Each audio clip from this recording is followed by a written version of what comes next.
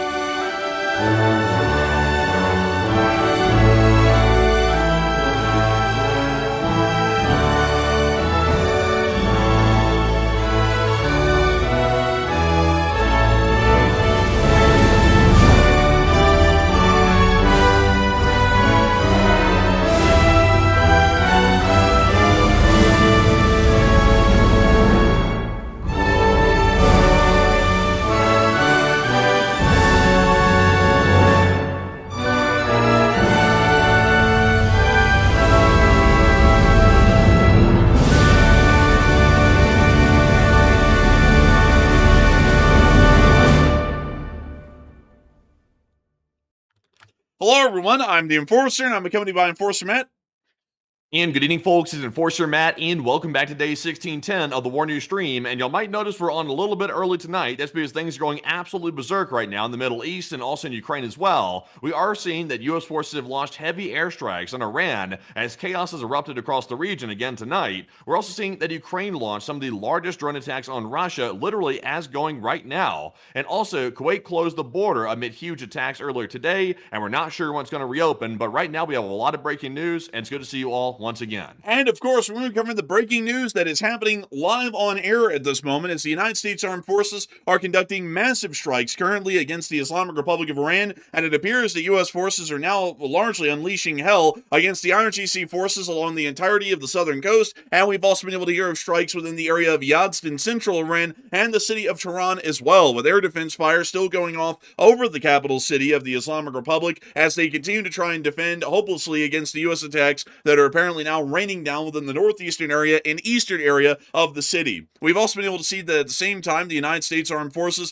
have seen that they've come under significant fire today by the Islamic Republic of Iran within the Kingdom of Kuwait, and reports came out that another munition appears to have exploded nearby to the area of the Mufak Salti Air Base over the course of the night. Meanwhile, we have also been able to hear that the state of Israel is preparing for a possible escalation with the Islamic Republic of Iran, as it is believed that the Iranians will most likely start strikes against the state of Israel here within the near future, and additionally, major airlifts have been conducted throughout the day by the U.S. Air Forces from EUCOM's area of responsibility and to CENTCOM's area of responsibility. We have also been able to see the discussions between U.S. officials about the use of munitions or high-end munitions against the Islamic Republic of Iran is quickly running out already depleted stockpiles, and we've also been able to here that the United States is currently seeing that the oil price is once again rising incredibly high, with Brent crude reaching $100 per barrel of oil once again as of this day just a few hours earlier. Additionally, there is also major breaking news coming out of the Russian Federation as well, as we are seeing the Ukrainian missiles, most likely Flamingo cruise missiles, are apparently flying towards to the Moscow area, and significant drone and missile alerts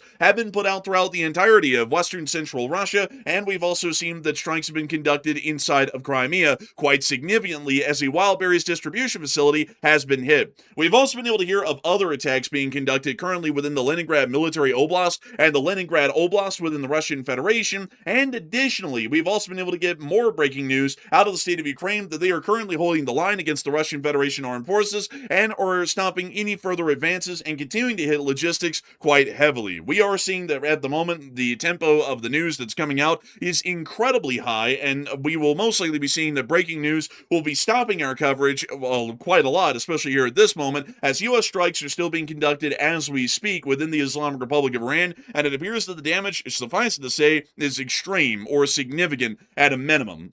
And so, Matthew, really quickly, what do we have that's breaking news that's coming out at this moment? Okay, so right now we're tracking a lot of explosions across Iran. We've been seeing that Avaz has been under a very heavy series of airstrikes, apparently over the last 30 minutes or so. There's been approximately 30 different distinct munitions dropped in that one location, which is very interesting, by the way, because Avaz is the exact place that we've been seeing a whole bunch of earthquakes over the past week. That's where they've been happening inside of Iran, and now we're seeing over 30 different U.S. munitions being dropped just on Avaz itself, so that's quite significant as well. Also, in the meantime, while we're tracking all that stuff happening in Iran, which are significant airstrikes to say the least, we're also seeing that apparently St. Petersburg, Russia is under attack, and there's the largest Ukrainian drone attack of the war taking place right now, and it looks like the Wildberries facilities are once again the target, and also we had heard some preliminary reports that Moscow might be under attack, but we're waiting to get some more footage out of that. But right now, that is the breaking news as I see it. And right now, folks, I'm just going to make sure to quickly repost all of this onto the map so you can see what is going on, as we are now hearing that the Wildberries facility in the area of St. Petersburg is now under attack as well. So we'll be putting that down as quickly as we can and making sure to keep up to date with all of this, and also keep you all up to date on the map that we have here to show y'all everything that's going on. And let me make sure to show y'all, or at least post onto the map, the additional strikes that we have right now within the St. Petersburg area. We will be getting to the Ukrainian news most likely a little bit later on, or the breaking news as we're seeing it right now immediately on air, but let me see if I can make sure to put this down on the map so we can show you all exactly what's going on. So at the moment, we have just been able to hear that strikes were confirmed within the city of Haramabad within western Iran, and we've also been able to see that air defense fire is beginning to fire heavily into the sky, with video evidence confirming this over the city of Tehran, particularly the eastern area of the city. Here's that footage right here. We see the air defense guns appearing to fire blindly into the sky, hoping to hit something, either a U.S. aircraft or a munition that's attempting to hit the city. While that air defense fire is still going on, and we are hearing eyewitness reports of explosions within eastern Tehran, apparently around the area of Pasdaran, Lavazan, or District 8, we have also been able to see that outside of this news that has just broken inside of the capital city of the Islamic Republic, that additionally, it does appear that there is an ongoing drone attack that is happening live on air right now against the city of St. Petersburg. And we were able to see a small glimpse of the Ukrainian drone attack that's currently being conducted against this city as well, that just happened only mere minutes ago. And there's one of the hits.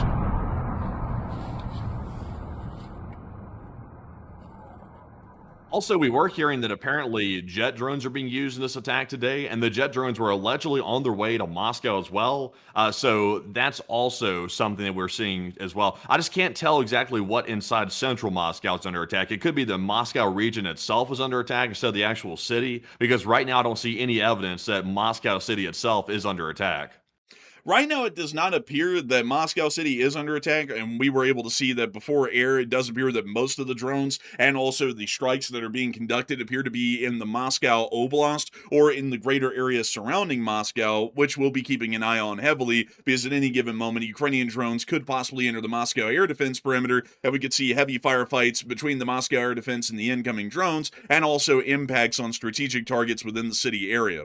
We also were able to see some additional pictures and videos that just came out mere moments ago, showing that it was the Wildberries distribution facility in Moscow that did come under attack, and it appears to have already sustained damage by the time that this video was being filmed. Here's this clip. We hear one of the other drones coming on in. We next see it diving right down onto the Wildberries and slamming into the roof. Additionally, we can also see that it appears the fire did break out at the Wildberries facility, and we have another angle here of that strike.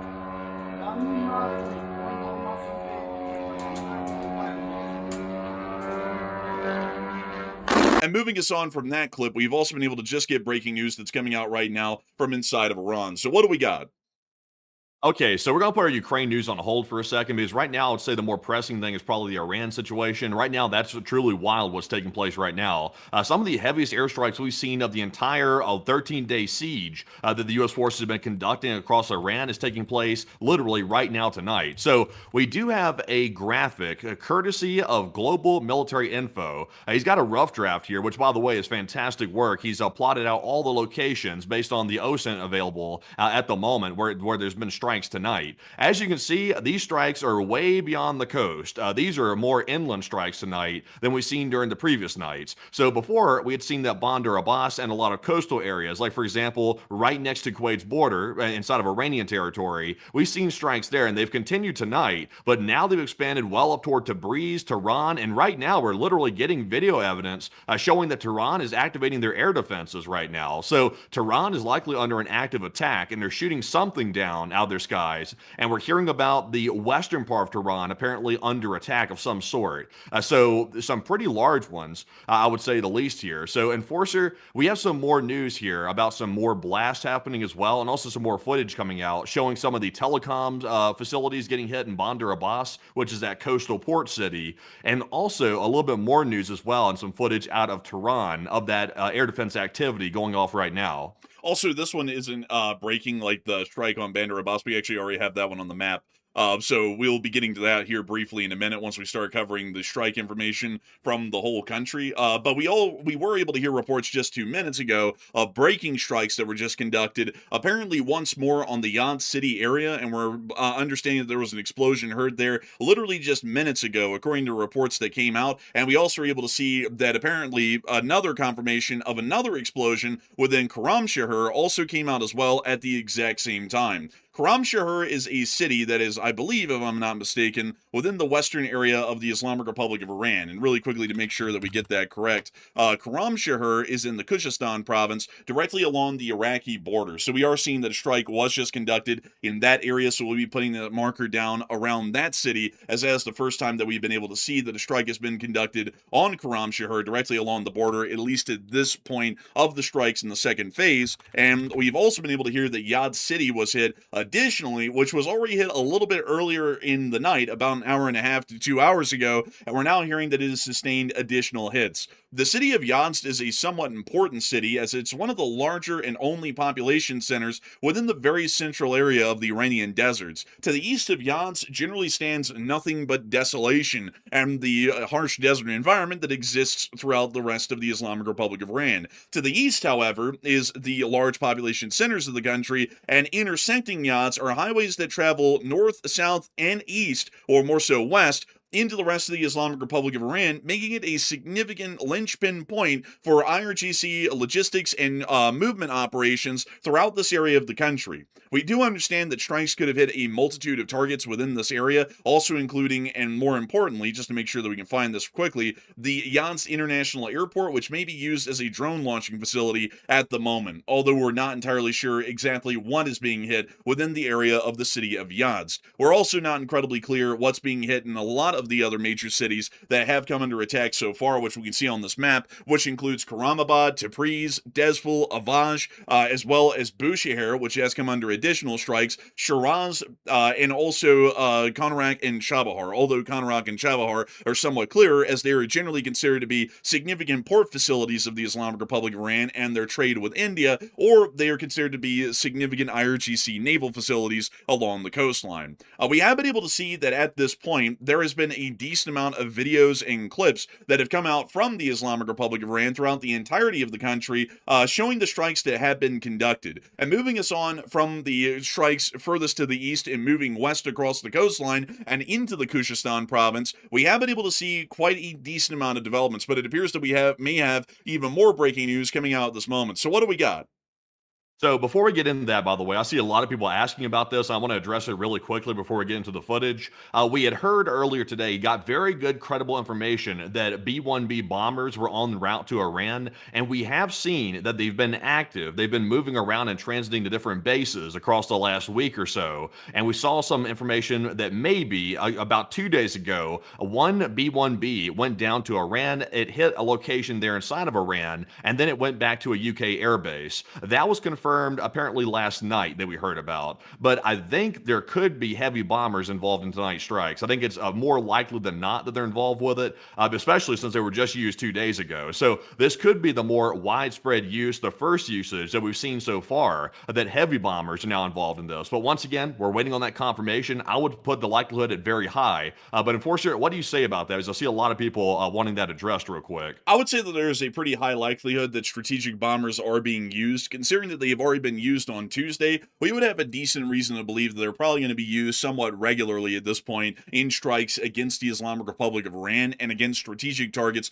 that may be further inside of the country. So I would say that it's probably a pretty decent likelihood, and we're most likely seeing that the B-1 Lancers are using a targeting pod to be able to use GBUs and guided ordnance to be able to pinpoint strike targets inside the Islamic Republic of Iran, most likely military resources or military equipment that the Iranians are using. So I would have to say it's generally what's the high likely case of their use, because we still haven't seen that any attacks have been conducted, particularly against Pickaxe Mountain, which many people have believed or hypothesized the B-1 Lancers might be used in a strike for.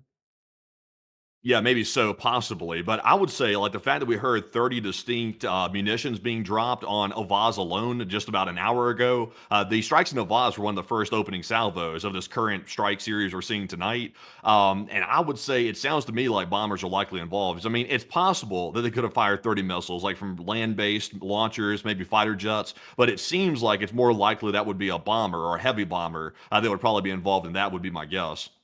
I would say it probably is the case. It could also be an F-15EX because they can carry a large amount of bombs as well, quite an unbelievably large number, but it could also be a B-1 Lancer possibly. But moving us on out of that little brief update on the B-1 Lancer situation, and once again, folks, we're never going to be able to look at a bomb or an explosion on the ground and go, aha, that's a B-1 Lancer. The bomb's the bomb. We don't really know what the bomb's been dropped off of, but we'll probably get some confirmation in the next coming days whenever the B-1 Lancer was used of when it was used and where it was used against, most likely. But moving us on out of that brief update and down into the coastline areas, reports did come out of explosions at Konarak and Chabahar Harbor once again over the course of this night, and it does seem that U.S. forces are still largely focusing, at least for now, on an anti-coastal and maritime and anti-ship campaign against the IRGC forces within the Islamic Republic of Iran, although we are seeing that this strike is far more inclusive tonight and is hitting a wide variety of targets throughout the country. We are able to see that Konarak, a smaller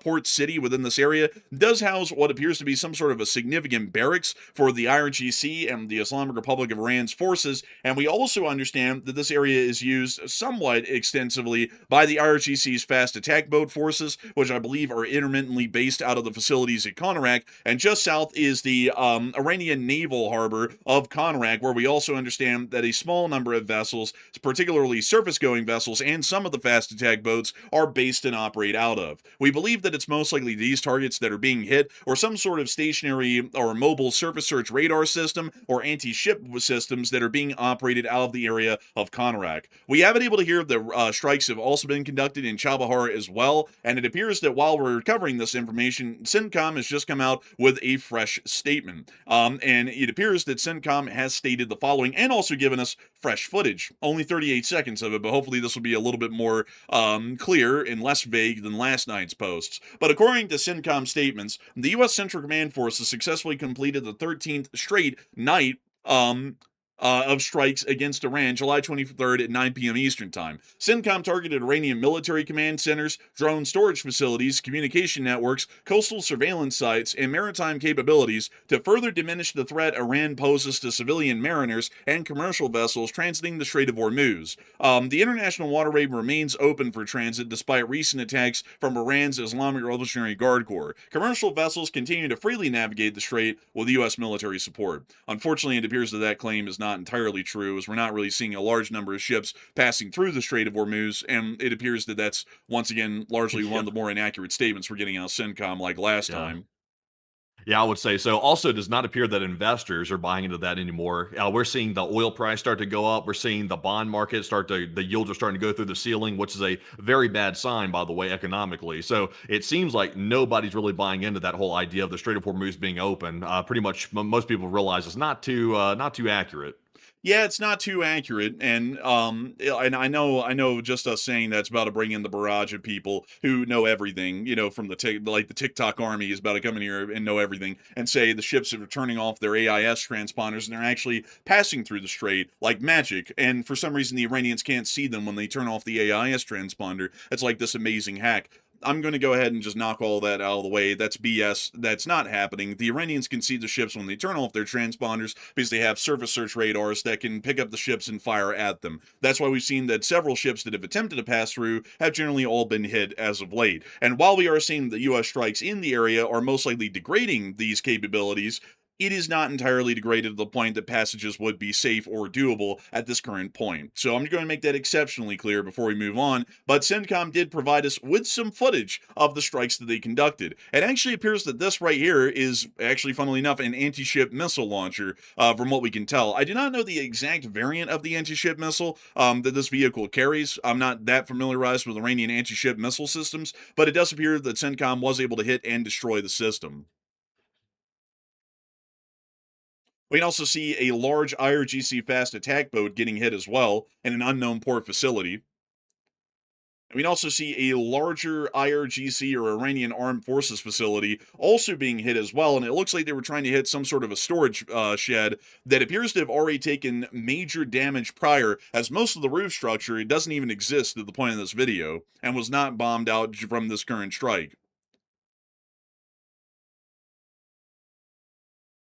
We can also see some sort of a fast attack boat getting blown up right next to a tugboat. Very interesting sort of a strike right there. But that's the end of the brief footage that CENTCOM provided of the strikes that are currently being conducted against the IRGC and the Islamic regime's forces within Iran, and it does appear that at least as of the statement right now, they are announcing the conclusion of strikes, although we do not know how accurate that is. The announcements of conclusions of strikes and the announcements of beginnings of strikes, while somewhat important, generally do not indicate the actual length, time, or scope of the strikes that are being conducted while we're on air. Generally, these strikes can continue well on after even the announcement that was made, and they can also restart at any given moment of time in the midst of the day without any official announcements being made. So generally, we would understand that the strikes could still be ongoing at this moment while we're on air, and we're going to be keeping a very close eye for more eyewitness reports coming out of further strikes being conducted by CENTCOM air forces and naval forces within the area. Moving us on out of that statement from CENTCOM and moving us further down the coast, we were able to get a confirmation that anti-ship cruise missiles were launched from Iran towards the Strait of Hormuz over the course of the night, and we do believe that CENTCOM was attempting to attack and destroy some of these mobile anti-ship batteries, which were operational at the time in the midst of the ongoing strike campaign. Additionally, major strikes were conducted along the entirety of the Qasem Island area. We were able to see that humongous strikes were conducted on Qasem Island, and we were able to see some sort of a burning object overhead of the island in this brief clip right here, about a 9-second long one. It's unclear what that is. I tried to figure out what that was. Sadly, it's just so low resolution because whoever was filming this, it appears to have been filmed on maybe like a phone camera or something, and they were zoomed in all the way, so it's extremely pixelated. I mean, it could be. I mean, I saw some people saying this was a U.S. aircraft that was apparently burning and on the verge of crashing or something, but we literally cannot deduce much of anything from this. And if I had to take a wild guess personally, it could be possibly a Reaper drone. We've seen the U.S. lose literally dozens of Reaper drones over the course of this war. Those are largely viewed as disposable in this entire conflict. So it could be one of those, maybe. But I will say the navigational lights, if that's what we're seeing here, appear to be maybe a little bit different than that. I'm not really sure. What do you make of it? It looks almost triangular. It looks like it's 3 different points of a fire on this thing. I can't tell you what it is though. It's a mystery. I have no clue at all. Like I'll be honest with you, man. I hate to say it. I don't even have any speculation on it. It's some sort of a burning object in the sky, and that's about all I can get from it. Yeah, I can't really tell. Like, it's like one of those UFO videos. Everybody's like, "Oh, it's a UFO." It's like, well, it could be anything. I mean, it's like in like 260p. Like, I mean, you can't really tell what this is. I don't really even know, to be honest.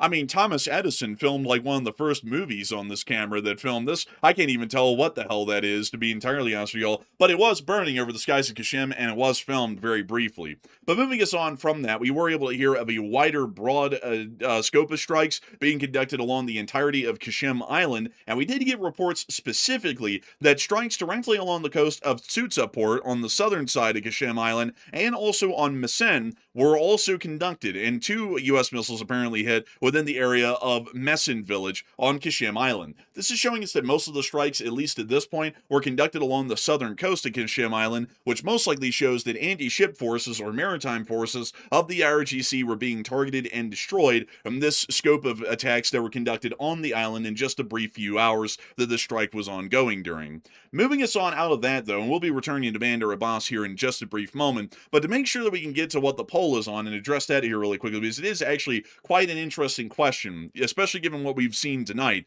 The Khuzestan province, which its seat of governance for the province is the city of Avaj, has come under another massive round of strikes again tonight. And I cannot even begin to describe to all of y'all the scope and depth of these strikes that we're watching at this point within the Khuzestan province. Nightly at this point. The Khuzestan province is the most heavily hit area of the entirety of the Islamic Republic of Iran in this second phase of the war. And it's really starting to beg the question, even on our end, what exactly is of so much military importance within this area, the northern end of the Persian Gulf, that it's getting hit more than what we can even tell in the Strait of Hormuz. It's getting hit, from what we can tell, at least by video, picture evidence, and eyewitness reports, about 2 or 3 times the amount as the IRGC forces within the Strait of Hormuz are being hit on a daily. And to get y'all into all of the clips and different videos that we have from Avaj City was the most heavily targeted and hit city from the strikes that were conducted in the past few hours. And we were able to see a brief clip here showing us some of the lights, or the more so dazzling lights coming from the ground, of explosions in the distance in the city, and also some of the sounds of the attack as well. Here's the clip.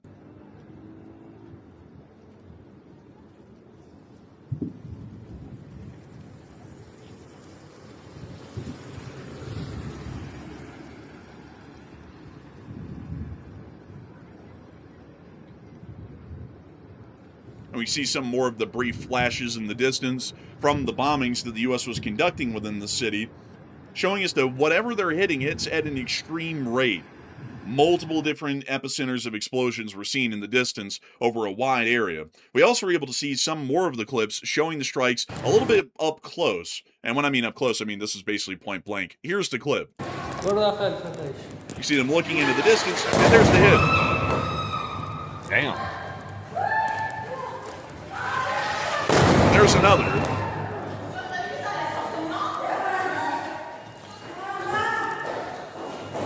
It's a little unclear what this is.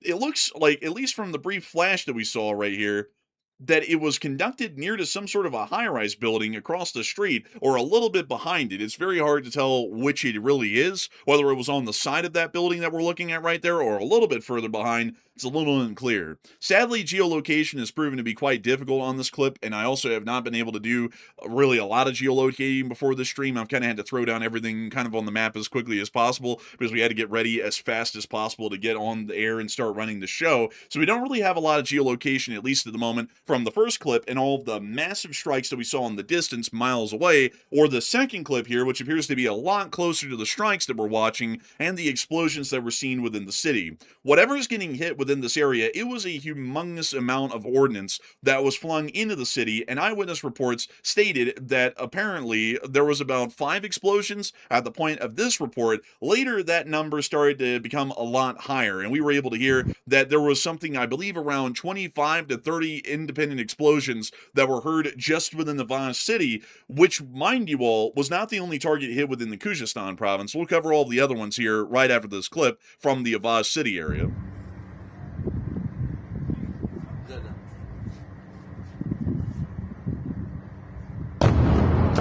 There was one of the strikes once more in the city. But moving us on out of all of these clips, and to cover all the other strikes that we saw, just within this one province in Iran, there was a strike that just happened on air within Karamshahar, directly along the Iranian border. We do not know how many bombs hit this city or the surrounding area, or the scope of the damage at this point, but we can confirm that the city was hit in the prior round of strikes. We've also been able to hear that Omatia, which has also been hit in prior strikes, has been hit once again tonight, and the Khuzestan government even confirmed this strike, which we didn't even have any eyewitness reports of, but the Iranian government did confirm that some strike of some type happened within the Omadia area. We have also been able to hear that further than that, we were also able to see that within the northern town of Amdameshk, which is almost in the very northern border area of Khuzestan, there were also reports of strikes that were conducted within this city, and it's believed that it was some sort of a weapons depot or a storage facility that was hit due to a cook-off that eyewitnesses described after the bombs hit the facility that was the target. So we're believing that some sort of a drone storage facility was hit in Andameshk. We're also hearing of strikes within the area of Karamshahar and Omadia, and a humongous number of strikes within the Avaj area.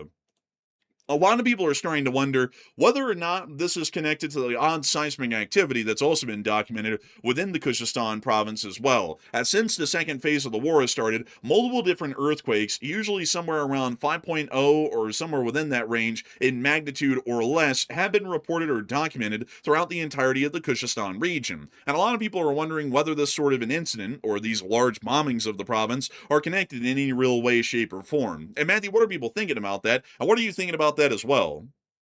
Okay, so this has been begging an interesting question because earlier today, a lot of people were making the connection between the earthquakes that are happening, apparently right outside the city of Avaj, and also these heavy airstrikes. Literally, some of the biggest airstrikes we've seen concentrated on just the city of Avaj and the surrounding area itself. It's kind of curious that it seems like there might be a connection there, but what is your opinion about that possible correlation? It looks like 49% said it seems like this is connected, the earthquakes and the airstrikes, and it seems a bit concerning, while 27% said it's totally unrelated and a complete nothing burger, there's no correlation to make, and 12% said I'm 50-50 on this one.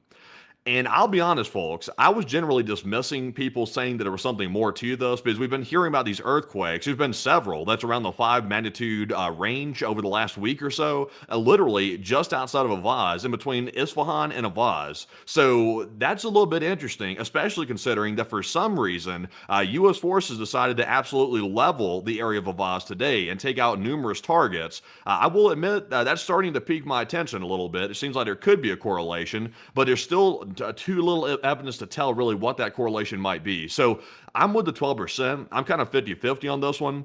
I will say this, one thing that pops in my head, and this is just pure speculation, so I'm not saying this is a fact, just take it for Matt's opinion here, is you might recall that China was recently caught testing nuclear weapons underground, and they were making it seem like it was earthquakes by using a technique called decoupling. This right here, I'm no nuclear expert, but this seems like it could be maybe something similar to that. But once again, that's pure speculation on my part, so take it as that. But it is in between Isfahan and Avaz, and Isfahan is a known nuclear site inside of Iran. So I don't know if they're testing something underground or what they're up to, but to me, it seems strange that the earthquakes and the strikes are happening very close together. But Enforcer, what say you? Matthew, you're saying that you believe that these might be caused by nuclear bombs? I don't know. Like I feel foolish saying that with certainty behind it, which is why I'm saying I'm 50-50 on it, and also I'm saying it's speculation. So my mind is jumping to that because I mean you got to admit there's some more indicators that's popping up that's looking more and more concerning about this, in my opinion. I know some people are about to be like, well, Matt, that's a huge leap to make, but I mean that's what they thought about China too. And then we found out that China was decoupling their nuclear testing underground, and it looked like an earthquake, but actually it was a nuclear test. And we found that out later through HUMINT. How could it be a nuclear test if the epicenter is 10 kilometers under the surface? Well, it's a decoupling. You know, that's the technique they're using. It's supposedly hiding and masking a nuclear test. Yeah, but I mean, I thought decoupling was just more so making the singular explosion smaller, but I don't really think I don't think any of the Chinese explosions were at like 10 kilometers deep or anything like that, at least from what I know. And that's that's why I'm gonna have to lean actually on my poll side to get to my answer here really quickly of the 12% that's saying that they're 50-50 because I can't really tell y'all with any certainty, at least in my opinion, what it could be. This is far too large for it to be caused by any man-made weaponry, outside of a nuclear weapon, that is, and a nuclear weapon at full yield. Decoupling explosions, I don't even think register at 5.0. I think they register even smaller than that, because North Korea's full-size nuclear tests that they conducted in the mid-2000s, those, I believe, were around a magnitude of a 5.5 and a 5.7. So if Iran was conducting a nuclear test right now with a nuclear weapon, these sorts of magnitudes on the Richter scale would almost be a full-blown nuclear test, more so than decouplings, because the magnitude is so large. MOABs, which are the largest conventional bomb that we have here in the United States, produce, I think, something like a 2.7 to a 3 on the Richter scale, and that's the largest conventional weapon that the United States has access to and can use. And we do know that the U.S. is certainly not using a MOAB on them, and even still, the magnitude would not be large enough to register as a 5 on the Richter scale. So I would say, in my honest opinion, it could possibly be a nuclear test. It could be a full-blown nuclear warhead that's getting tested underground somewhere out there, which I would say is somewhat unlikely because the Iranians would probably announce that immediately if they had a successful test. And considering that these are happening quite often at this point, I mean, they're happening almost every other day, apparently they would have multiple different warheads fully assembled and ready to test at this point, and they just keep blowing them up underground, and they're either not successful fissions to create the proper explosion, or they're successful and for some reason they're not announcing them, which really wouldn't make a lot of sense, but that's not completely out of the question that the Iranians might not announce it for some weird reason. But also, I would say it seems unlikely to me. And so that's why I'm kind of in the 12% where it's a bit of a 50-50 sort of a deal, because it seemed, I just can't really tell what it is, to be entirely honest with you. Well, here's one thing. Doing a quick research on decoupling is, once again, I'm not a nuclear expert. So if somebody is a nuclear expert and they want to say, "Well, Matt, here's how it actually works," and we're obviously open to listen to that. So I'm having to do my own research on the spot to get the answers here. But a decoupled nuclear test is an evasion technique to try to mask the signature of an underground nuclear test. It's usually done in a salt dome under the ground. So it's done in a cavity that already pre-exists under the Earth's surface, and that's usually where they conduct it. And that tries to muffle the effect of an explosion from a nuclear warhead being tested underground. So, do we know if there's any underground, like, salt domes or underground cavities that might be maybe in that vicinity, possibly? Like, is there any way to find that out quickly, or like to get an idea if it's even in the region? Let's see here. Let me see. Uh, Okay, so these are quite small. They're called salt plugs, apparently. And it looks like they do not extend low below the surface, like that low, like 10 kilometers deep and whatnot. So it doesn't really look, at least from the quick kind of a search I could get, that that sort of a geological formation exists within the Kyrgyzstan region to make that likely. Well, don't forget about the depth. Is there any large salt domes around that area? Like, is there a concentration, like near the Avaz area? And don't look at Avaz city itself. Look at the surrounding areas as well if you see a map about it. Oh, I'm looking at the whole Kyrgyzstan province. So that's everything surrounding Avash for about 100 miles in every direction. And it doesn't really look like there's a load of them. I mean, they, like, according to the quick AI search, and I'm trying to make sure to find actual articles to back this up because, folks, the AI can be wrong on a lot of things often. So I'm trying to make sure to back this up. But according to the AI search, take this with a very big grain of salt. It looks like they're saying that there are very small ones. Apparently they're quite small in depth and they're not that common, and apparently there's a lot more in the Zagros range, which is apparently further off to the east, but I don't know exactly where the Zagros range is. Interesting. So I'm seeing here that apparently there are some underground caves in that area. It looks like one of the biggest ones here is north of Hamadan in western Iran, but that's more up north. That's not really down there where we're looking at near Avaz. There are definitely some caves down there, especially near the Fars province and down below near that area. There's definitely some underground caverns that are pretty large around there. So it's inconclusive. We really can't say for a fact what it is, but there is caves there. I mean, they could try to attempt something like a decoupling test. It is possible. They do have underground, caverns that they could do stuff like that. But we just simply don't know. I want to make that perfectly clear. We're not claiming that's the case. That's just purely my speculation. One second. I think we might be looking at the wrong thing here. One second, let me see. Okay, so there's one oil well within the Kyrgyzstan province. Um And apparently, they don't have public details of the deepest one, but it's believed that the deepest one, by public records, like an oil like an oil well shaft that goes down into the ground to suck up the oil to the well and then send it to a distribution facility or a refinery, is about 4,000 to 5,000 meters deep. But that's still not the 10 kilometers. It's still about 5 kilometers short at the deepest. So it's possible, and also I saw someone bring this up in the chat, the Soviet Union actually blew up a nuclear warhead in an oil well shaft, I believe in Kazakhstan, a very long time ago in the 1970s, and it made me start thinking, what if they were conducting a nuclear test in an oil well drill head, like they just dropped the nuclear weapon or the warhead down the shaft to the very bottom of it and then tested it there, and it looks like even still that just wouldn't be deep enough. So generally, from what we can tell, I would still say, folks, I'm in the undecided camp. I'm just not entirely sure there of what's going on in the Khuzestan province, and I'm not really sure if the heavy volume of U.S. strikes in the area has really any correlation to the earthquakes we're hearing of from that area. But moving us on out of that, a little bit of news in the Khuzestan region, and also that question that was captivating many people of what was really going on within the Khuzestan province, it is now time for us to move on back into Bandar Abbas. The strikes that we also were able to see within this area over the course of the night, as we were able to hear that the area of western Bandar Abbas had come under heavy attack, and we also were able to see video footage confirming that this attack actually hit telecommunications regulatory authority in the city, which we can see in this clip right here.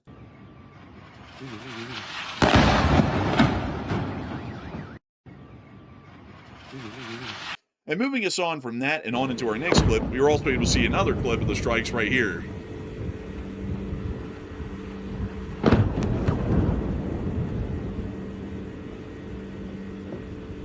But moving us on from these clips, it is confirming that Bandar Abbas was also heavily hit once again over the course of the night, and to show y'all once more the strikes that have been conducted, just to show y'all the scope of the damage that we've seen so far overnight. There have been reports of explosions within Tabriz, west of Tabriz, directly along the Iraqi border, Hamadan, Arak, Karamabad, Dezful, Avaj, as well as Odemiya, I believe if that's the way to pronounce it, Kashan, Tehran, in both northeastern Tehran and northwestern Tehran, Yazd, Shiraz, Bandar Abbas, to the east of Bandar Abbas, the area just north of Bandar-e Jansk, Chabahar, and Konarak, which have all been the targets that have been hit in this recent round of strikes by the United States. And I do have to make it clear that this round of strikes right now is the largest strikes that we've seen in terms of the amount of ordnance used, the scope and depth of the strikes, and also the amount of targets that have been hit, which is apparently starting to show that CENTCOM has moved on with the idea that the office of the president had of broadly expanding the strikes across the entirety of the Islamic Republic of Iran, which may or may not be that great of an idea. But before we even get on into that discussion, right now we are starting to see that U.S. and global oil markets are beginning to respond quite heavily to the continuation of the war with the Islamic Republic of Iran, and we have been able to see that $100 per barrel of oil for Brent crude has once again returned back onto the menu. Apparently it's risen about 42% in price in just the last 20 days. So far, the conflict with Iran has been ongoing for about 13. So tomorrow is going to be the 14th day or the second week of war with the Islamic Republic of Iran. And inflation expectations and interest rates are rising sharply once again. And it does seem that if we take a look as well, outside of this, at general WTI crude oil prices, it also appears that according to Google right now, WTI crude oil prices are hovering around $92 to $93 per barrel, depending on the trading value of the day today. So it does seem that the oil markets are beginning to react quite negatively to the situation, and they are beginning to rise rapidly, is the best way to explain it. Because we can see that just over these past several days, it has risen from just about $84 a barrel to all the way to $100 a barrel, meaning that it's risen nearly about $16 in price in just the past several days. Not really a good thing, and especially if the trend continues, we may see that we start to enter another gas and oil crisis here in the West, where the price could start to far exceed the spending capabilities of citizens here in the United States and the Western world, and we could also start to see that the threat of an oil shortage could start to return once more. A lot of people are talking about the situation at the moment, and while the U.S. has stated that the Strait of Hormuz is open and it's flowing like nothing ever before seen, and also while the U.S. is saying that everything's fine and everything's amazing, it doesn't really appear that this time around the oil market's generally buying that and trading the futures based off of those positive statements. Regardless of the positive statements, the price is now beginning to rise quite heavily. And Matthew, what are people thinking about this situation, and what are you thinking about it as well? Okay, so it looks like investors are not really taking CENTCOM statements at face value anymore because CENTCOM's been doing these so-called fact checks on Twitter where they'll put out a post saying that Iran's claiming that they have control of the Strait of Hormuz, and then they'll say that's false, CENTCOM has control of it, despite the traffic in the strait being dramatically reduced to considered to pre-war status. So I would say to most reasonable people looking at the data, the strait is clearly not open, and CENTCOM is clearly still going to war because they're trying to regain control of the strait. Which is, if we have control of the strait, then what the hell are we doing there at this point? So that doesn't make any sense even logically. So the oil prices are now skyrocketing because people are getting concerned that the war is starting to drag on, get more severe, and also escalate, and they're not believing CENTCOM anymore. So what are your thoughts? 60% said oil prices will reach crisis levels probably soon or in the coming months, while 24% said the oil prices will not rise too badly, and 8% said they're actually stabilized right now. And I would say they're not stabilized right now. Definitely not. They're definitely rising. That's clear from the charts that we're looking at right now. And unfortunately, I don't see this thing calming back down anytime soon because we had heard that allegedly the U.S. had sent a ceasefire offer literally less than 24 hours ago to Iran through the Iraqi prime minister. And allegedly, according to reports, it was rejected by the Iranians. So it sounds like they're both wanting to fight again. The U.S. wants to fight, Iran wants to fight, and everybody's pretty much locked and loaded and ready to go at this point. So unless the war suddenly comes to a brief halt or a quick halt, then I suspect the oil prices will keep on rising, and we're probably on the same trajectory that we're on before the ceasefire, the first one, went into effect, would be my guess. So I'm not sure if that trick about the talks going well is going to work this time. That's one last trick in the bag that the president has at his disposal. He could say on Sunday, when the markets are about to reopen on Monday, he could say, oh, look, the talks are going well. Iran's begging for a deal, and the war's about to come to an end in a few days or something like that. He could say that, and maybe that might calm the markets a little bit. That trick seemed to work the last time, but I'm not sure if people have wised up to that or not. But Enforcer, what say you? I would have to say it really depends on how this war is fought. Right now, we've been focusing primarily on trying to degrade the Iranians' anti-naval and anti-ship capabilities, generally, in the Strait of Hormuz and along the Iranian coastline. However, tonight, we're starting to see that the strike ferocity is beginning to spread deeper into the country against targets that may not be involved in anti-maritime or anti-ship activities on the coastline. And this could start to be a concerning sort of a trend. We may see that the president of the United States may be, at least according to insider reports from U.S. officials who have spoken to the press, advocating for a broader strike campaign that doesn't focalize our attacks against the coast and degrade their abilities there, but once again goes back to the first phase of the war of just bombing Tehran every night and also every major city in Iran and hoping that that will eventually do something or that the headlines will be cool enough that the war will eventually end. And I hate to tell y'all, this isn't really the movies. The headlines being cool doesn't actually end the war. Ending the war ends the war, to put that in a bit of a common sense sort of an approach. And so if that starts to become a reoccurring trend and we see that we start focusing far less on the Iranian naval capabilities and we just start bombing them in general, we could see that the second phase of the war creates another oil crisis or where the prices reach crisis levels, extreme amounts, at least in terms of the cost of the pump and also the cost for national logistics to be able to run here in the United States of America and also in our allied nations around the world. I also have to point out that the Strategic Petroleum Reserve doesn't generally lie in this situation, and over the past two administrations, and I gotta say, folks, it's really something amazing here. Over the last two administrations, we've seen that the Strategic Petroleum Reserve has basically been robbed blind in terms of the amount of oil that it's had in it. And while it did remain stable throughout pretty much decades, and also saw that the Strategic Petroleum Reserve actually had a growth in the early 2000s, the last administration absolutely dunked on it and dropped it down to the lowest value that had been seen since the 80s. And the current administration, because of the Strait of Hormuz blockade, is also seeing that it's now being emptied out at an even faster rate than what we saw at the beginning of the war in Ukraine. So generally, I would say that considering that the Strategic Petroleum Reserve, as of its last week of reporting, has reported another 8,500 barrels lost from the Strategic Petroleum Reserve, that is showing us that right now, while the situation isn't as bad as it was in the first phase of the war, there is not the equilibrium that we're looking for in the global oil oil logistics to see that the situation is truly okay. If the Strait of Hormuz was open, we would probably see that the Strategic Petroleum Reserve would largely stabilize, because right now, the U.S. is trying to cover the deficit here in this country from the oil being loaded up onto ships heading to Europe and the oil being consumed at home by just draining out the Strategic Petroleum Reserve to be able to try and get the oil out there into the open market for people to be able to use as gas or diesel. And considering that we're seeing that it's still being emptied out, that's giving us a pretty good idea, at least at this point, that the U.S. is still trying to cover the difference, which is showing us that the Strait of Hormuz is not open. If it was and traffic was flowing freely, the value would stabilize. It would not continue to empty like we're seeing week over week. So I hope that addresses And that.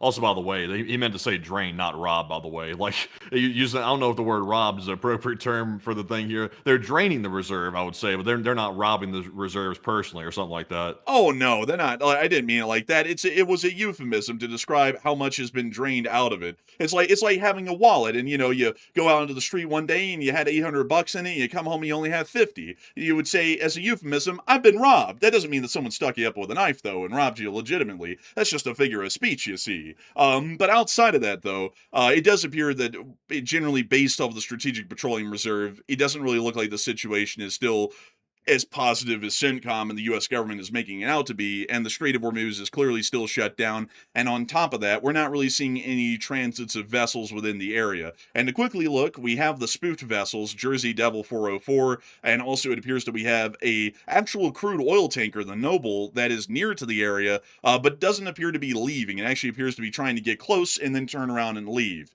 So apparently they're trying to see if a passage would be possible. We can also see a couple of general cargo vessels are moving through and a bulk carrier, but generally it's the oil tankers that we're the most concerned about, and those oil tankers are not being allowed out. So that's a bit concerning. And if this continues and the U.S. does not, for some reason, reopen the Strait of Hormuz, it's going to create a pretty big problem. So with that, I hope that does address that the best we possibly can, at least in both of our opinions here. And with that, it is time for us to move on and into the rest of the news of the strikes that we got from the inside of the Islamic Republic of Iran, and also the Iranian counterattacks that we saw throughout the day, and additionally, all of the major breaking news that's been happening in Ukraine while we've been covering the situation in Iran. But I do have to say, before we move on into the rest of all this news, we are extremely grateful and appreciative of each and every single one of y'all being here over the course of this night. We can see right now that there's 21,500 people here, and at the peak we had 22,000 people here live on air. And I gotta say that we're entirely honored and greatly appreciative to know that each and every single one of y'all have been here over the course of this night. I hope that y'all been enjoying our news coverage, and that's been factual, accurate, and well resourced and searched as best as we could before we had to go on air as quickly as possible to cover the breaking news of the strikes that were happening simultaneously in Russia and Iran. We're about to be getting into the rest of our breaking news of the strikes that we have seen inside of Iran from the U.S. forces, and also the Iranian strikes that have once again been conducted in northern Iraq, Kuwait, and Jordan throughout the day, and the possibility that Israel might enter the conflict in the next coming days, depending on how the situation continues to unfold. But before we move on into all of that, I do want to make sure to take a brief moment to get to chit-chat to a couple of y'all. And so we're going to be getting 3 questions from the chat before we get on into the rest of our news. And Matthew, what do we got? All right, so jumping into our first of the 3 super chats and jumping right back to our big breaking news of the night coming out of Ukraine and also Iran as well. Also, by the way, we are expecting apparently an Iranian response apparently on the Gulf states. Apparently that's coming soon according to what I'm seeing right now, so that could be happening at any moment. But jumping into our first super chat here, this one goes to Jack Ray. And thank you very much, Jack, for that $67 support, and we appreciate that very, very much. He said Iran is trying to get the U.S. over a barrel, and the U.S. is trying to shaft Iran. Do you dig that? And I gotta say, I think I do. I think I dig it. 6'7", 6'7". But a humongous thanks for support, Jack Ray, and helping this challenge game on running, because it is folks like you who help to make this thing possible and help us to keep this thing running. And I gotta say, honestly, I'm looking at that and I'm trying to figure out how to make a play on it. Honestly, it's such a perfect joke. I really can't make a play on. There's nothing else to add. It basically says everything in itself right there. But a humongous thanks to you so much once again. I hope that has addressed that incredibly well, and we thank folks like you for going out of your way to support this channel and help it to keep on running. It's folks like you who support this channel, something that no viewer has to do, yet many do nonetheless, that help us to be able to keep this thing on air, pay our bills, and keep this news running every single day. And I gotta say that we're massively appreciative of folks like you, Jack Ray, and everyone else who goes out of their way to support this channel, because you not only make it possible for us to be on air every single day covering this news, but you also make it possible for the millions of people to come here every single month and listen to the news from this channel, because we're able to keep rolling. And so humongous thanks to you once again, and with that, we are on to the next one. Also, by the way, I cannot confirm that there's been strikes in Kuwait yet. I am monitoring for the Gulf state attacks to begin anytime soon. I'm seeing some people say that they might have started, but I don't see any evidence of that, at least right now. It could be announced here very shortly, but the Kuwaitis have not put out an announcement yet about being attacked, and I haven't seen any eyewitness reports either saying that. So if it's going to happen, it hasn't been reported yet. But moving into our next super chat here, this one's going to go to none other than Marion Deemert. And thank you very much, Marion, for the $50 support, and we do appreciate that very much as well. And Marion said, "Go Ukraine." And go Ukraine. And I gotta say, we're about to be getting into that news here in a minute, and that news is absolutely crazy today. I mean, it is unbelievable what's been going on in Ukraine today, folks. The Ukrainians have just been laying down the heat. I mean, like, about as badly as the U.S. is currently laying down the heat right now on Iran, Ukraine's been doing the same to Russia. And so we're about to be getting into that here really soon once we wrap up the Middle East news segment. And I got to thank you incredibly for the support, Marion Deemit, and helping this channel to keep running, because it's folks like you who help to make this thing possible, make it a reality, and keep the dream alive. And we thank you greatly for that, incredibly for that, as a matter of fact. And so humongous thanks to you so much once again. I hope that does address that incredibly well. And with that, folks, it's time for us to get the last question of this segment, and then we're going to be moving on to the rest of the news from the Middle East and also Ukraine. So what do we got? All right, so this one's going to go to Punisher of the North, and it puts in a $20 support, and thank you very much, good sir, as well, for supporting the channel. He said, "Good evening, Enforcers. Enforcer Daniel asked me earlier when we were watching TV, and he had seen Iran's cardboard leader, and asked why he looked like that. I said, let's ask the Enforcers, and they'll tell you, LOL, and LOT, LSA. Well, that's a good question, Enforcer Daniel, right there. That's a good question. I'd say... generally, lately, Mujtaba, he's been a little bit under the weather. He's feeling about as bad as a board. Cardboard, specifically. The reason why he looks like that is because Mujtaba isn't really around in the public. He's kind of hiding, and they want to make it look like he's out and about, like where people can see him. So they make a cardboard cutout of him, and they bring that around instead. So that's kind of the short and simple answer. Why in the world does he look like that? He's scared to come out into the public, so they use a cardboard cutout of him instead. But a huge thanks to you so much for the support, Punisher of the North, and helping this channel to keep running, and a big hello to you and Enforcer Daniel, and a huge thanks to both of y'all for enjoying this channel and supporting it to help it to keep on running so that way we can keep this news rolling and answer great questions like that. And so a huge thanks to you so much once again. Long live the Lee Spring Army. The Lee Spring Army will never truly die. And with that, we are on and into the rest of our news for the night. And moving us right back into the Middle East and the Islamic Republic of Iran, we were able to hear of further strikes that were conducted inside the country that were not in the Khuzestan province, Bandar Abbas, or the area of Konarak and Chabahar. Before we get on into that, though, we were able to hear that apparently a main source of contention between some U.S. officials is that there may not be enough high-end munitions or high-caliber munitions to be able to use against the Islamic Republic of Iran, and the rapid pace at which they're being consumed versus the rate that they're being produced apparently has become some point of concern in the current administration, according to sources who spoke to CBS News today and reported this in an article that was made about the situation. We were able to hear at the first part of the war that there did appear to be a major issue with consuming high-end munitions in major strikes against Iran, and that we were nowhere close to being able to replace them or keeping the logistics at replacement rate, and we were largely expending munitions that we were not able to produce at the same number at that point.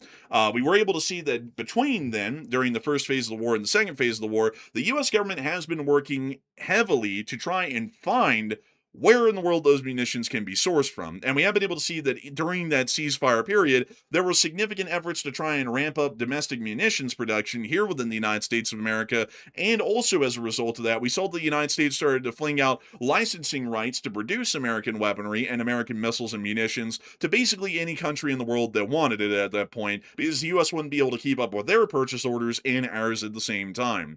Because of this, a lot of people are wondering whether or not this continuing statement that's coming out that the rate of munitions consumption does not meet the rate of replacement is of serious concern or not. And Matthew, what are people thinking about that? And what are you thinking about that as well?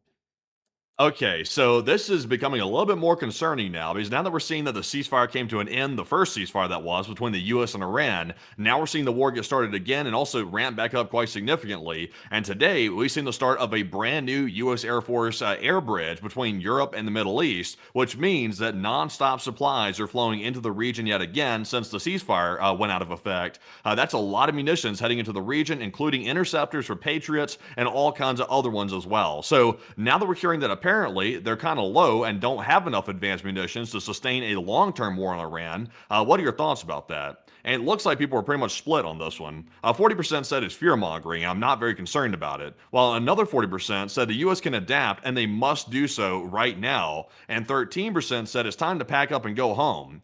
And honestly, this might be the best wake-up call that the U.S. ever needed in our entire U.S. history at this point, because we are coming around to a point where the world is fracturing into two different hemispheres. We have China and Russia over there on their own with all their cronies teaming up together, and then we have Europe and the United States and all of us here in the West teaming up against those bad forces against the United States. So, I mean, if we can't even handle a war on Iran and we're already running out of advanced munitions, that's not a good sign. And before we ever get into a tangle with China, if we can't handle Iran, we're in foul shape. So I would say, I'm with the 40%. The U.S. can completely adapt to this, and it's imperative that they use this war in Iran to iron out the kinks before we go into a war with China or Russia, or NATO gets involved in a war like that, and then we got caught lacking big time, and then we're in a fight for our complete survival at that point. So I would say it's a time for the America knock the door down mentality to come back. They need to either reduce the red tape to sell or produce more weapons and develop them faster, or do something to figure it out, because the U.S. can get this done. We have the biggest military budget on the planet. We have the brightest minds on the planet. If we can't figure this out, then we got bigger problems in this war. But Enforcer, what say you? I would have to say that to answer this question, I have to tell y'all a story. It's a little story, but it's an important story here. Matthew, do you know about the Hundred Years' War, the war that lasted, I think, a little over 100 years between England and France, way back in the day in the Middle Ages? A little bit. Okay, so to give y'all a little bit of background, Britain, well, more so England at the time, and France went to war because England held territory within France, and there was a dispute over who controlled certain titles and whatnot between the French king and the English king, and Edward III decided to go to war with France as a result. So, before the war started, King Edward had some of his men sent out appraisers, as they recall, to go through the entirety of the English kingdom and find out how many arrows they had. And they found out that they didn't have quite a lot of them. They found out that if they went to war with France, with the amount of arrows that they had at that time, they would expend almost all of them within weeks. And so King Edward decided that that was a bit of a problem, because you can't really fight a war that, for weeks when it's clearly going to be going on for a couple of years, as all wars do. And so King Edward created a brand new government position. It was literally called Keeper of the King's Arrows. And this man's entire job, who was appointed in this position, was to go around the entirety of the kingdom and get every single Fletcher to produce a humongous amount of arrows for the English longbowmen, so that way when they went to war, they would have about an entire year's supply in stock, ready to go once they went to war with France. And so they gave it a couple of years to be able to build up enough arrows, and they finally had enough arrows stored up for an entire year's worth of fighting, at least from their expectations, and then they finally went to war with France. And it was by that preparation that they had the production capacity to keep up the arrow production throughout the entirety of the 100 Years' War, which of course went on for a little over 100 years, and not only that, they had enough arrows to start off the war.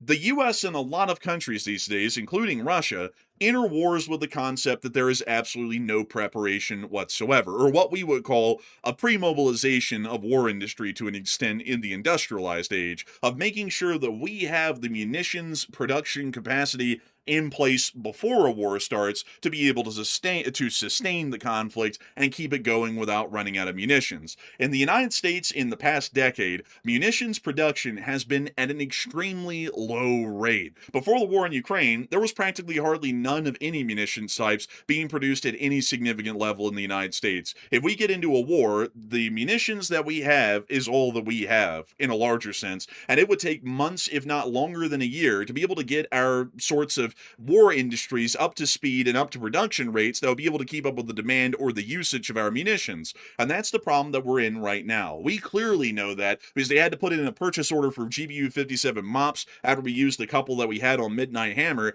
and also we saw that they had to start rapidly ramping up defense production capacity here in the United States after the first phase of the war.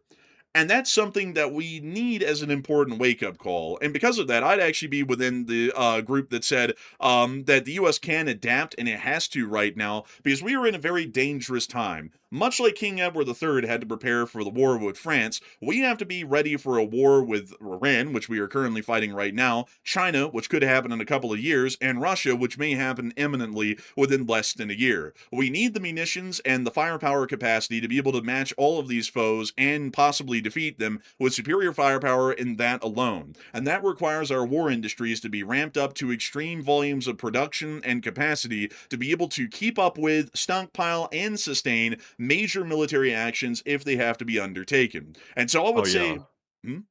More than that, though, I mean, the U.S. doesn't need to just like spend a whole bunch of money and stock up like these old style traditional munitions. They need to start adapting to the new form of warfare, which it seems like they're having an extremely hard time doing that, like a very hard time, like trying to adapt to drone warfare and all these different technologies.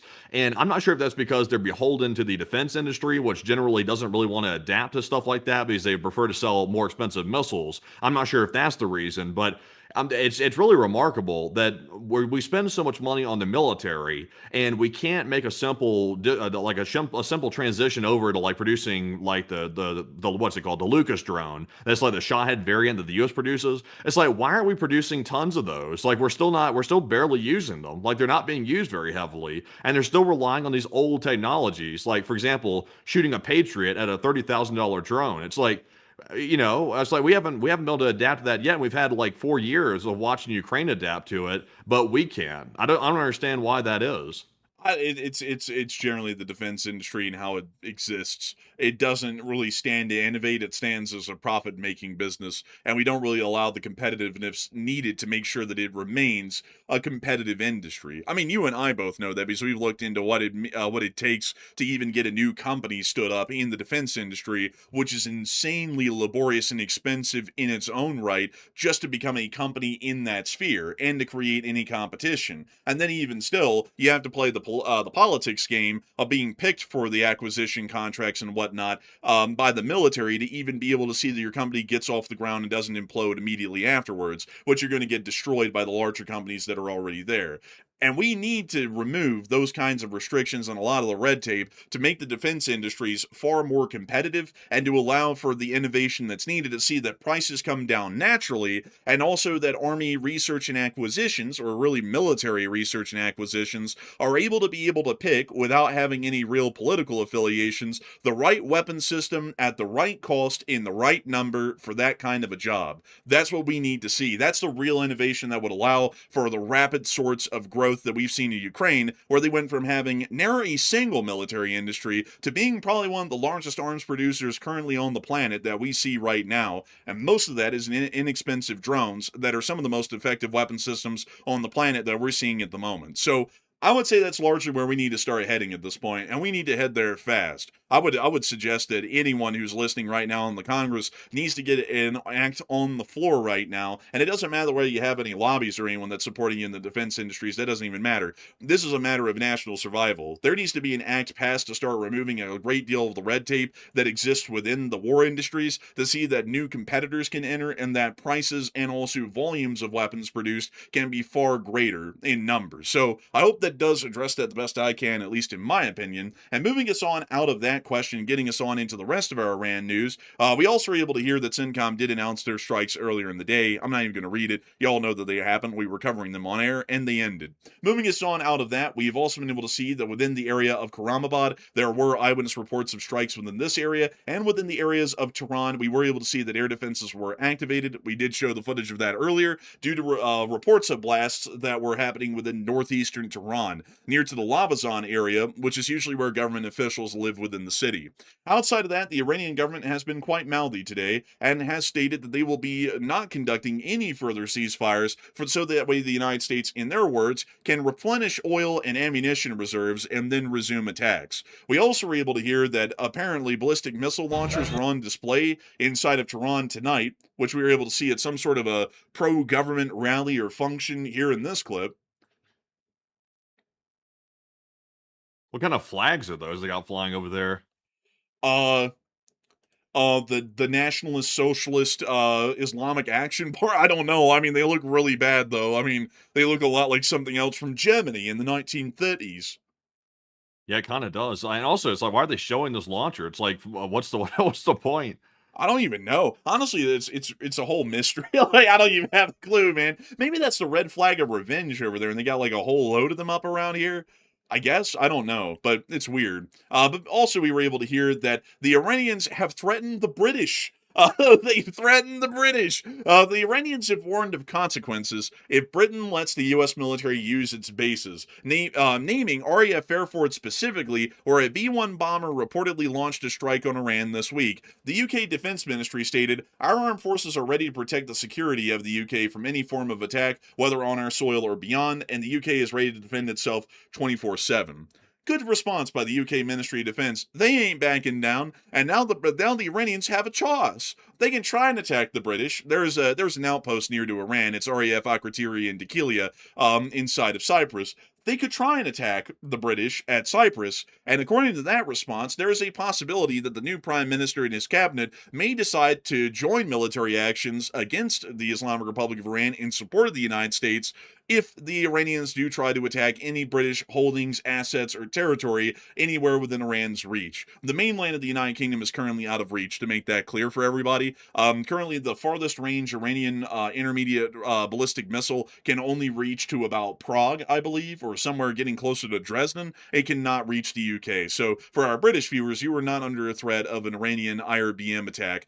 It's more so the British outposts inside of the Eastern Mediterranean that will be under a threat of attack, or the RAF air wings and squadrons that are currently based out of other allied British nations within the region, including the Kingdom of Jordan and elsewhere. So a lot of people are currently talking about this threat that the Iranians made to the British. And I also have to make it clear that they threatened the Bulgarians similarly about allowing U.S. forces to base inside of Bulgaria, which the Bulgarians completely ignored, and then they approved U.S. forces being stationed in operated inside of Bulgarian territory. So far, Iran has been starting to throw around a lot of threats to European countries about trying to support the United States of America, and it doesn't really look like any of them are listening, and they're making it pretty clear they'll probably knock their teeth out if they try anything to follow through with the threats that the Iranians are currently making. And so, Matthew, what are people thinking about this right now? Are they thinking that Iran is just trying to intimidate the Europeans, or are they thinking that the Iranians might actually attack a European or a NATO country at some point here in the future? And what are you thinking as well? So it looks like 68% of the audience said Iran simply trying to intimidate Europe and Britain, while 24% said Iran will actually end up attacking Europe at some point, and 3% said I'm 50-50 on this one. And really, I don't know if Iran's going to take that step of attacking Europe, anybody in Europe, like, for example, Britain or even Germany or anybody like that, because they would be dragging in NATO. If NATO had the balls to respond to it, which honestly, I'm not totally convinced that they would, actually. They might not even do anything about it. They might just be like, oh, Iran's just blowing off some steam, don't worry about it. And then a missile gets lobbed at Britain or something like that. I would say Iran probably has no reason to really attack Europe. Like, they're threatening stuff, but they threaten everybody, though. I mean, that's a daily occurrence out of Iran. They come out and yap and yap and yap and say something. Somebody's going to get something someday. It's like, that's the status quo for Iran. So I'm with the 68%. I think they're intimidating Europe. They're trying to see if they can get away with trying to scare them away. And it sounds like they didn't, at least for now. And I don't think Iran's really going to go that far. They don't want Article 5 to be enacted and then have the entire European alliance have a justification for getting involved in the war against Iran at that point. So I think they're just yapping. That's my guess. But Enforcer, who say what say you?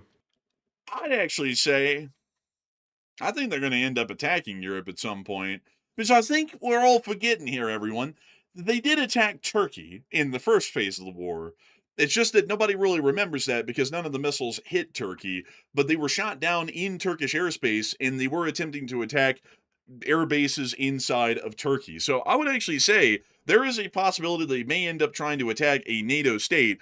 But I would also say, folks, that I think that if they did try to attack a NATO state, they probably end up shooting down the missiles from a NATO air defense force, and then they probably just put out a strongly worded letter going, hey, don't do that again, because that's basically all that Turkey did. And remind you all, the airbase around the area of, let's see here, where in the world was it? I think it was the Insulrik Air Base came under attack multiple times by the Islamic Republic of Iran at the later end of the first phase of the war. And we were able to see that the Turkish air defense forces had to actively shoot down these missiles while they were in Turkish airspace, and the debris did land inside of the Republic of Turkey. And so given the fact that Turkey is a NATO state and that they didn't really respond and that they didn't invoke Article 5 and that they also said in a strongly worded letter, don't do that again or else there's going to be a problem, and then Iran did it again and then they just repeated the whole cycle again, I would say that's not out of the question that the Iranians might try to launch an attack against a country like Bulgaria or possibly the British outposts in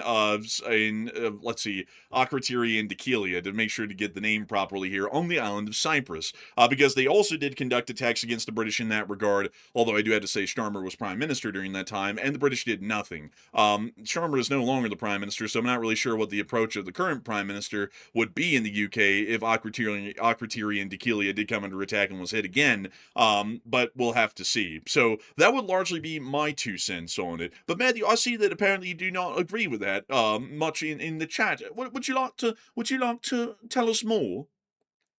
Yeah, I would say personally, Turkey is like, I mean, Turkey's not really Europe. I mean, they're a lot closer. They're in the region and things like that. Yes, they're in NATO, but they're kind of like involved in this mess because they're in the region. If Iran goes as far as to launch a missile over toward, like, for example, Germany, France, UK, or somebody like that, in my mind, that's a lot different. I know they're all in NATO, but it's still a lot different because they're going like into Central Europe at that point. That's a lot more of a serious step to take.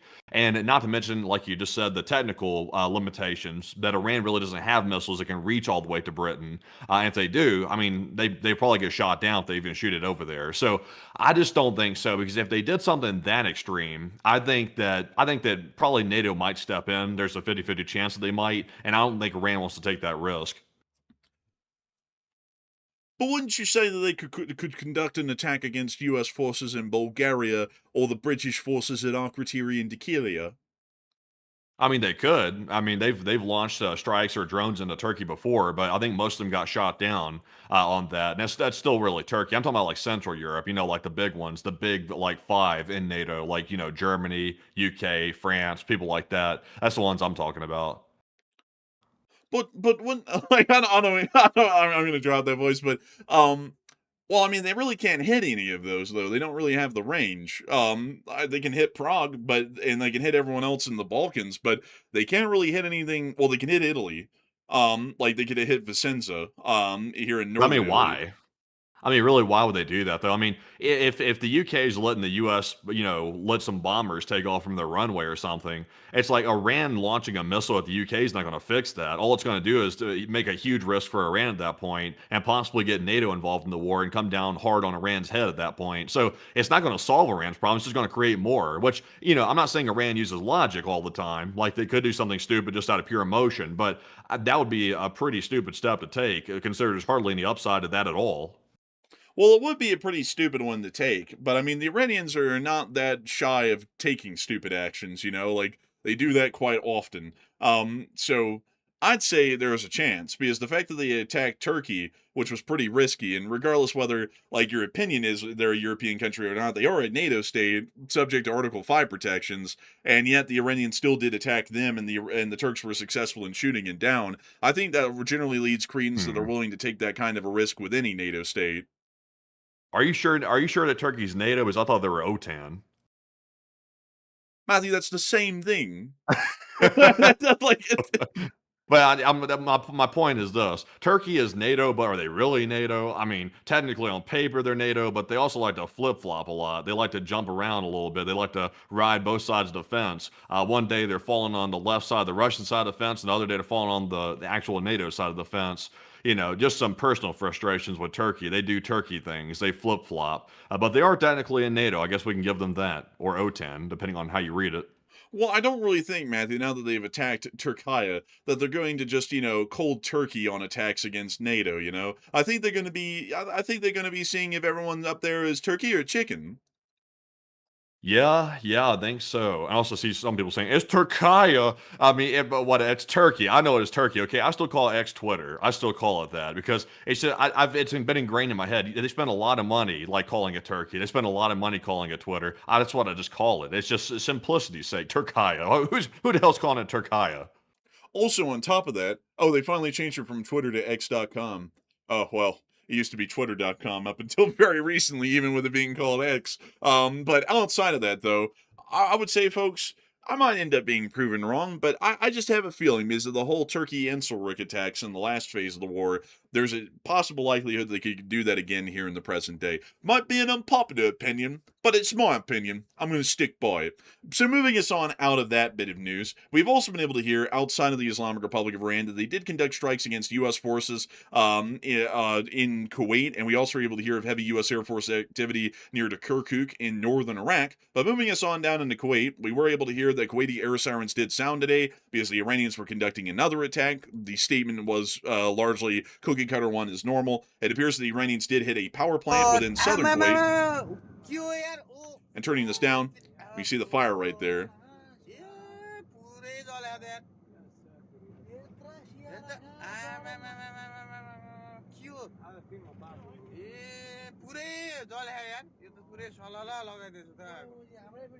What is this vehicle this guy's riding in? It's I don't know. I have no clue. Huh. Maybe it's one of those mini buses or something. It's strange looking. Did he have like? Oh my God! Oh man, really though. I mean, it was pretty shocking. Is that a Pepsi that's clear, or is that just water in a Pepsi bottle? It's definitely water in a Pepsi bottle. Huh. Honestly, that's real. But moving us on from that, this isn't Israel. I need to say that the Kingdom of Kuwait's probably going to demand an official apology for us saying, "Well, that's real." Like it's real. Because you're going to be like, "Well, not Israel." But moving us on from that, it's time for us to get to Ali Al Salim. This we were also able to see that reports did state, at least from Tasnim News, that they conducted a drone attack on Ali Al Salim. And I hate to tell y'all, folks, the damage is really starting to rack up on Ali Al Salim. This is a before. Well, actually. This is the before picture of a large area of Ali Al Salim. I'll show you exactly where that is here at the airbase. So, let me. They blurred it all out. Oh, I wish I could find it for y'all. Well, anyways, here's the picture of from July the 18th. Here's the picture from the 23rd. And you can see that a large amount of buildings appear to have been burned out. So it looks like the Iranians have been landing some pretty decent hits on the Ali Al Salim airbase. We haven't heard of any fatalities here, but I would assume that there's most likely wounded as a result of the extent of the damage from these strikes from the prior Iranian attacks that have been conducted throughout the days. So we are seeing that Ali Al Salim is one of the more heavier hit targets at this point in the whole of the Middle East. Additionally, we are also able to hear that apparently another Iranian ballistic missile slammed down near to the Mufaq Salti airbase and caused a mushroom cloud after the strike, which triggered some sort of an explosion, according to the New York Post. They wrote that quite succinctly. But it does appear that some sort of Iranian missile has once again landed near to the base and exploded. In the meantime, U.S. airlifts are continuing at an increased rate, and we were able to see a video today showing from Flight Radar just the raw number of flights going in and out of the Middle East at this point via UCOM. Quite a large number. That's a lot. And it looks like most of them are heading to Israel, it looks like. Well, that's where they're going before they turn their transponders off. Yeah, it looks like they're bringing a whole lot of stuff to Israel. Could it be because the military has merged now that they're technically Israeli aircraft? Oh, that's a good one. Oh, man. Oh, man. But outside Man, you of thought that, I was joking. Man, well, I mean, in a sense, but we also were able to hear that the Israelis are apparently preparing for a possible escalation. Netanyahu is convening the restricted security cabinet this Friday about this very topic, apparently. So we might be seeing that reluctantly. Of course, we all know reluctantly. The Israelis might have to, unfortunately, go to war with someone. Very sad, I know, and so unfortunately, that little prosecution is going to have to get put on hold again because there's a lunch. The wind blew the wrong way. Smoke rose over the town. There was white smoke. A new pope got elected. Something, So unfortunately, it sounds like they might have to get involved in this conflict. We'll have to see how that goes. But with that, that's all of the news that we finally had from the Middle East over this day. And it's now time for us to move on and into all of the rest of the news that we have from around the world, which also includes the news out of Ukraine. But before we get to that, we have a brief little bit of news here from the good old US of A. We were able to hear that the Senate has now blocked the resolution to limit the president's war powers against Iran, largely giving him the laissez-faire ability to do whatever he wants at this point. And we've also been able to hear that U.S. bond yields are unfortunately rising at great rates. This is actually the highest yields. It's even higher than the Liberation Day high in April of 2025, which was set to drive interest rates to new 52-week highs. And the bond market, according to the Kobisi letter, is flashing red. So a little bit concerning to see. But moving us on out of all of that, we have new footage, which is coming out of St. Petersburg, which we're actually about to get to right now. But Matthew, what do we got out of there? Okay, so we have a lot of new footage here, apparently showing all these different hits in St. Petersburg. They're alleging that another Wildberries logistics center was allegedly hit in St. Petersburg, and we got a wide angle showing how large that fire truly is at the very top of our list here on the Twitter page. And then we have a couple of more videos of it as well, but you can show this one first, but there's a much better video at the very top. Let's take a look, everyone. Oh, there was another hit right there. Let's go to the second clip. Good morning, St. Petersburg. Good morning, hell. It's a wonderful day out here. The toxic fires from the Wildberries facility is already beginning. It's beautiful.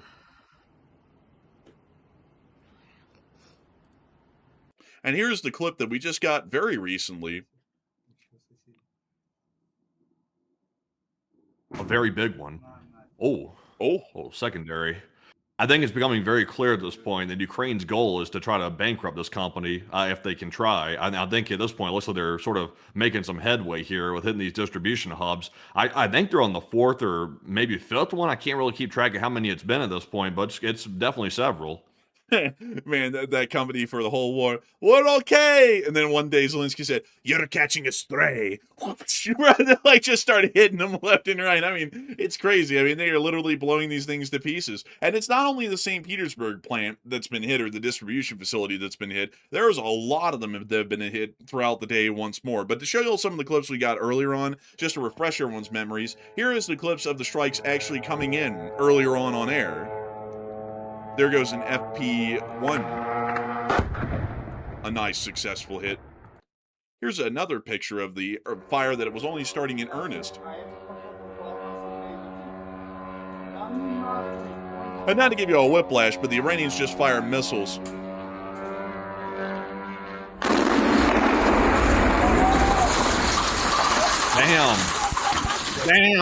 Dang. That's crazy. That's crazy right there. But moving on from that, we were able to just hear that the Iranians are now firing ballistic missiles targeting Jordan at this moment, which we just got footage of right now. So not to give you a whiplash, but moving us right out of Russia, we literally just got there. We're going back to the Middle East because now they just decided right at the most convenient time while we're on air to start firing missiles. So here's the clip.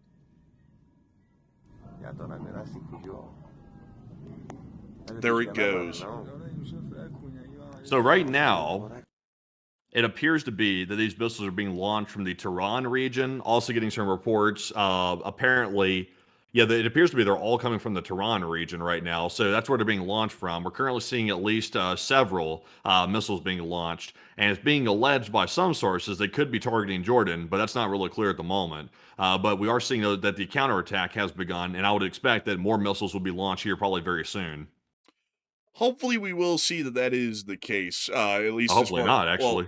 Well, actually, sorry, I'm distracted. I'm trying to make sure to keep up with some stuff on the side here really quickly, but it does appear that there is a missile attack going, and hopefully we'll see that the U.S. can make a response to this or a successful defense to this here in the very near future. But moving us on out of that brief bit of news, which we will be trying to get y'all updates on here in the moment, we've also been able to see more footage of the Wildberries facility that had been attacked earlier, right when we were going live, and we were also able to see the drones entering St. Petersburg as well in this clip.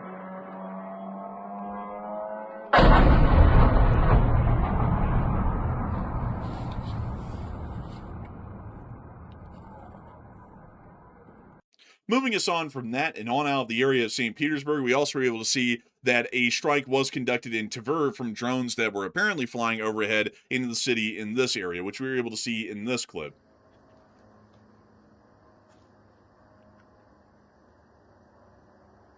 Да, 8-й. We hear the drone in the distance. We can already see some smoke rising from some target that's already been hit out there by several drones already.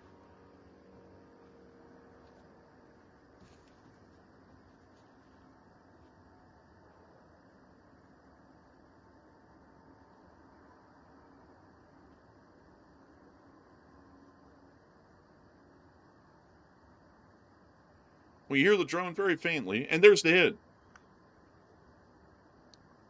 Oh, bleed.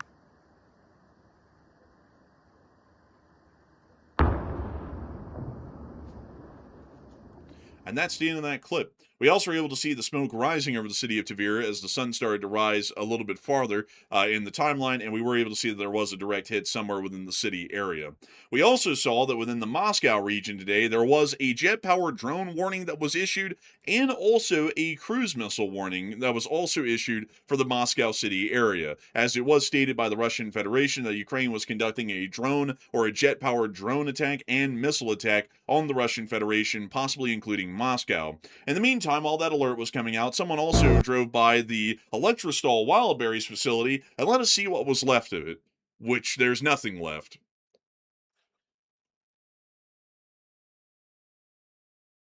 Burned down to the rods or whatever that is, right? Oh, look, the cars are left there too. Oh man, it was burned down to the rods. Like, honestly, I don't even know how to describe it. It's like the destruction is absolute, though. That facility is completely gone. We also were able to hear that in some good news this morning, an Su-57 actually crashed right outside of Moscow near Lutsino just earlier today.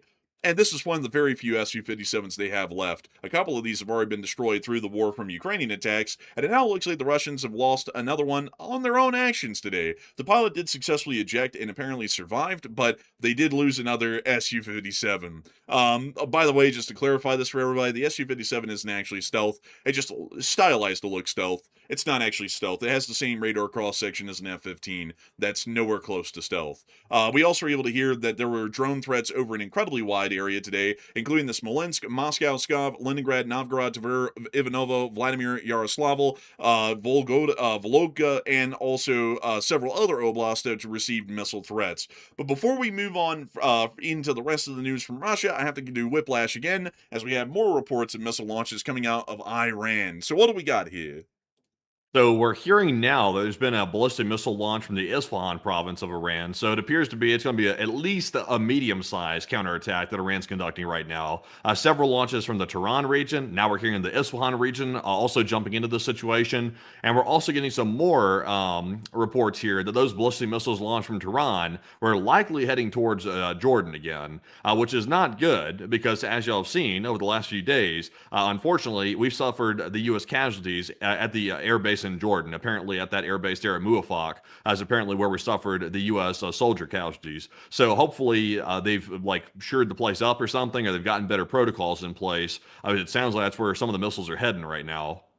And hopefully we'll be able to see the U.S. air defense interceptors are successful tonight in shooting down and stopping these attacks from actually hitting the Muafak Salti air base or the King Faisal air base, which has also been attacked intermittently from recent Iranian attacks. But moving us on out of that further report of further missile attacks, we'll most likely be seeing impacts here in minutes. To try and round out our news from inside of the Russian Federation, we were able to see that the Ulyanovsk oil depot was attacked today and was on fire as a result of a Ukrainian drone attack that hit the facility last night, and we also were able to see a video of the up-close fire here on this film from later on today.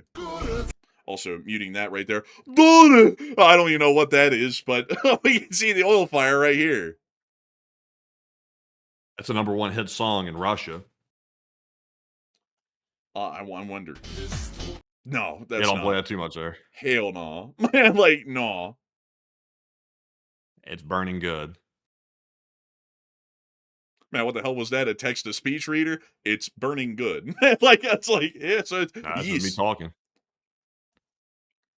Well, moving us on out of that clip, we also were able to see outside of Ulyanovsk, then inside the Voronezh area, that the strike on the Wildberries facility here was also seen at an interesting angle today from the employees that saw the attack happen last night. We already covered this attack yesterday, but we were able to get some additional footage and videos of it today, and we were able to see that right here. But before we get to that, we have more breaking news coming out. So what do we got? So right now we're getting some word that apparently there's explosions at U.S. bases in Kuwait right now. The warning sirens are sounding, and they're not saying which U.S. base it is. Now, of course, the usual target in Kuwait, I believe, is Fifth Fleet headquarters, or is that Bahrain? Am I getting mixed up here? Can you say that again? Fifth Fleet headquarters, Bahrain or Kuwait? That's Bahrain. Okay, yeah, I was getting confused there for a minute. I was thinking after I said that, I was like, wait a minute, that's Bahrain actually. I'm getting them mixed up. Sorry, folks. The Gulf states, they're all becoming one these days, the way they're not responding. But I would say it sounds to me like some U.S. bases are under attack in Kuwait. Once again, the sirens are sounding, and that's being reported right now from a couple different sources. Also, we're hearing as well that there might be some interceptions that are taking place over Jordan. I'm trying to see if I can get some pictures of that to see if maybe we can get that on camera here, but I'm not seeing any video of that. I am getting some more videos, though, of the missiles being launched from the Tehran region. I think this is a new video right here that's likely on the way to Jordan right now. Probably the Mufaq Air Base would be my guess. So there's definitely an Iranian attack, a pretty large one taking place right now. Now let's take a look at this footage of this new ballistic missile launch that we saw right here.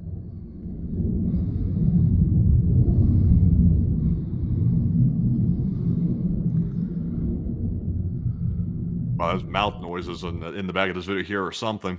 Man, it's beautiful, really. I mean, it was like fantastic, man.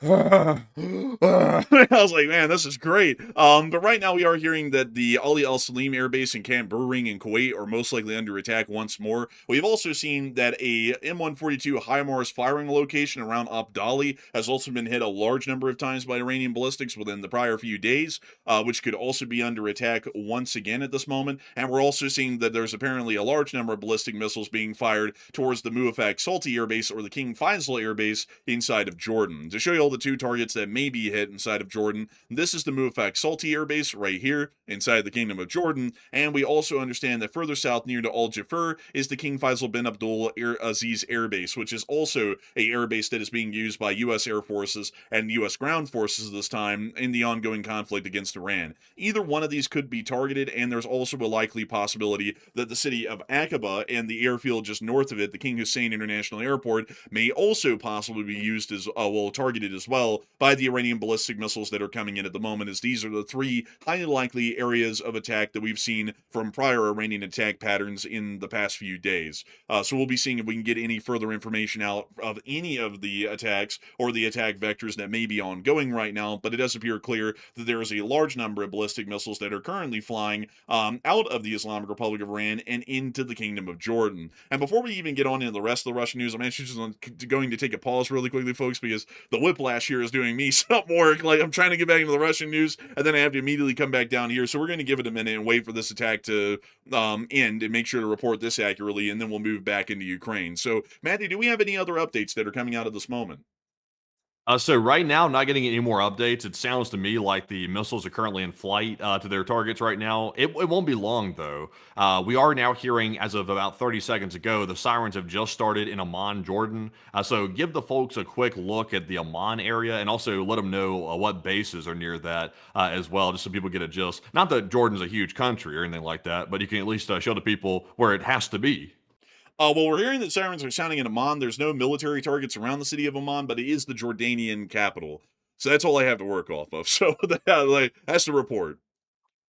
So yeah, so that's where we're hearing the sirens right now is in Jordan. So that does indicate that the reports earlier were accurate. Those missiles that were fired from Tehran, they are definitely heading toward Jordan right now. So that's very, very concerning to hear that, considering that they've been having some shortages with the air defense systems there, and that's why we saw some U.S. casualties just a few days back. Some very unfortunate casualties, to say the least. But in the meantime, I'm getting unconfirmed reports of explosions over Kuwait right now. Of course, Kuwait was under attack. We just heard about that a minute ago, and we're hearing some about that. I will say we will not get photo and video evidence of this probably for another 15 minutes or so. That's my guess. We will be getting more text updates about what's happening, but no footage for probably the next 15 minutes. That's usually how long it takes to get those updates. But right now, it's only Kuwait and it's Jordan that's under attack. We haven't heard the other Gulf states coming under attack. And also, Israel has still not been hit. Like I see some people saying, is Israel under attack? They're not as of right now. So obviously, Jordan's very close. We've seen some very close calls right on the Israeli border with Jordan,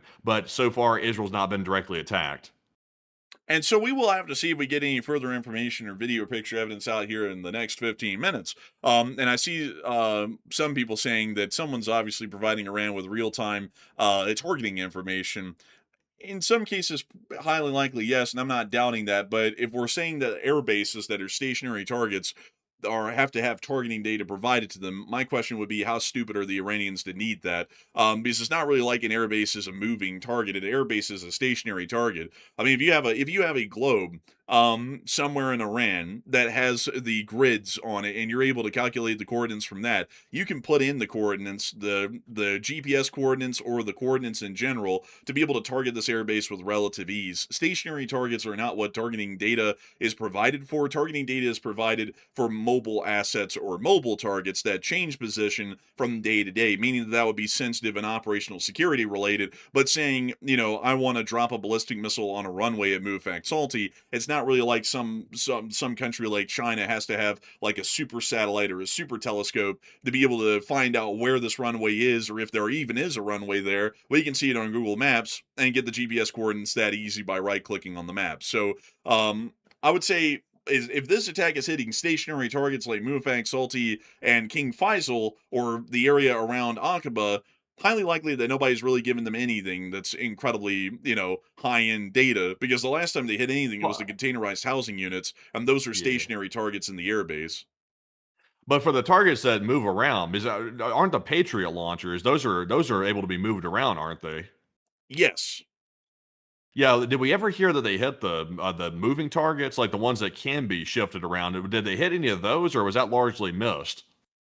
From what we know, it was most likely hit because First Lieutenant Fihan was some sort of an operator within that air defense missile battery that was at Mufak Salty. So we're assuming that one of them was hit at this point. So generally, yeah, that seems to be some of the sensitive data that's provided. But everyone's saying that every attack, and what I'm trying to clarify here is that some people are saying literally every attack is done because China's providing them info, and if China wasn't providing them info, they wouldn't be able to hit anything. And what I'm saying is that they can hit quite a lot of stationary targets because they don't move. So you can get the information or the coordinates from quite literally anywhere on, say, the containerized housing units, the runway, or the tarmac. But it's more so those high-end systems or mobile systems that are having the critical information provided to them. But right now, we understand that Mufak Salty is under attack, and if it's a containerized housing unit attack, again, nobody really has to provide high-end data to the Iranians to help them to be able to conduct that attack. They can literally grab the GPS coordinates like we can off of Google, put that into a missile, and launch it right at the base. So, whether or not that's used in this attack right now, that's not a guarantee. I would still say, though, the fact that Iran's gotten man pads from most likely Russia, possibly China too, depending on what systems they're currently using. But they've definitely gotten physical weapon support from both of those countries at some point in larger numbers, and that's been documented. Like we literally saw the Russian helicopters show up literally right before the war started. They were delivered to Iran, and then they were used on U.S. forces when the war got kicked off. So if they're providing physical assistance, I would bet money, not real money, but I'd bet some monopoly money that they have to be sharing real time target information, like for moving targets and the mobile ones. They have to be sharing something. That would be my guess, and that's probably why the U.S. has gotten suspicion that Russia is helping out because Iran does not have the capability for real time satellite surveillance. I think they have like one janky Intel satellite they launched a long time ago, or was that North Korea? I think the Iranians did launch one, but from what we know, it's probably like really low resolution. Or maybe the Chinese provided them some tech to put on it. It might actually be a decent satellite, but they only have the one.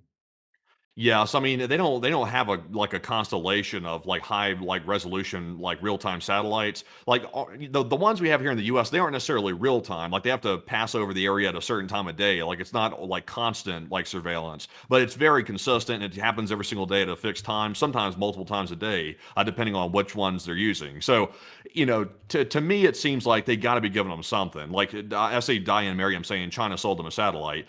I think that was the report. It's just sort of ringing a bell now. I think China did provide at least some of the components in that one janky satellite that Iran launched up into space. They did that. But my point is though, they don't have the capabilities of the West. Like we have like the top tier, like multi-billion-dollar huge constellations at our disposal. Iran doesn't have that. So if they're getting something like that, it has to be from Russia or China, one or the other. Actually, we do have satellites that are in geosynchronous orbits to be able to gather information real time. And the Geosynchronous Space Situational Awareness Program, which is launched off a large number of satellites that are actually in a geosynchronous position and are able to photograph or generally almost show nearly a live feed of the situation happening on the ground without any breaks in real time, from what we understand. But doesn't geosynchronous mean the satellites are stationary over like one landmass though? Yes, but we have a load of them in orbit. Like it's an entire program of satellites that are in orbit. So we have satellites around the entirety of the world giving us full coverage of the surface and whatever we need at whatever time we want. Kinda what kind of field of vision are we talking about on these things? I mean, like, are they able to like photograph like the entire like continent or something? Like what are we talking about here? I mean, I'm not sure if you'd even know that either because that's something that might Well, that's be kept classified. secret. Yeah, Like, yeah. probably so, I'd imagine. But I mean, if the field of view is able to capture like the entire country of Iran in high res, I mean, that would be highly impressive to say the least. I don't think us plebs in the public though are privy to that knowledge. Well, I mean, you got to think though. Like, there's a lot of civilian satellites out there, like the Maxar satellites, that are able to literally photograph air bases with a high degree of fidelity and quite almost show the debris field laying on the ground when a target's been hit and knocked out. I would assume that those military satellites probably have the same capability, if not a little bit better fidelity than a satellite like the Maxar satellite. And we have them around the world, looking at everything at all times, every day. Like a lot like the firm, well, not the firm satellite, but a lot like what was that? What was that satellite system that you covered, Matthew, for the nuclear launches that pick up the heat signatures of missile launches and such things? I know which one. It's like the thermals, the thermal versions of the satellites or something of that nature. They're like infrared. It's not firms, it's something else, but a lot like we have those to be able to pick up that. I think we have a program for nearly everything that's launched satellites into a geosynchronous orbit to be able to look at the entire SBIRS. world. Mhm. It's infrared. It's called SBIRS, so the space-based infrared system. That's the one that they use to detect like missile launches within 30 seconds.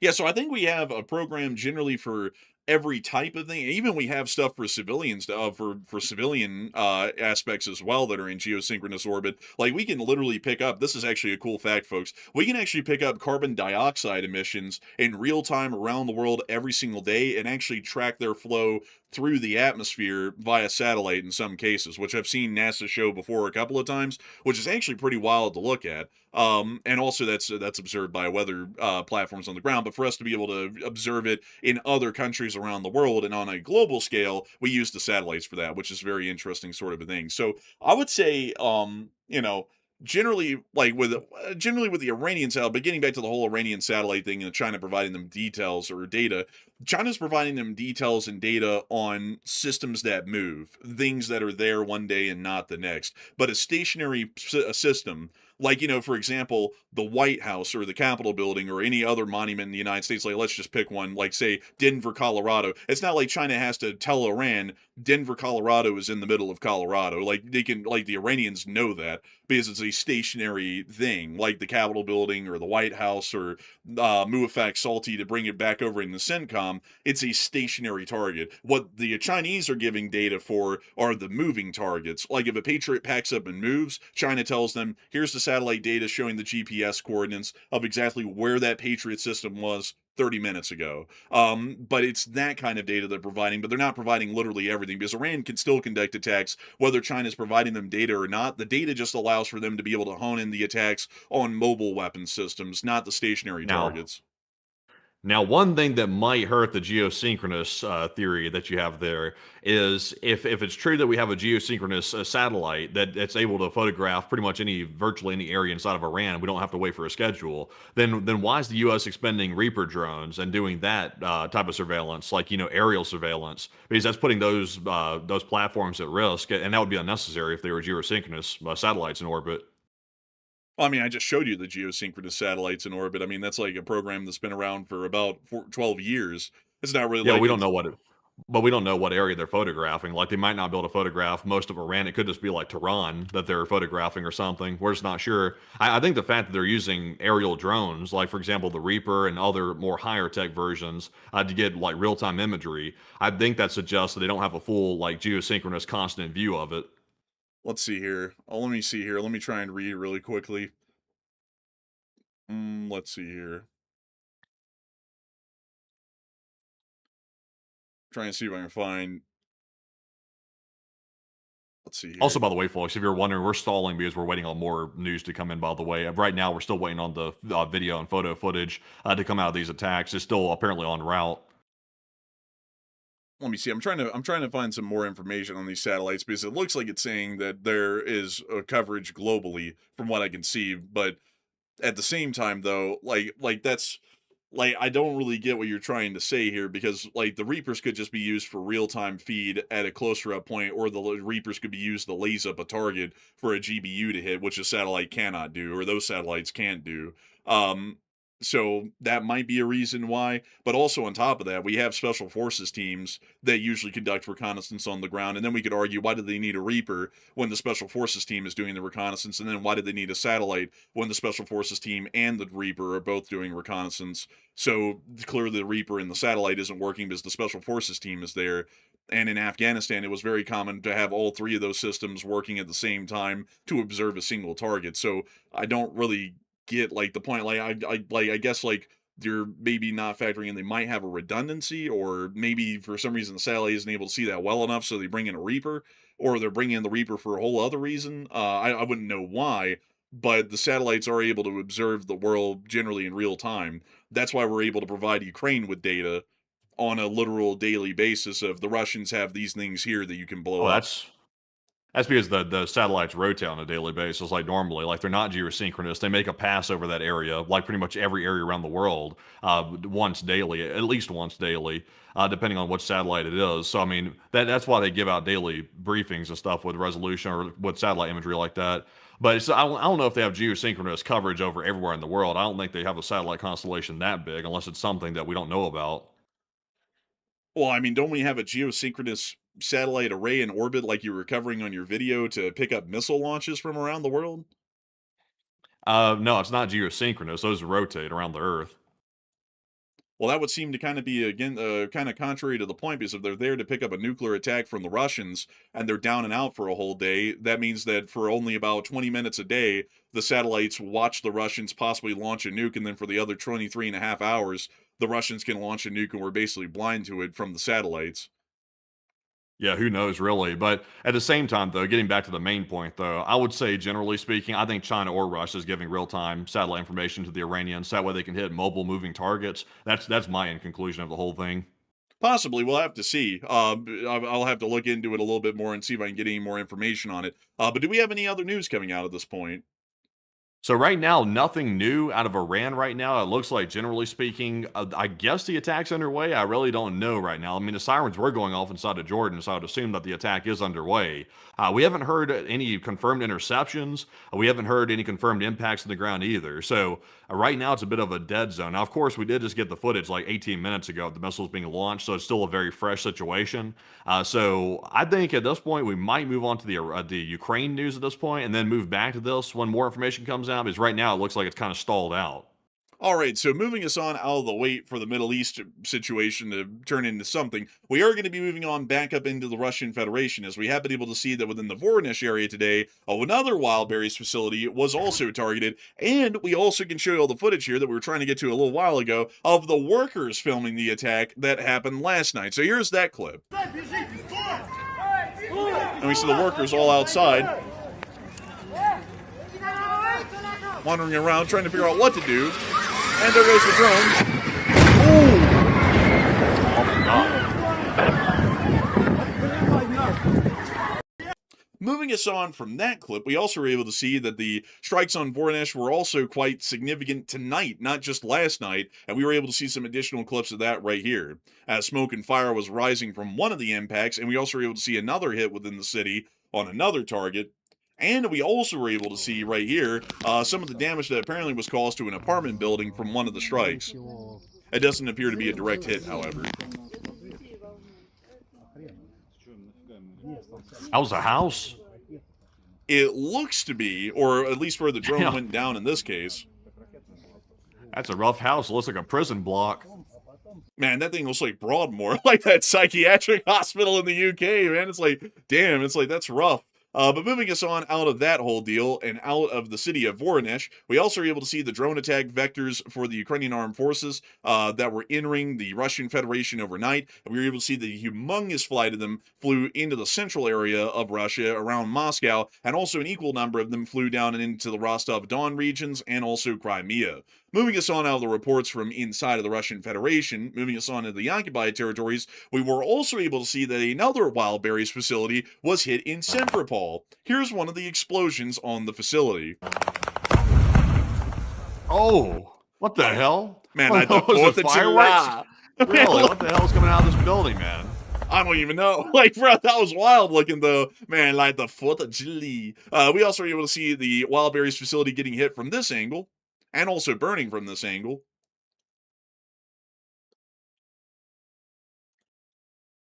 And we also were able to see in another clip the fire that was burning here at the facility.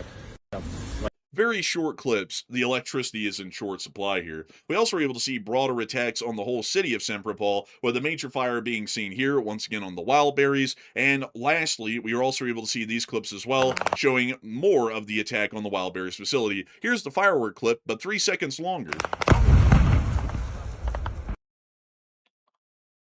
It wasn't really like fireworks. I think they might have actually hit fireworks in the building or something. We can also see the little fire clip there. We can also see this one showing the Wildberries facility burning to the ground. And lastly, a picture of the fire from several miles away. Moving us on out of Simferopol and on up into the area near to the Chandar Bridge, we also were able to see the Ukrainians targeting and hitting a Russian air defense team today. Take a little look. We see the Russians trying to make a run for it.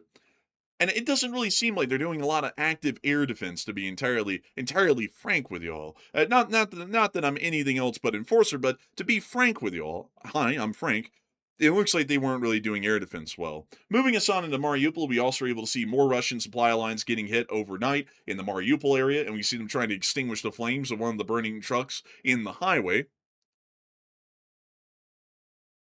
War in my eyes. My eyes! Man, like, it's like, it burns! And that's what happens when you have astigmatism. It's war in your eyes. Man, that honestly sounds like a heavy metal band, War in My Eyes, or something like that.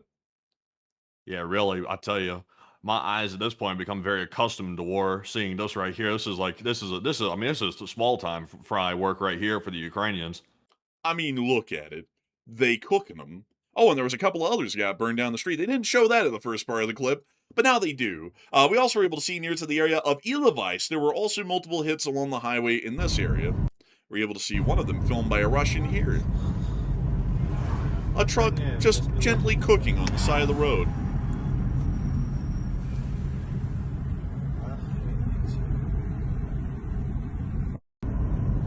And we also are able to see, within the area directly of Ilovaisk, that logistics are cooking quite nicely on the highways.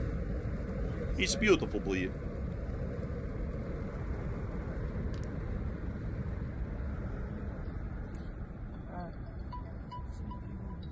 Смотрим. Че он стоит? Объезжать надо, блядь. Придурок, надо проскакивать. Он что-то убирает с дороги. Здорово. Блядь, смотри в оба. Смотри. Это как раз сейчас... Moving us on from that clip, we also were able to see outside of the Ilovaisk area and near to the Ukrainian front lines that today, well, actually, before we get into the location and notes, I actually want to bring y'all to Kyiv really quickly to get into the Ukrainian governmental news, as we were able to hear that, as of today, executives from the U.S. defense manufacturer Raytheon actually met with Ukrainian leadership to kick off the process of domestic Ukrainian Patriot interceptor production. Why, that sounds quite nice. Looks like the Ukrainians are trying to fast-track the production of Patriots in any way, shape, or form that they can. Hopefully it'll work very quickly and they'll be able to have some usable Patriots of their own stocks very soon. We also have been able to hear that according to the Ukrainian governmental statements today, it appears that they're saying that things are going to be getting tougher. According to Kuleba, who is the Ukrainian foreign minister, if I'm not mistaken, he stated that a total war is beginning and this is a big disaster. Very difficult times are ahead and there will be disruptions in the supply of food. Now the stage we are entering is very difficult. And this appears to be showing that the Ukrainian government has some sort of an inclination or an idea that a total war is around the corner with the Russian Federation and things might become exceedingly difficult for the state of Ukraine, even with how they've been dealing with it so far. They might become even worse because of how the war will progress. So, Matthew, what are people thinking about that right now? And what are you thinking about that as well? Okay, so some Ukrainian officials, and also, by the way, Kuleba, he's the former official in Ukraine. He's no longer that fellow. He's now in retirement, or he's doing something else, I think. But the Ukrainian officials are worrying that the war with Russia is entering what they call a total war phase. And I think what they mean by that is that Ukraine's entering that, because Russia's been in that. Russia's been hitting civilian infrastructure for ages inside of Ukraine. So Russia's been exercising a total war, at least in my opinion. But Ukraine hasn't. But now Ukraine's hitting Wildberries facilities. Are hitting power infrastructure and all this other stuff. So I think he's saying that he's worried Ukraine's entering that. That's the way I'm understanding it. So what happens now? And 64% said total war phase has arrived, while 16% said total war will not happen, and 12% said I'm 50-50 on this one. And I would say, in my opinion, it does seem like the total war phase is here, actually, because it seems like Ukraine's expanding beyond military targets, and they're moving on to hitting stuff that is arguably maybe dual use possibly, but sort of not really a military target. They seem to be moving on. I'm not sure if that's because maybe Ukraine's taking the gloves off and they're deciding to play on Russia's level. Whether or not that's a good idea or not, we'll get into that here in a minute. But I would say I think the total war phase has arrived. Also, the siege on Crimea, I would say that largely indicates a total war mindset as well. So I think both Russia and Ukraine are getting pretty fed up with the whole situation, and they're going all in. Both sides are at this point. So I'm with the 65%. But Enforcer, what say you? I would have to say that I'm with the 65% as well. I would say the total war phase has generally arrived, as both sides are really using whatever can be used at their disposal and whatever can be hit on the other side to cause the enemy forces damage to be able to try and end the conflict as quickly as possible. And so I would generally be with the 65% as well. It has largely entered a total war phase because of that fact alone. But moving us on out of that poll and on into the rest of our news from the front lines in Ukraine, which we don't really have a huge amount of tonight. We were able to see the Russian casualty report over the past 24 hours, and holy moly! They got 3 Bobcats today. Look at it. They got 3 of them. That's a trio. That's a trio. Let's see. I don't know how to count in Russian. Like, I was trying my best, but Miss Tisek here for the record stated that 28 tanks is the 10th highest daily loss, which is very impressive, and the highest since May 13th of 2024, over 2 years ago. 78 artillery is tied as the 19th highest, 541 vehicles and supply trucks is ranked as the 5th highest, and 13 ground robotics is tied as the 13th highest, which is not shown. And over the course of the past 24 hours, 1,460 Russian soldiers were wounded and killed, along with 12 APCs, 541 supply trucks, 28 main battle tanks, one of the largest numbers that we've seen, and that was because of the failed armored assault in the Donetsk region yesterday, 78 artillery pieces, 1,688 drones, 3 MLRSs, 3 cruise missiles, 2 anti-aircraft warfare systems, and 3 Bobcat skid steers. All in all, a very good thing to see, and nice to see the Ukrainians are whipping them up on the Russians. But it actually appears that we're now finally getting reports out of the Middle East of heavy air defense fire. What do we got here? So it looks like we got a video here allegedly showing the air defense systems going absolutely berserk over Jordan right now. It looks like it's probably the Patriot system firing off nonstop. So we can take a look at this. I think it's a very short video here too. And that's all the news. Everyone but yeah, that was the clip. 2 seconds of footage there. Yeah, it's a lot of interceptors being fired. I think there's 3 right there in that one clip, or 4 possibly. 3, but it looks like there was another 2 that were fired before, so there was about 5 of them that were on this clip. It's just that 2 of them are well beyond the scope of the cameraman. Yeah, I think so. So there's definitely some active interceptions going on. Hopefully, no impacts that we'll hear about. But yeah, it seems like there's a bit of a shortage though. Oh wait, well, hold on a minute. Let's see here. Wait a minute. Let me check the veracity of this. Is this legit? I'm not so sure if this is legit right here. So I'm gonna repost this, and let's take a look and see if this is legit or not. I'm sort of having some doubts about this, but they're claiming that there's photos being taken from Jerusalem, as seeing the missiles being intercepted over Jordan. Oh yeah. This is actually like real. Like they're not that far away, you know. Like here's Jerusalem, and to show you where Mufak is from there, it's only about 90 miles away. And if this stuff is exoatmospheric and they're trying to conduct a near exoatmospheric interception on a missile that's in its terminal phase coming back into the atmosphere, you probably would be able to see it from about 90 miles away. Interesting. So apparently that is being filmed from Israel, right there. If that is a recent photo, so they can see it all the way from Israel, which is kind of interesting. I mean, I guess you're right. If it is atmospheric, that's a hard word to say for some reason, but they would see it from there. I guess 90 miles away. Man, Matthew saw the picture from Israel and said, Israel? Yes, it is real. In 2 different ways. But moving us on from this picture here, do we have any other updates coming out of the Jordanian situation? So nothing really else right now, nothing really new. So we are seeing those interceptions right now, trying to get confirmation if there has been impacts. And Kuwait has gone silent. Kuwait's still getting attacked, but they've gone silent about what's happening there. So they've kind of gone into incognito mode, it sounds like. So waiting on updates from there as well. And so hopefully we'll get updates soon, everyone. But moving us on back out of all of this news, and on back up and into Ukraine. It's time for us to get on into the front lines and cover the only 2 clips we have from the front today. In the Svatove-Kupiansk front, we were able to see that the 77th Air Mobile Brigade was targeting and hitting Russian forces and Russian logistics within this area, and once again degrading their frontline capabilities. We see the first of many dirt bikes being destroyed. Now the second. Now the third. And a 4th one. And a 5th one. And a 6th one. The Russians are going to run out of these dirt bikes before long. We can also see an ATV getting hit. And another ATV. Automatic terrain vehicle. I always thought it was AFV, America's Funniest Home Videos, but apparently that's a show, not a vehicle. That's what the Ukrainians haven't done yet. They usually make parodies of these videos right here, and they'll put all kinds of comedy over, like emojis and memes and stuff. They haven't done that, where it's like a laugh track in the AFV format. Oh, yikes. bro, you said that like a dog, bro. Man, you went, oh, yikes. I was like, oh, that's like, man, that Man, I saw that clip right there. That was a very very clear image there of that dude. Man, they said take a little off the top, and the Ukrainians said, of course. And they obliged. They're very kind that way. Got the UAZ 452 getting hit. Goodness. I don't think you really want a drop top Lada like in this environment. I think you want the hard top. Yeah, I don't know, man. I don't really think it matters. It's like does the little sheet steel on top of a covered top one stop the RPG-7 round from blasting straight through the roof? Not really. I mean, honestly, it doesn't matter when you think about it. I would still rather take the hard top personally. I don't want that drop top one. It's not a place to cruise.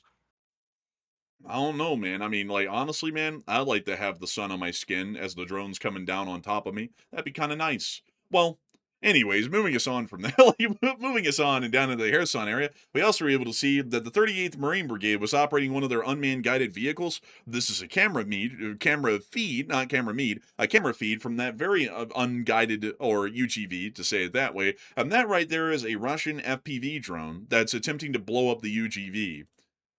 For the Russians, unfortunately, it was a dud. Just failed to blow up.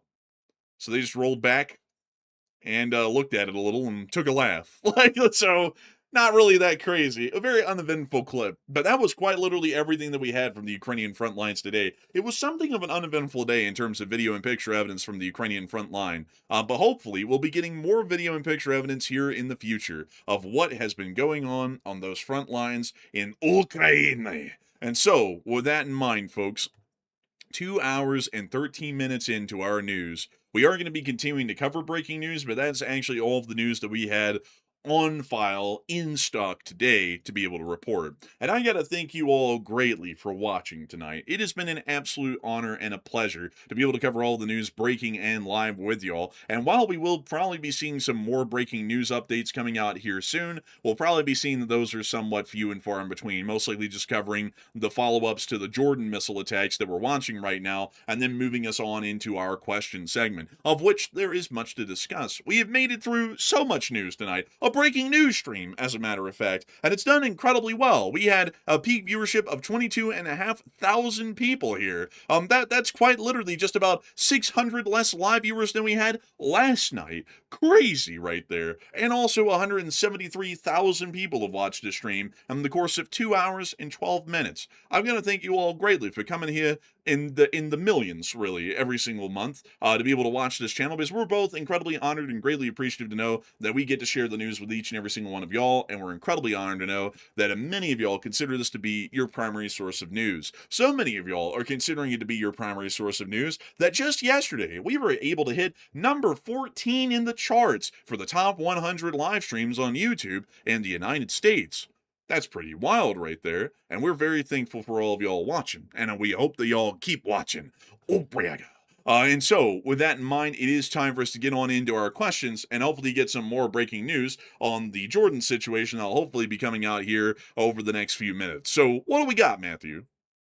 All right, and also real quick, just in case I happened to miss it earlier, did you cover that Woofers post talking about the ships, the total number that have been taken out by Ukraine so far in the Black Sea and the Azov Sea? Oh, no, I didn't cover it because it was just a little infographic of a ship. Well, in that case, then to quickly cover that, just to hit on that one, because I thought it was a pretty big number that Ukraine put out today. In total, since Ukraine's been hitting all these different Russian ships that are trying to dock in Crimea and also trying to dock on Russia's ports in Novorossiysk as well, Ukraine is literally about a day or two away from hitting the 200 mark of 200 Russian ships that has been hit over the course of the last 2 or 3 weeks. Right now, they're at 198 Russian ships hit, so that's truly remarkable to see as well. I think today they only hit one of them, so it kind of went down tremendously today. But the fact that almost 200 of those ships have been hit, I mean, that's a slaughter fest, to say the least, there in those 2 different areas of the sea. So I would say Ukraine's little blockade is still in full effect and going quite well. I would agree. I mean, thing's doing amazingly. Hopefully we'll be able to see that they get their 200th ship. That would be quite a lot of ships. I mean, the Russians are full of shit. Maybe we can deprive them of their ships. But anyways, outside of that corny joke, but can I get a womp womp for that one? Can I get a womp womp? A little womp womp, just a small one. Hit that soundboard. Wrong one. wrong one. We're not supposed to be getting applause. Okay, let's try one more. Let's try one more now. Just a one. There we go. There we go. Third time's the charm. Man, Discord's changed up the sound box a little bit. They've changed it where it's a frequently used box now, so now it's got them all in reverse. Man, bro, you sat there and clicked every one with the womp womp, bro. I said, "Can I get a womp womp? Can I get a womp womp?" And then I got standing applause. I was like, "Okay, well, maybe another one, maybe another one." And then I got the ba-dum, and then I finally got the womp. All right, so with that in mind, everyone, with that in mind, now that I've gotten the standing ovation, a punchline, ba-dum, and also finally the womps, it's time for us to get on into the questions, and hopefully we'll be getting to everything as well in that sense with the questions. What do we got? All right, so moving on to our super chat questions and getting our live chat questions right after that. And also, by the way, still scanning for breaking news that is imminent, by the way. I can guarantee you we'll at least have a few more stories breaking out that's during the question segment tonight, I would imagine. Also, by the way, we are super early. It's 9:17 p.m. Mountain Time right now. Usually it's about 10:17 Mountain Time, an hour ahead, but we started an hour early tonight. I see some people loving that, and some people, honestly, I really haven't seen much hatred about that. We're going to keep our time the same, though, but I'm glad to see that didn't disrupting my schedules for the most part, starting an hour early. But it was honestly, it was worth going live an hour early because there was a lot of stuff happening, a lot of stuff that's still happening right now, to say the least. So anyway, so with that, jumping into our first super chat, this one goes to Blind Man, who puts in a $50 support. And thank you, Blind Man, for always supporting the channel very generously, and we do appreciate that. He said, "Hello, enforcers, and if you ever visit an offset news press and there's a catastrophic failure, the 1,874 pounds reel of paper is only moving at about 43 kilometers an hour, about 27 miles per hour, easily dodgeable. Not that it happened." And anywho, song of the day is "Back and Forth" by Legrand. Back and forth.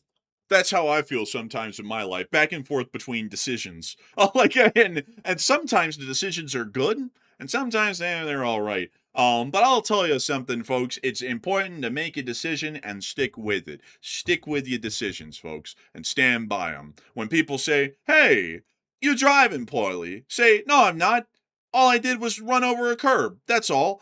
I'm fine. I drive good," and just keep driving. In the modern day, folks, it's all the rage to be completely nose blind to anything that you do wrong. So remember that, folks. If you just stay on course with whatever the hell you're doing, whether it be right or wrong, as long as you're confident in it, you'll have that at least. But a big thanks to you for the support and help this channel to keep it running, Blind Man. And also, outside of the joke on that song, that's very interesting. A 1,847 pound reel of paper. I always thought they were called like a ream of paper, because I'd always heard in like the railroading world when they talk about like the paper mills loading like the paper reels or reams onto a rail car, they always call them reams. I don't know why, but beyond that though, that is interesting. 26.9 miles an hour. Who in the world had the little like speedometer thing out to clock the speed on that thing, like to see how fast it was rolling? I'll be interested to know. But 1,900 pounds, that's pretty heavy right there. That could do some damage. Let's see, that's almost a ton actually. That's literally a ton of paper rolling around on the floor. So I mean, I wouldn't want to take my chances with that. I don't know about y'all, but big thanks to you so much for the support, Blind Man, and helping this channel to keep on running, because it is folks like you who help to make this thing possible and help us to keep it rolling, and we're always greatly appreciative of that. And so with that, we are on to the next one. Also, by the way, to address something else real quick, the Iranians are claiming that the U.S. hit a neighborhood, and they're saying it was in a vaz or nearby to a vaz called the Alu Akbar neighborhood. And I'm not joking, by the way; it's legit the name of it. They're saying that 4 to 5 Iranians or actually 4 of them dead and 5 injured in the Alu Akbar neighborhood, which is a trip to say that, by the way. It's legit. They're saying that 4 are dead. We haven't gotten any confirmation of that. It sounds like it could be Iranian propaganda, because all the strikes that we've seen so far, it looks like it was mainly military strategic targets that were likely hit. We don't have an exact target list of what was destroyed yet, but I mean, the U.S. isn't in a habit of dropping bombs on neighborhoods, where they have had obviously some tragic mistakes, like one of them that was the most infamous about the school that was hit, but it's not a habit of the United States to do something like that. So I don't think there's any credibility to it. If there's new information that comes out, we'll say that, but I think that's more Iranian propaganda. It's like, also, how the hell do they know? It's like the attack just happened, so how would they know how many are dead yet? They haven't had a chance to even search. Yeah, it seems quite questionable to me. So I wouldn't really take it with any credibility, folks, until there was some there was absolutely verifiable proof that came out that happened. And just a written report doesn't really account for much, because the Iranians write down a whole bunch of things and almost none of them are true. So with that, I hope that does address that the best. Also, I mean, the Allah Akbar neighborhood, I mean, let me pull this up. Is this a legit? Let's see here. Allah Akbar neighborhood. Let's see here. Let's see. When you type that in on the internet, the first thing that pops up is a horrible tragedy that happened in New York 5 hours ago. That's not good. But let's see here in Iran. Let's see. Is that legit? Allah O Akbar Rural District. It's a residential neighborhood. Hell, it's saying here that the Allah Akbar Hill residential neighborhood's in Bandar Abbas. It's not even in Avaj. So the location's not even right in the report. This is not outside of Avaj. This is in Bandar. Abbas, that is. So, interesting. So, Allah Akbar Hill is apparently what it is. But I'm not buying that. Man, here in the South, we live in a wonderful community. We live in the town of Praise Jesus. It's a beautiful town. It's like we have the Praise Jesus post office. We got the Praise Jesus barbecue. It's a wonderful time.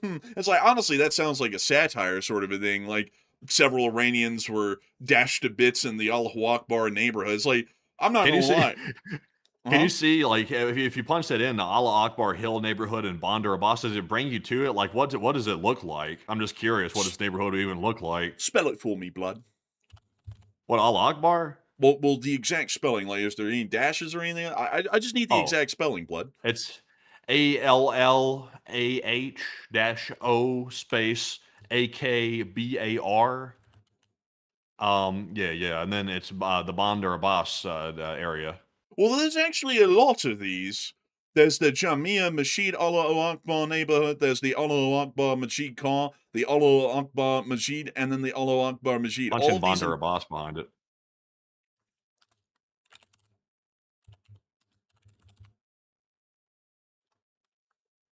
So this takes me to Bandar Abbas, yeah. Must be what they're talking about. It says Tapi Allahu Akbar shopping mall. It says, man, it's now saying it's a shopping mall. It's a great place. Like, bro, that's the only review. It's a great place. All right, let's get to business. They have absolutely no street views here except for one. This looks like some shit straight out of a horror movie right here. Where the hell did the sky go? Like, where did it go? Man, it's gone. Man, like, that's the T3RB flying over right there. Just takes up the sky. Honestly, man, like, this is the only picture. Like, they don't really want to show this neighborhood too much. Let's see here. What do we have in this backyard? We got some clothes out to dry. Let's see. We have more clothes out to dry. We have an HVAC unit that has a table on top of it. Honestly, I will say, HVAC unit and RAM probably very important to have. They have like cooking something on top of the AC. No, I think it's just stuff they put up there. It's like a shelf, like kind of. Interesting. Basically. I think that might interfere with the way the AC operates if the condenser can't get any air to it. And then they have a bucket below, which is apparently showing that this thing's got a drip going on. Maybe. And then they have like this little sitting area. This very scary looking child's bike, like that looks like it's literally in a horror movie. Tons and tons of sandals out in front of the door. Like there's like dozens of sets of them. Also, they have the blue water drum. That's like I like those are all over the place in most parts of the world. And then we have a Subaru. I don't know. It might be. Well, no, I don't think that's a Subaru. I've never seen one looking like that. I don't know cause, man. I'm just taking my best guess, And then we got another HVAC unit with a shelf on top, and then a red light on the wall. More clothes out to dry. Another bucket and like a stool. Is there not like a Google Images like of the place? Like, did they have some images that show the place? Like, if you go back, like, did they have any? No. Is there any like a restaurant or something that we can click on and get some pictures? I'm just trying to get some visual reference. I want to know what the Allah Akbar neighborhood looks like. Well, I can tell you it looks like shit. Like, I can tell you that by satellite. It looks like a Brazilian slum. Oh man, honestly, there was some little pin right there. Oh, there's no pictures on that. They don't like pictures. What about that park over there or anything? Nothing no here. Pictures. How about the soccer field? Okay, they have. Oh, they got some. All right, so we have the local soccer team. They're kind of short a couple of players, but oh well.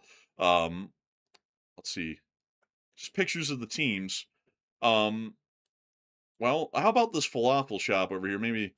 Okay, so here's a couple. Oh, we got pictures. This is the only picture. Why are all the pictures taken at night around here? I wonder.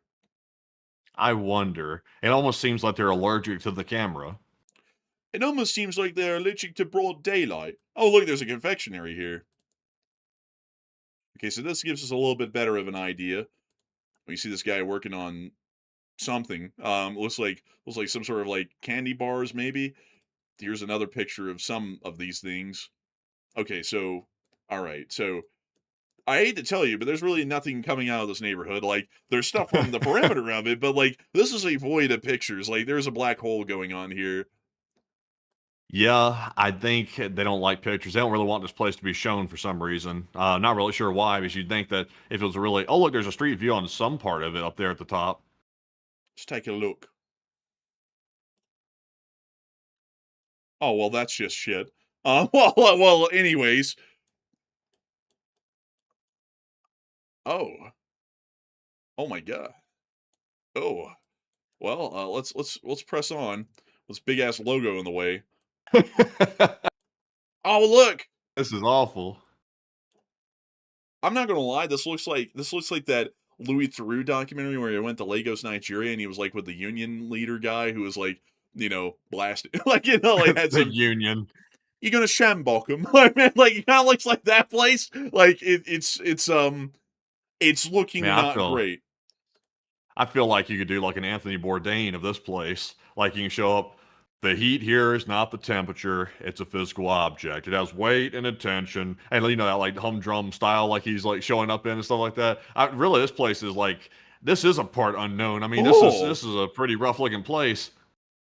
Oh my god, man. I like legitimately, man, like I gotta tell y'all folks, I've been on an absolute binge off air of watching Louis Theroux documentaries. Like, I don't know why, but they are just wildly fascinating. Like, they're very fun to watch. And I was watching one yesterday where he was in Nigeria, and they had like these freaking like neon colored t-shirt like police officers. Have you seen that one, Matthew, before? I think so. And like the police chief guy is like going around, he's like, "You built your house on that sewage. You must rip it down." And then they like bring in like literally right then and there, they just bring in the demolition vehicle and start destroying their shop. And there's people on the street like, "They're destroying my shop. Like I'm a tenant here," and like they're going off and stuff. It was absolutely mental. This place looks just like that. Like no joke, it looks identical. And I'm not gonna lie, it didn't look that good in the documentary, so I'm saying that with it not being like, oh well, it's fine. It looks pretty bad. What about Central Bandara Boss down here? Like, what does this look like? Oh, they didn't. Why did the man not want to go down there? Come on, man. Not even the Google man wants to drop down. Bro, the Google man's going, He's like, your ass is getting down there, boy. No, what the hell? No, get down there. Oh, what? Okay, hold up. We're gonna. I want to refresh go this. down there. Boy! Look at it. It just will not go down. Zoom in closer to the street. We're gonna get right on it.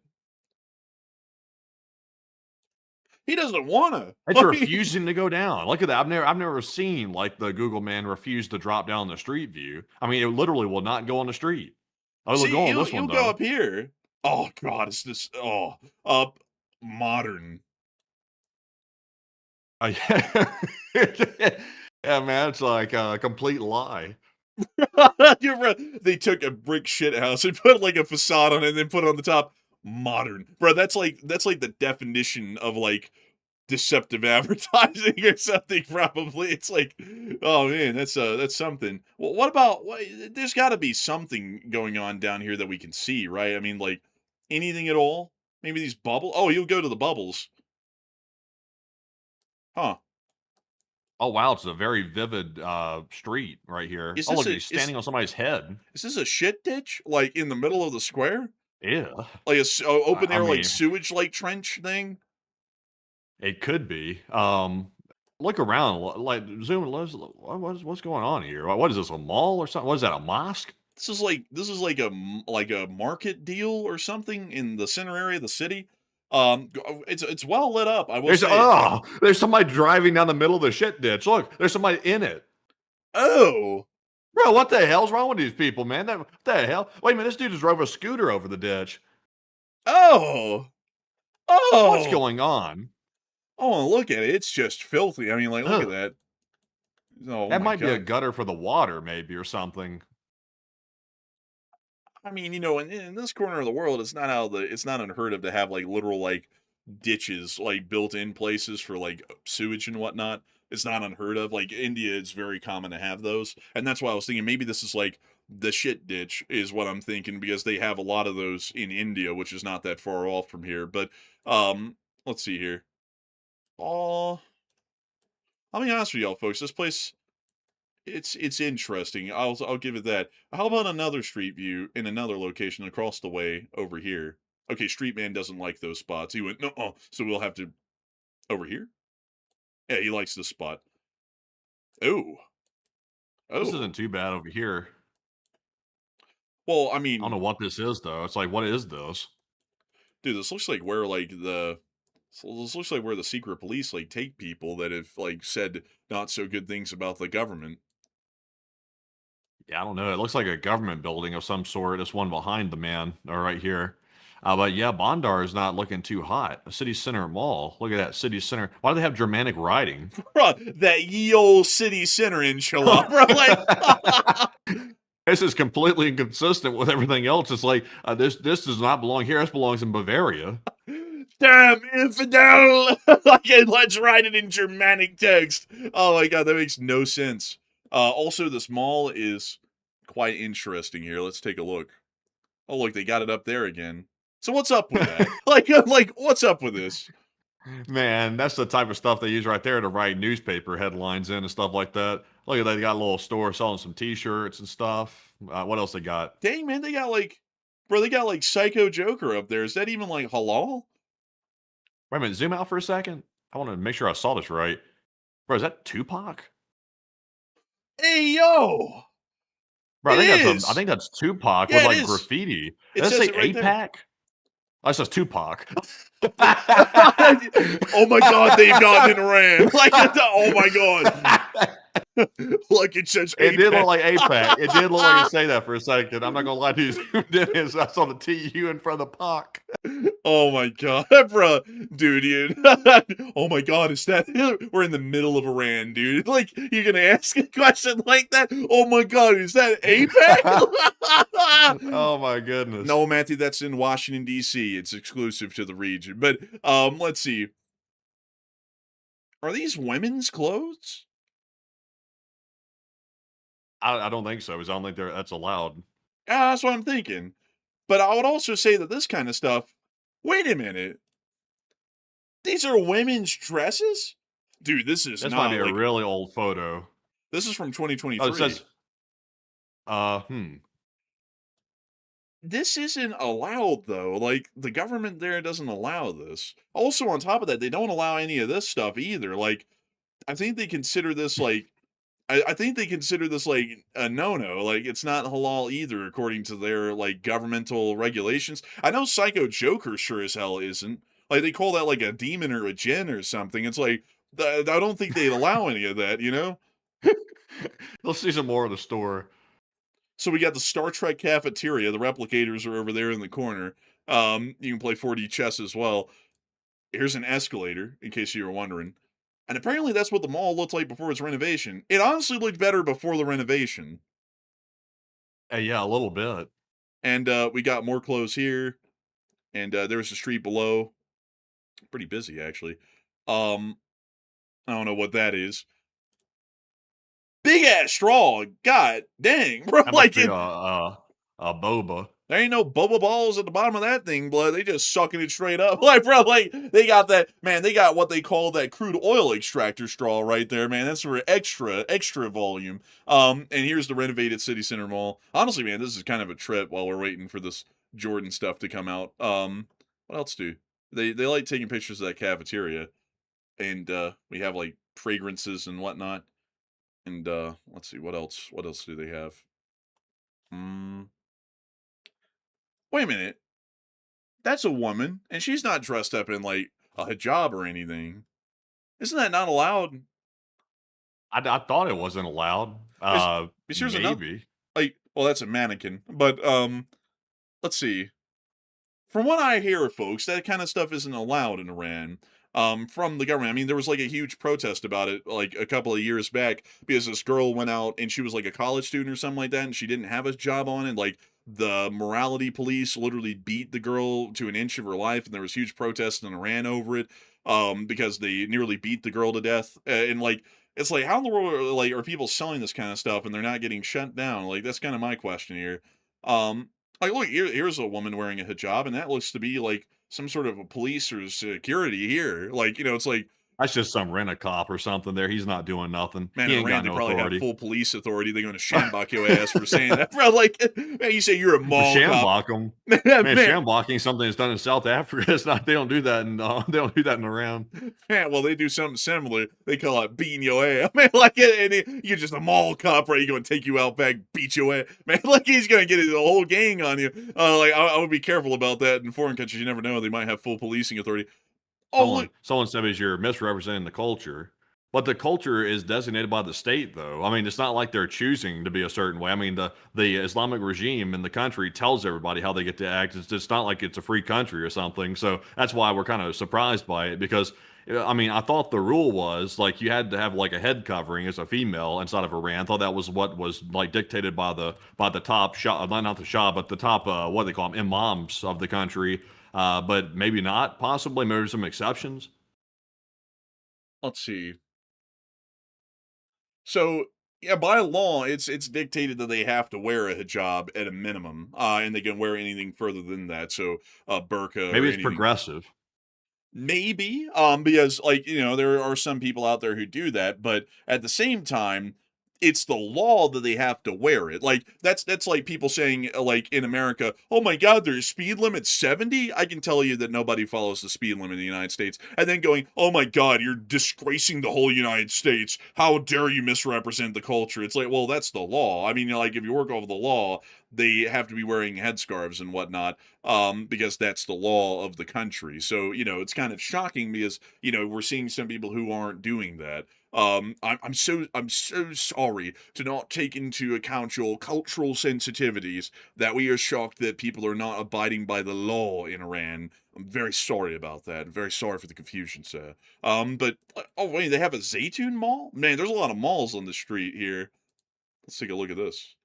Okay, this one's clearly Dolce Day. Like honestly, I mean, I wouldn't go to this one. I don't know about you, but like see, look, this lady's wearing a hijab, and that one is, and that one is. So why in the hell would you say it's like offensive to like go, why the hell is no one wearing a hijab? Like, look, that woman is, and that woman is.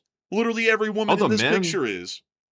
don't the men have to wear something too? I mean, isn't there some rules on that or something, or is that a free for all? They can kind of wear whatever they want as long as it's not like, blasphemous or halal as they call it. Well, actually, haram. That's what it is, not halal. Halal is the food standards, like kosher, but haram is the stuff that's forbidden. And I think that they do have some rules, but it's a lot more lax on men. Like men can wear really kind of like whatever they want as long as it's not extremely obscene or anything like that, or has any sort of anti-religious statements or text or imagery on their clothing. They can kind of wear whatever. At least according to the What's law that I know of. in the Gulf states, like like in Qatar, like Kuwait and places like that. The white robe, like with the headwear. Like, what is that called? Like the traditional, like like the type you wear outside type deal. That's not traditional to Iran. That's traditional to the Arabian Peninsula. I forget the name of the thing though. I Man, like those things. I might have to get one. I think they're actually pretty cool. I'm not gonna lie. I think they're kind of neat. Man, There's a reason for it too. It protects you from the sand. also protects you from the sun. Yes, that's true because it's very harsh. Yes, yes. It's actually a neat, like, kind of like science behind those. Like, they're very baggy and they allow for, like, basically an air pocket to exist in your clothes. So when the sun hits the fabric, it bounces all the fabric without ever really making direct contact with your body. And that's what keeps you cool in those kinds of extreme heats. But even still, like, historically, the Arabic peoples would never really go out in the middle of the day because it's basically suicide. So they would wait till, like, the late evening or night. And they would basically do everything in the late evening, the very early morning, or in the middle of the night when it's the coolest. They'd never really do anything in the middle of the day unless they were a trader, having to make up lost time or something, because moving at all in the Arabian Peninsula in the broad daylight is basically a death sentence if you're not around air conditioning or in modern conveniences. Interesting. Also, it's called a dish dasha, or a thobe. That's what it's called apparently. It's pretty cool, actually.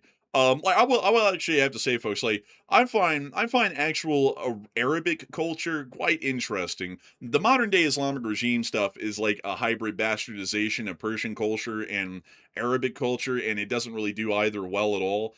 Persian culture is actually very interesting and fascinating. It's just that it's buried heavily by the Islamic regime these days, and how it really was for most of history. But the Arabic cultures are actually very, very fascinating, really interesting stuff. And so um, anyways, outside of this whole rabbit hole, I also saw someone say, and not to get into the religious side of things, but it is an interesting fact. Bob said many Muslims accept Jesus as a prophet. Well, that's because in the Quran he actually is a prophet, and so that's why they say he is. Like that's something interesting. Um, that you can kind of get into when you listen to like theological discussions. Basically, like if we're talking about Judaism, Islam, and Christianity, they all accept that Jesus did exist, but they all have different interpretations of how he existed or what he did while he was alive or what his importance was. But all three religions do like accept on a theological level that he did exist. I mean, there's countless proof. I mean, even historians, and I'll have to tell you myself as a historian, one thing that you actually learn is that Jesus was a real person that did exist. It's just that the thing that's in debate is all of his miracles and his actions that he did that while he was alive. The debate between some people is, did he really do them? And if he did, to what extent did he actually do them? Did he do all of them? Which the Christian belief is that he did all of the miracles that is claimed in the Bible. The Islamic people say that he didn't do all those miracles, and the Jews say that either, Oh as well. no. No, they say that he did. The Muslims believe that Jesus was born of a virgin. They believe they performed miracles and that he'll return to earth. But the big difference is they don't believe he's the son of God. They think he's just a highly revered prophet and a messenger, but he's not. He's not the son of God. I think that in the Islam religion, that's Muhammad's place. Well, yeah, but that's like the thing though. Like as far as like the miracle of like resurrection and whatnot, they're like, I don't know, like they're on that part. But they say he did conduct some miracles and that he was a prophet. And then the Jews say that he was nothing but a charlatan and basically a fake, and that they're still waiting for the return. Well, more so the prophecy to become true. Which, according to the Christian faith, the prophecy did become true. That was spoken of in the Jewish prophecies at the time, and Jesus was the really return of God on earth for the larger part, and he lived and died for our sins and whatnot. But that's the difference between the three religions. And then there's a small group out there, like we're speaking like as far as like the percentage groups. You have the historical people that say there's plenty of proof. There's plenty of proof in Roman documentation from the time that he did exist and that he was executed for crimes, crimes against the state and whatnot within the area. The Islamic people say that he existed. The Christians say he existed. The Jews say he even existed as well, but he was a fake. There's a small group though that say he doesn't exist, and those people kind of have their own reasons to say it. Although there's plenty of proof historically that he did exist, but everything else, like the one thing that you can get into historically and can confirm and prove is that he did exist and that he did live. He was a real person. The other stuff outside of that is the part that's up to conjecture, and that's when it gets into the religious argument that we're not going to get into on air. But anyways, with that, I hope that does address that the best I can. And with that, also by the way, like if I gotta say, like to one person who's doing this in the chat, it's very unbecoming looking to start going like frothing at the mouth just because religions are brought up. Like I'm not getting into a religious discussion here as to whether believing is right or wrong or anything. We're just discussing it as a historical or a topical standpoint, and that's not really a good look, man. I gotta tell you, to go that mental about even the mention of it. But anyways, with that, we are on and into the questions again. So what do we got, Matthew? All right. So in the meantime, I'm not sure what the holdup is right now with getting more information out of Jordan, but that is being censored heavily apparently because we are getting literally no updates, text, photo, or video wise. And we were able to see that they were intercepting stuff in the air. So I'm not sure what's going on with that. It seems like there might be a censorship regime possibly in place or something like that because we've gotten zero new updates at all. So with that, moving right back into our super chats here, this one is going to go to none other than Cerberus3, who puts in a $20 support. And thank you very much, Cerberus, for the 20. I said, was able to get insurance and air ER on back burner to validate the 40,000. And also, that's pretty solid, by the way. I didn't even know you could do that, but I'm glad you were able to do that. He said, I hope you rested well on your B-Day, Matt. And thankfully, yes. He said, did you hear about the national train deal? And one from the chat, please, in LSA. The national train. Let me type that in. I haven't heard of that actually. The national train deal. Train deal. Let's see here. Oh my goodness. Amtrak's come out with like daily discounts and deals. Wow! But it's only you save 10% on most Amtrak rail fares for travelers aged 65 and older. Military, active duty military, and veterans and their families get 10% off. And kids aged 2 to 12 can save 50% when traveling with an adult. And select seasonal promotions offer kids ride free. Wow, that's actually Didn't they really already cool. have that? I don't know if they did, but that's I could have sworn they had that. I think everybody has a senior discount and a kids discount. I'm pretty sure everybody has that. I think they did. Like, I think they did, but I didn't know about that. Like, it hasn't really crossed my mind because I don't have a kid and I'm not a veteran or a senior citizen or anything. But that is really cool, though, actually. And I gotta say, really nice to know that you were able to get that whole insurance thing sorted out there, and hopefully things will continue to keep getting positive news on them in that regard. And I hope that you're still doing well, Cerberus, in that whole situation, and you're still on the mend. And a big thanks to you for support and helping this channel to keep it running. And we will make sure to take one from the chat in your honor. So, Matthew, what do we got? And the one from the chat goes to Terry Olilia, who said, "Did you see that Ukraine has launched a war crimes investigation regarding that Russian drone strike on a civilian Ukrainian gas station?" Yes, I did. And I wasn't going, I don't think I even told you this, Matthew, last night during the show, because I did some research during the show while you were talking at a point, and it was the Strix unit that did that. Like, some people were saying, that's not even their unit identifier. I went and looked, the drone interface was the same on a clip from 3 weeks earlier, where they were striking targets just a couple of miles south inside of Ukraine near Vovchansk. The logo was the same, everything was the same. So it was actually the Strix unit that did that. And I did hear that Ukraine is launching an investigation into that. And I have to say, like, I've got to give it to the Ukrainians. Whenever things like that happen and it crosses the threshold where someone notices, they jump on it immediately. And I do have to say, folks, there are some that I've seen where something happened, but it's really hard to identify anyone involved because it wasn't published from a unit. It was just like a random clip. Like, one time I saw, like, I'm not going to get into the grave details of it, but I'll give you all like a brief overview. There was a Russian that had surrendered, and there was this Ukrainian soldier who had him on his knees, and he had a screwdriver in his hand, and y'all can kind of fill in the blanks of what probably happened next. But that one, from what I know, they never found out who was involved in that. They were never able to prosecute him. But it's good to know that they launched an investigation into it because it was an actual act that was conducted. I generally believe that armies of the Western forces, which include Ukraine, have to fight in a noble and professional way. And people will say it's war, but I don't really understand that statement because it's like, just because it's war doesn't mean that you're overtaken by some supernatural force which forces you to kick in someone's door and murder their whole family because you walked into their town. Like, it's like war is nasty and there will always be civilian casualties in war, but conducting acts of brutality, like going out of your way to conduct acts of brutality or brutalisms on people, that's not a part of war. It shouldn't be, and I don't really know why in the world people try and explain that stuff away and excuse that sort of a deal. So I would say it's a good Also, thing that they did. Cerberus just said, by the way, not to jump off the topic, but to get this out why he said it. He said that he meant the intercontinental train deal was what he was referring to.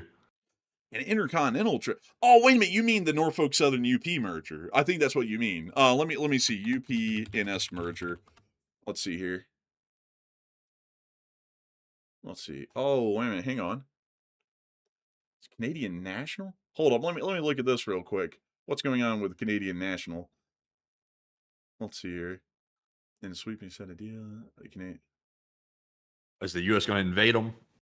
No, so apparently Canadian Pacific, Canadian National, which is CN, which I love their paint job. It's really cool. They have the worm. Have you ever seen them before, Matthew? Canadian National? Oh, yeah. Yeah, I've definitely seen it. Are you sure? What does it look like? What does it look like then? It's like the NASA stylization of the old NASA worm logo that they did for CN, for Canadian National. Oh yeah, name 3 railroads. I'm just kidding, by the way. But that's their Norfolk Southern, Union Pacific, CSX, Canadian National, Norfolk Southern. You're missing one. CSX. You're only missing one. You already hit all of them but one. Which one are you missing? It's got Bunsev. it's got Canada in it. It's got Canada in it. Fairly new. Bunsev. Oh, BNSF. Yeah, that was another one. Yeah, But yeah. there's one more. There's one more. It's got Canada in the name. Canadian Unified. Canadian Pacific, Kansas City. That was the one you're missing. But those are the 5 major railroads in the United States: UP, CSX, BNSF, CSX, and CPKC. And then Canadian National has some access in the Chicago area. And apparently, Canadian National today, from what I'm reading, has backed off and said that they would actually not oppose. They're not going to support, but they're not going to oppose. So they're basically abstaining from opposing to a UP-NS merger, because UP has apparently made some sort of an agreement, from what I'm reading, that they'll actually allow Canadian National to do some interchange with this proposed merge company in the future, where they would actually transport their goods through the United States if they wanted that. So, or more so their cargo through the United States if they wanted that. So that appears to be the agreement. And I had actually not heard about that before, Cerberus, until right now. Thank you for sharing that. I've been following the merger a little bit, or at least the merger development a tad. Not a whole lot, though, at least lately. I'm just waiting to hope and see that it gets shot down, because I know that BNSF, I think CPKC and CSX are all rejecting this heavily, because they're saying it's basically going to create a monopoly. And I'll be entirely honest, it kind of would. Like, it's going, like, UP and NS, if they merge, they're going to have 50% of the market share by default, and it will grow because they're going to have a transcontinental railroad, meaning there's no interchange, the transportation speeds are quicker. It's going to absolutely starve BNSF and CSX, and unless if they merged as well, which would quite truly create a duopoly at that point, because you would only have 2 Class 1 railroads left in the country if all of those companies merged like that. That would definitely not be beneficial to the transportation industry here in the United States. But that's still interesting news to hear right there. I actually didn't know about that, Cerberus, and I got to thank you incredibly for the support and helping this channel to keep it running and sharing that with me, a train guy. I'm quite fascinated by that, and thank you for letting me know. And with that, we're on the next one. Also, I hate to tell you, but most of the train companies are owned by private equity, like the majority of their shares that are publicly traded. So I'm not so sure if it's really going to change much if they did it. But moving into our next one here, this one goes to Cerberus3, who puts in a 20. And thank you, Cerberus, for the second support right there. And he said, I heard there's a country really great at innovation that could help the USA adapt rapidly, and that we need their cards. But, sir, what do I know? We're so hot. We're so hot. And I gotta thank you so much for the support, Cerberus3. And I also have to say, sir, it's me. It's the Donald Nader. It's a wonderful thing to be here tonight. It's a great thing. We're currently bombing Iran. And someone asked me today, what do you think about the rising fuel prices? I said, honestly, I hope they rot. Like, and we're gonna keep it going. Who cares? Who cares at all? Like, really, honestly, who cares? Not me. The new one is, sir, if you're against data centers, you're for foreign countries like China and Russia. You have to want data centers. You have to beg for the data. There's people out there begging for data centers to be built right next to their house. It's a wonderful thing. He said, sir, I built these data centers bigger and better, sir, like Walmart's next to our houses. Sir, everybody wants data centers. This might be the most unpopular thing in the country, but everybody wants it. It's a strange thing, the way that works. It's crazy. I don't see one next to Billionaire Row. I don't see one next to Santa Monica. I don't see one next to Mar-a-Lago, but yet they're everywhere else. That's really funny. Kind of odd that way, you know. It really makes you wonder. But still, big thanks to your support, Cerberus, and helping this channel to keep on running it. And I just heard, before we moved on to that super chat, that Matthew threw a little bit of heat my way, folks. I don't know if y'all heard that. He told me that all the railroads are owned by private equity, so it doesn't really make that much of a difference. And Matthew, you've opened up a can of worms, son. Y'all opened up a can of worms. I can't let that go, because I was sitting there when you said that. I was like, wait a minute. And then you moved right into the question. But before we move on from this question, it would actually affect a great deal. Because yes, they're all owned by private equity. But the thing about the railroads is that each one of them is a self-contained ecosystem of jobs. Each one employs tens of thousands of employees. I believe UP is the biggest employer, but each one of them has their own little ecosystem. And because of that, Norfolk Southern has to run its own rail yards, its own interchanges, its own maintenance of way crews, its own subdivisions, its own division heads. All of those are different jobs with sometimes amazing pay.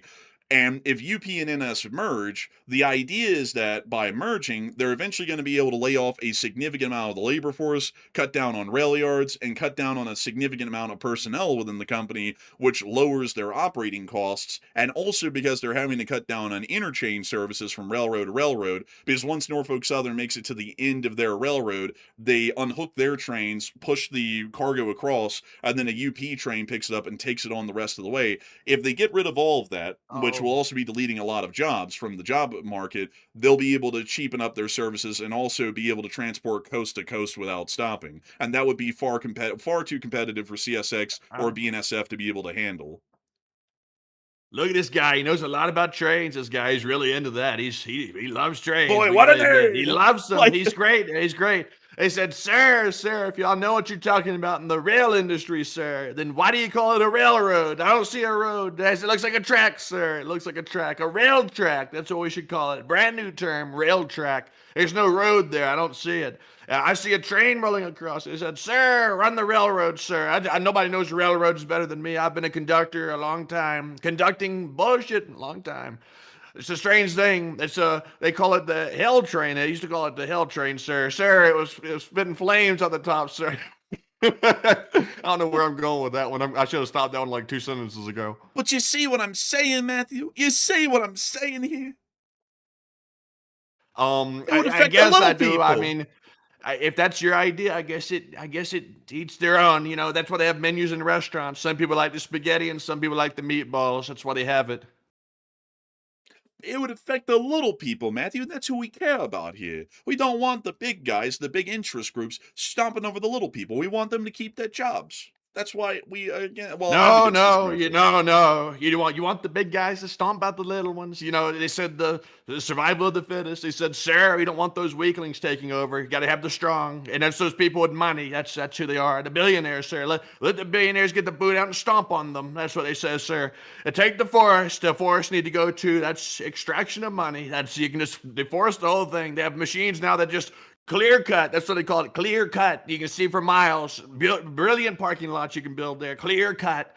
It's clear. We don't want obfuscation. We don't want that. It's bad in the forest. You can't see anything. The bears can sneak up on you. It's better to clear cut it. Tell Yogi to go find his own house. He's got to pay for that. Freeloading. That's what they're doing. Freeloading on the taxpayers' dime. Those Yogi Bears and all those bears. You know, I went to Yellowstone the other day, and I said, why don't we build a giant Walmart here, a big, beautiful Walmart, and let's mine out the beautiful, clean coal out of the ground here. It'd be wonderful. It might be on top of a super volcano that could blow up if we mess with it, but who cares? Why don't we turn it into a nuclear testing ground, drop a couple of nukes on it, see what happens? You know, honestly, public lands, folks, are more like shit lands. It's stupid. Who in the world cares about the public? Let's just strip up all the lands, cut down all the trees, and let's just do whatever the hell we want, you know? Like, it really, honestly, it doesn't even help out the people, but we'll tell them that it does, and it doesn't. You know, we got rid of 2 national monuments, big, beautiful monuments, the Grand Staircase Escalante National Monument being one of them, and we told everyone that it was helping out the people in the local area. But what they don't tell you is that it really doesn't, because what are their people going to do around there with that land? They're not doing anything with it. The big companies are going to come in with these things called mineral rights and oil drilling rights. They're going to start mining and drilling for coal and oil and natural gas and all that kind of stuff. I don't really know a lot of common people who live in like Moab or Blanding or whatever, like going out and drilling for oil, you know? Like, I don't really think that's a common hobby. Moab, you gotta love that place. That's a great name, Moab. That's something else. They used to call it the mother of all bombs, sir. The mother of all bombs. They said it was the mother, not the father. Notice they didn't call it the father, not the phobe. They didn't call it that. They called it the Moab. They said, sir, that's something you have to be very careful about using, sir. That's something not to take lightly. And I said, I'm going to be the first. Go put it on Iran and let them have some mother of bombs. Let them have that. They said they wanted, they were begging for it. They wanted to see it. They said, sir, let the Iranians see it, sir. And they said they saw it eventually.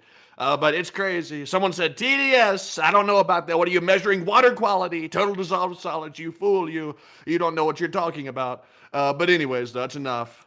What a sad little guy right there. What a sad little man. We complain and we legitimize the complaint by explaining why. Something that many people don't do. Some people say we do it the best. And you sit there and say, TDS! Well, if you want to work in public waterworks, you can, but this isn't a crying house, bitch. Get out of here. But anyways, with that, it's time for us to move on and into the next one.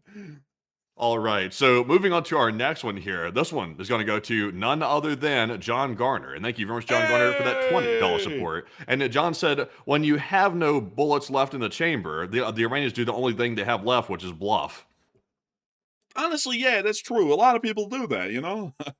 Like, a lot of people do that, actually, kind of think of it. I mean, the Iranians certainly do, I would say. But a big thanks to you for support and helping this channel to keep on running. And I would have to agree with you, John Garner. That's probably the position that they're kind of in a little. And so a big thanks to you so much once again. And with that, we're on the next one.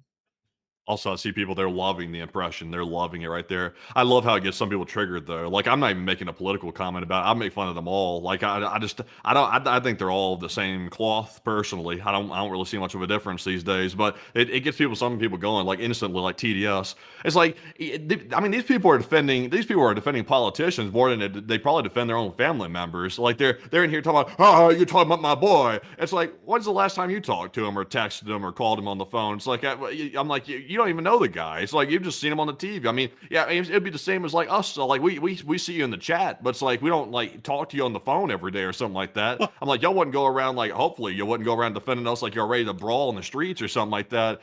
That'd be kind of a little bit over the top. Man, we've dealt with this for years. We used to do a fantastic, every day, mind you all, fantastic Biden. It was amazing. Many people call us up from miles around and tell us, yeah, sir, you've done so well at the Biden voice. But we do it every day, and people will come in here with the same shit, but it'd be the left instead. They would call us like MAGA or Nazis or fascists or something because we were just doing the voice of the president and making fun of him. And it's always so silly to me. It's like, do y'all personally know these people? Do y'all like sleep with them or something? Like, is there like some reason why these people are defending them so heavily? And I can't ever get to the bottom of it.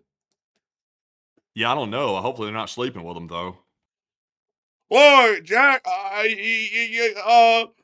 gotta suck on toes. But anyways, What the hell? Hey man, I'm just coming up with something, man. I'm just like free balling here. You know, it's like I don't know what I'm doing. Free balling. Man, this is getting worse and worse. Look, Jack, you got a bird in one hand or a toe in the bush. Hey, look. He's like digging a hole. He's digging the hole deeper. He's like he's mining for gold, but he's not finding gold. You know, I went digging for copper and I found gold. I found gold, everyone. You gotta go into the miners' camp. You gotta ask them, oh, are you okay? Are you all right? I mean, look, it's safe and it works. You're stacking spaghetti back in Scranton. Back in the day, Corn Pop was a bad dude, and he ran a bunch of bad boys. He was a bad dude. Like, I heard all the stories that he was saying about that dude. I don't think anybody knows the real identity of Corn Pop, but apparently, according to the stories, at least allegedly, he was banging straight razors on the street and putting them in rain barrels and letting them rust up and going around the town and terrorizing people. Apparently, that's not a bully, bro. That's like a criminal. I'm not gonna lie.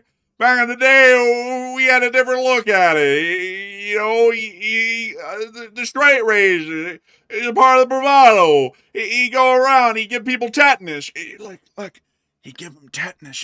He got them nice and good. And they stiffen up from the tetanus. Like, you gotta remember, we gotta have tetanus shots. But anyways, with that, oh man, I wish I could be as incoherent as some of his statements used to be. I don't know what it is, man, but after he got out of the office, have you noticed he's like perfectly coherent now? Have you ever seen like an interview with him recently? No, I haven't seen him recently, Bro, I watched an interview of him like a month ago, and he was literally like, look, I gotta tell you, democracy is at risk. I was like, wait, you can talk normally now? I'm like, you didn't do that at all during like the whole time you was in office, bro. Like, it's like when you got that stress, I'd imagine. Man, that stress probably like exacerbates whatever condition you probably got. It probably makes it worse. Man, maybe, but like, it's like, dude, once he like, remember, man, like literally the day after the election, it like stopped. Like before the election, it was like, well, you gotta find the soup. It's Spider-Man. And then, like the next day after the election, look, it's democracy and the people have voted. It's like, what happened? It's like, what was going on with this? I like how both of the recent presidents called Zelensky President Putin, like when he walked up, like they both did that at some point or another. It's like, and I'm like, I know Zelensky's like in his head thinking, what in the hell? It's happening again. it's happening with each and every one of them. It's strange. They say I don't have the cards, but I don't have the brain. Man, bro, man, Zelensky's like, damn, they're always thinking about this other guy while they're talking to me. Don't I matter? It's like, yeah, I mean, you do, but, they like doing that, they're all old, like very old, a little too old for the office. But, anyways, with that, we're on to the next one. And our next one here goes to Anthony Stallings. And thank you, Anthony, for the $20 support as well. He said, LSA.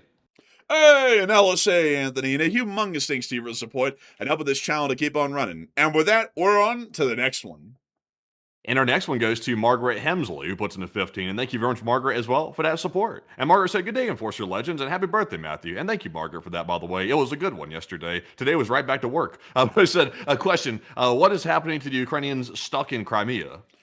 They're kind of just stuck there, and the Ukrainian government told them to just kind of be patient and try and tough it out, because eventually help will be on the way from the Ukrainian government, which apparently is showing that the Ukrainians are back to the idea they could possibly retake Crimea. So that's generally what the Ukrainians in Crimea are basically having to do. They're basically just having to hunker down and hope for the best. And I have to say the conditions are so bad there, I really don't know what the best is even going to look like in that sort of a case. But still, a big thanks to your support and help with this channel to keep it running. And Stitch, do you just say the B&O? Like body odor, or as I would know it, the Baltimore and Ohio? Man, you know something there. You know something. I would go into a rabbit hole about that, but I'll save us the time. Baltimore and Ohio is a baller railroad, though. Love their paint jobs. But anyways, with that, we're on the next one. Also, I see everybody talking about the presidents and how like that office ages them. It is interesting. Like the presidents aren't out there like digging ditches or something like that. They're not like working hard per se like that, like physically. But they like imagine if you actually have that position. Like a lot of people write the president off. They'll be like, oh, he's just a figurehead. He just sits there and stuff like that. But they actually make legit decisions. And some people are like, well, it's easy. All you have to say is yes or no. Like what's so hard about that? But if you really think about it, though, all the implications those decisions could have, like you have soldiers possibly getting hurt or possibly maimed in a war overseas, or possibly people not being able to get like health care or something, and people dying because they can't get access to health care. Like these decisions, like when you really put yourself in the shoes of like having to be the president and actually make those decisions, I mean, unless you're a psychopath, then some of that stuff might keep you up at night because you're like, well, damn, you're like, because I mean, everybody's like ratting you out every day because everybody, like half the country always hates the president. It's just the way it is. So sometimes it's worse than others, depending on if they're really unpopular. But I mean, you're getting all this hate mail constantly about my family member died because he couldn't get health care because you bastard. And they might think, well, hell, actually, that is kind of true. I did sign that law that actually took the health care from them, and they died because of it. I mean, that stuff can actually age you. I mean, if you go look at the presidents when they first take office versus when they leave office, and look at him, like, geez, man, like he really went downhill bad. Like, no offense, but I mean, he kind of did though. Yeah, he got gray hair by the time he come out of there right there. I mean, it really does have a effect. I will say there's a couple of the presidents though, that come out of office looking not so bad though. I think those might be the psychos that come out of there because they don't really have much empathy or remorse, so they're not too bothered. They can sleep well at night knowing that kind of crap's happening. So that might be a good indicator of where their mindset's really internally. Man, did you hear about Takaichi today in Japan? Speaking of like political stress and whatnot. No. Apparently, Takaichi said that, she said that she sleeps 0 to 3 hours a day, depending on her schedule. Damn, sounds like an insomniac. Yeah. Like, I was like, damn. And apparently it's like bringing about the question of work-life balance in Japan because, they're like insane when it comes to work. Like it's like basically work until you die or you can't take it anymore in Japan. That's like the culture. And apparently that's also in the government as well, I'm guessing, because of that. And so they were saying today, it was bringing up discussion in Japan, maybe this whole work-life balance thing has gotten way askew for everybody at every level. It's like, damn, it's like even if the prime minister of Japan's only getting 0 to 3 hours of sleep, it's like, what are the salarymen doing? Well, we know what they're doing. I mean, they're literally working until they drop. Yeah, and getting drunk and laying out in the streets, boozed out. Because he missed the last train or something, man. It's like, man, that's tough, man. But it's really a wild thing, like the decisions that they have to make. And also, sometimes they have to kind of have like an overarching idea, kind of like we do on this show, about where the country is now and where they kind of want to bring it in a way where or that they actually have under their control or under their own power. And so, that's something else that's also interesting as well is that they kind of have to coordinate all of their little cabinet members that they have to try and work towards an objective if they have one. I tell y'all that in this current administration, the last one, they don't have a damn single objective. Like it's just whatever they wake up and decide. So there's like no overarching plan. It's just kind of like sporadic firings off. But I would actually have to be honest with y'all folks, like in the Bush administration, the Obama administration, we're just talking about this century. They actually had like clear objectives that they were working towards domestically and in foreign policy that they had to wrangle everybody in on and keep them on the same page for the entire 4-year terms each time. So 8 years total for both of those. And that must be a lot of stress and a lot of work in itself, trying to basically delegate and kind of manage all these people and making sure that they're still all moving towards common goals. Like if you're running into office properly, I bet that's extremely difficult and stressful to deal with. Yeah, probably so. Although these days the president's largely insulated. Like when it comes, like it used to be back in the day, like when the country was in like the old like earlier days and stuff like that. You could get access to the president if you like lived in D.C. You could roll up to the White House and just like knock on the door and like wait in line for your appointment and go in there and talk straight up to him in person. Now, obviously, those days are way long gone at this point. I mean, now you can't even really like write to him. Like he's not going to read it. Some assistant's going to read it and they're going to give you some canned response. But he might not even respond at all, depending on if it's if they don't like your message or not. So I mean, there's zero like communication directly with the president anymore, like none. The only people that have a direct line to the presidents in the modern day are lobbyists, people that are like personal friends and family and stuff like that. Basically, everybody that really does not need to have a say are the ones that have instant access.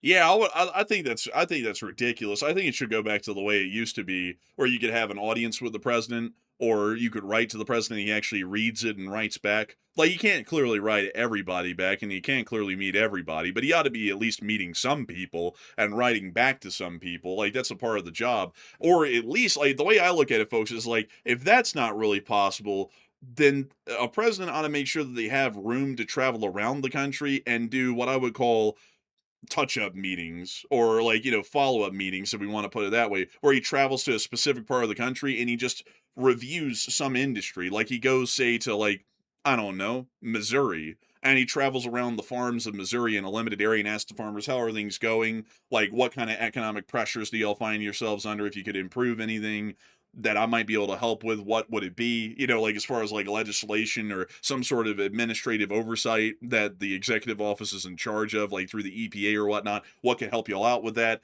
What do y'all think is important for this industry? And go around and ask questions like that of every industry if you can, and ask the actual people who work in them, how are things going? Are they going well? Are you doing fine? What could be improved? What's good? What's not good? And go around They and don't get really inputs care. from the people. Yeah, they really don't care is the truth of it, They but don't I'd really, care. yeah. I mean, back in the day, I think it meant a little bit more like, when the country was younger and people were like fresher generations of the country just getting started off the ground, they appreciated like what they had a lot more then. So they wanted to put more effort into it and they wanted to put their best foot forward. Now, obviously, they didn't listen to everybody. Like, obviously, there were some injustices that happened, in America's past. They weren't listening fairly to everybody. But over time, they improved in some aspects and then they got worse in some other aspects.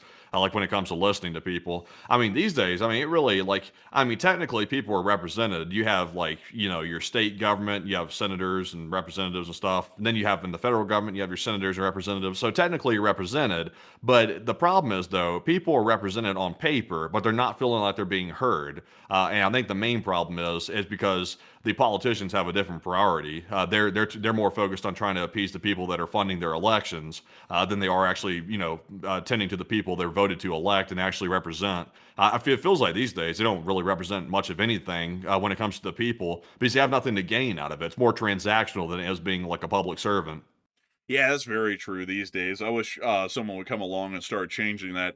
Eventually they will, because democracy, folks, always comes in a bit of an ebb and a flow. I would say that these past few presidents we've had really just this one and the last one, just to be completely frank with y'all. It's kind of a bit of a low rut. Like I'll say we're kind of in the rut right now. Hopefully we'll be able to get back out of it and have some more reasonable presidents that actually act like they give a damn, or that they actually care about anything other than themselves, or that they just don't even understand what they're really doing, at least as far as public perception goes. But anyways, with that, I hope that does address that well, at least in my opinion. And with that, we're on the next one.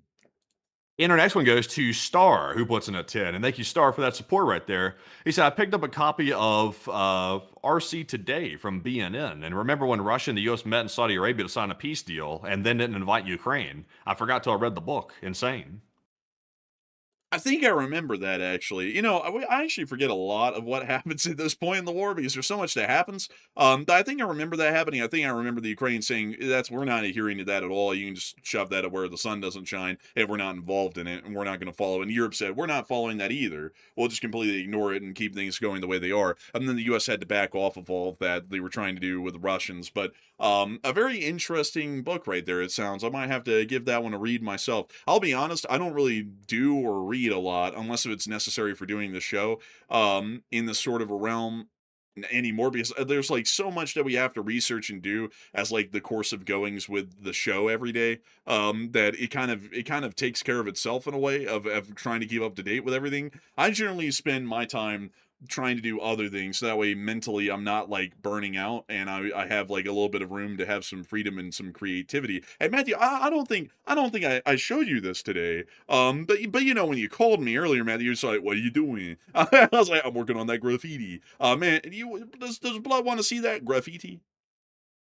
Oh, I guess. Yeah, I guess. Let's take a look at it then. Let's take a look at it. So I haven't gotten it done all the way, but it's kind of getting there. So there's the pictures, by the way, Matthew. Here's Oh, the wow. That prototype. looks real as hell. Like, is that, wait a minute, is that a real one or is that fake?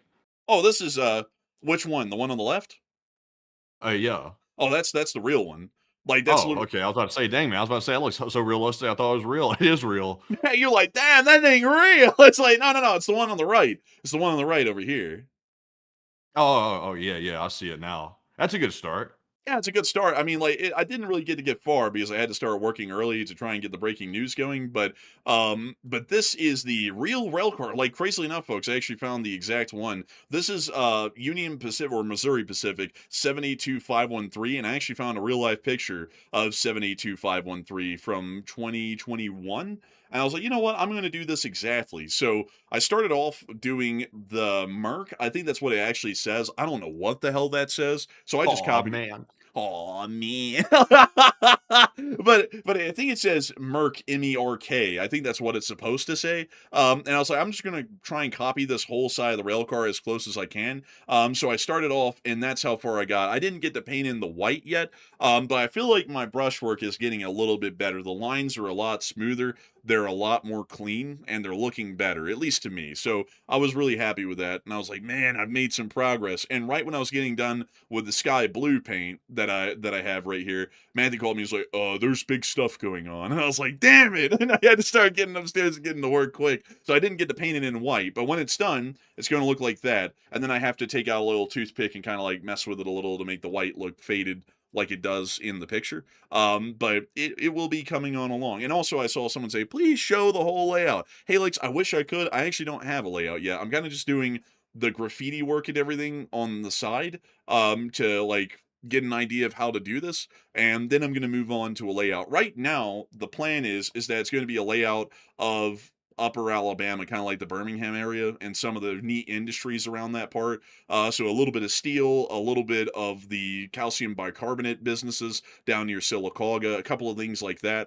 And I'm just wanting my rail cars to look really good, so that way when I finally get to making a layout, which I don't know if I'm going to make one while I'm here, because not to get into like the business too much, but I'm leasing, like we're leasing places and renting and whatnot. So like you know, I might not be here for that much Oh, longer. leasing, are you?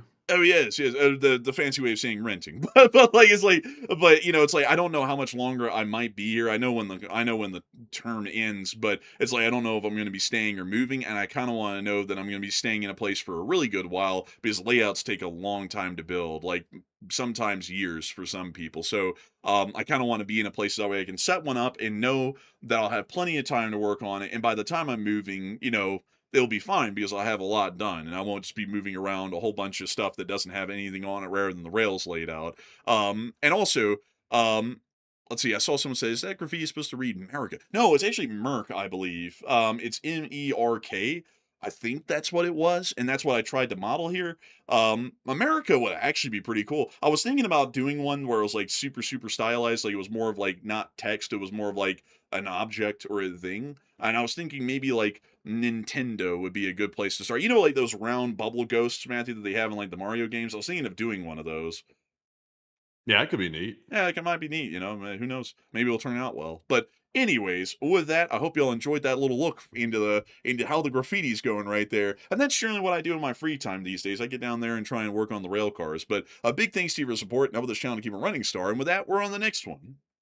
We also have a $15 support from Toxic Pineapple, and thank you, Toxic Pineapple, as well for that support. And he said, happy birthday, Enforcer Matt. Mine happens to be today. And also, happy birthday to you today, and I hope you're having a good one. He said, did you hear about the man-pads warning that ATC gave to a flight on approach into LaGuardia yesterday? It ended up being non-credible, but crazy to hear. And I did hear about that. It was a legit thing. Apparently, the ATC literally called to the plane and said that there's a man pad apparently lurking around or something. So the pilot said, "Wait a minute, what? A man pad?" And so, can you explain what that is? Like the pilot's like, you can tell he's freaking out over the radio. Luckily, it ended up being non-credible, so the threat was not a credible threat, but they were like informing people anyway of it. But yeah, I've never heard of such a thing being said over an ATC radio that there's a man pad threat. From the ground. If I was a pilot, I'd be shitting bricks up there in the plane thinking a man pad threat. What the hell? Like I'm about to go land in the airport and somebody's got a man pad lurking around down there. What the hell? What kind of airport am I going into here? Like Baghdad? Like it's supposed to be the United States of America. Damn, Rikos Island is going downhill these days.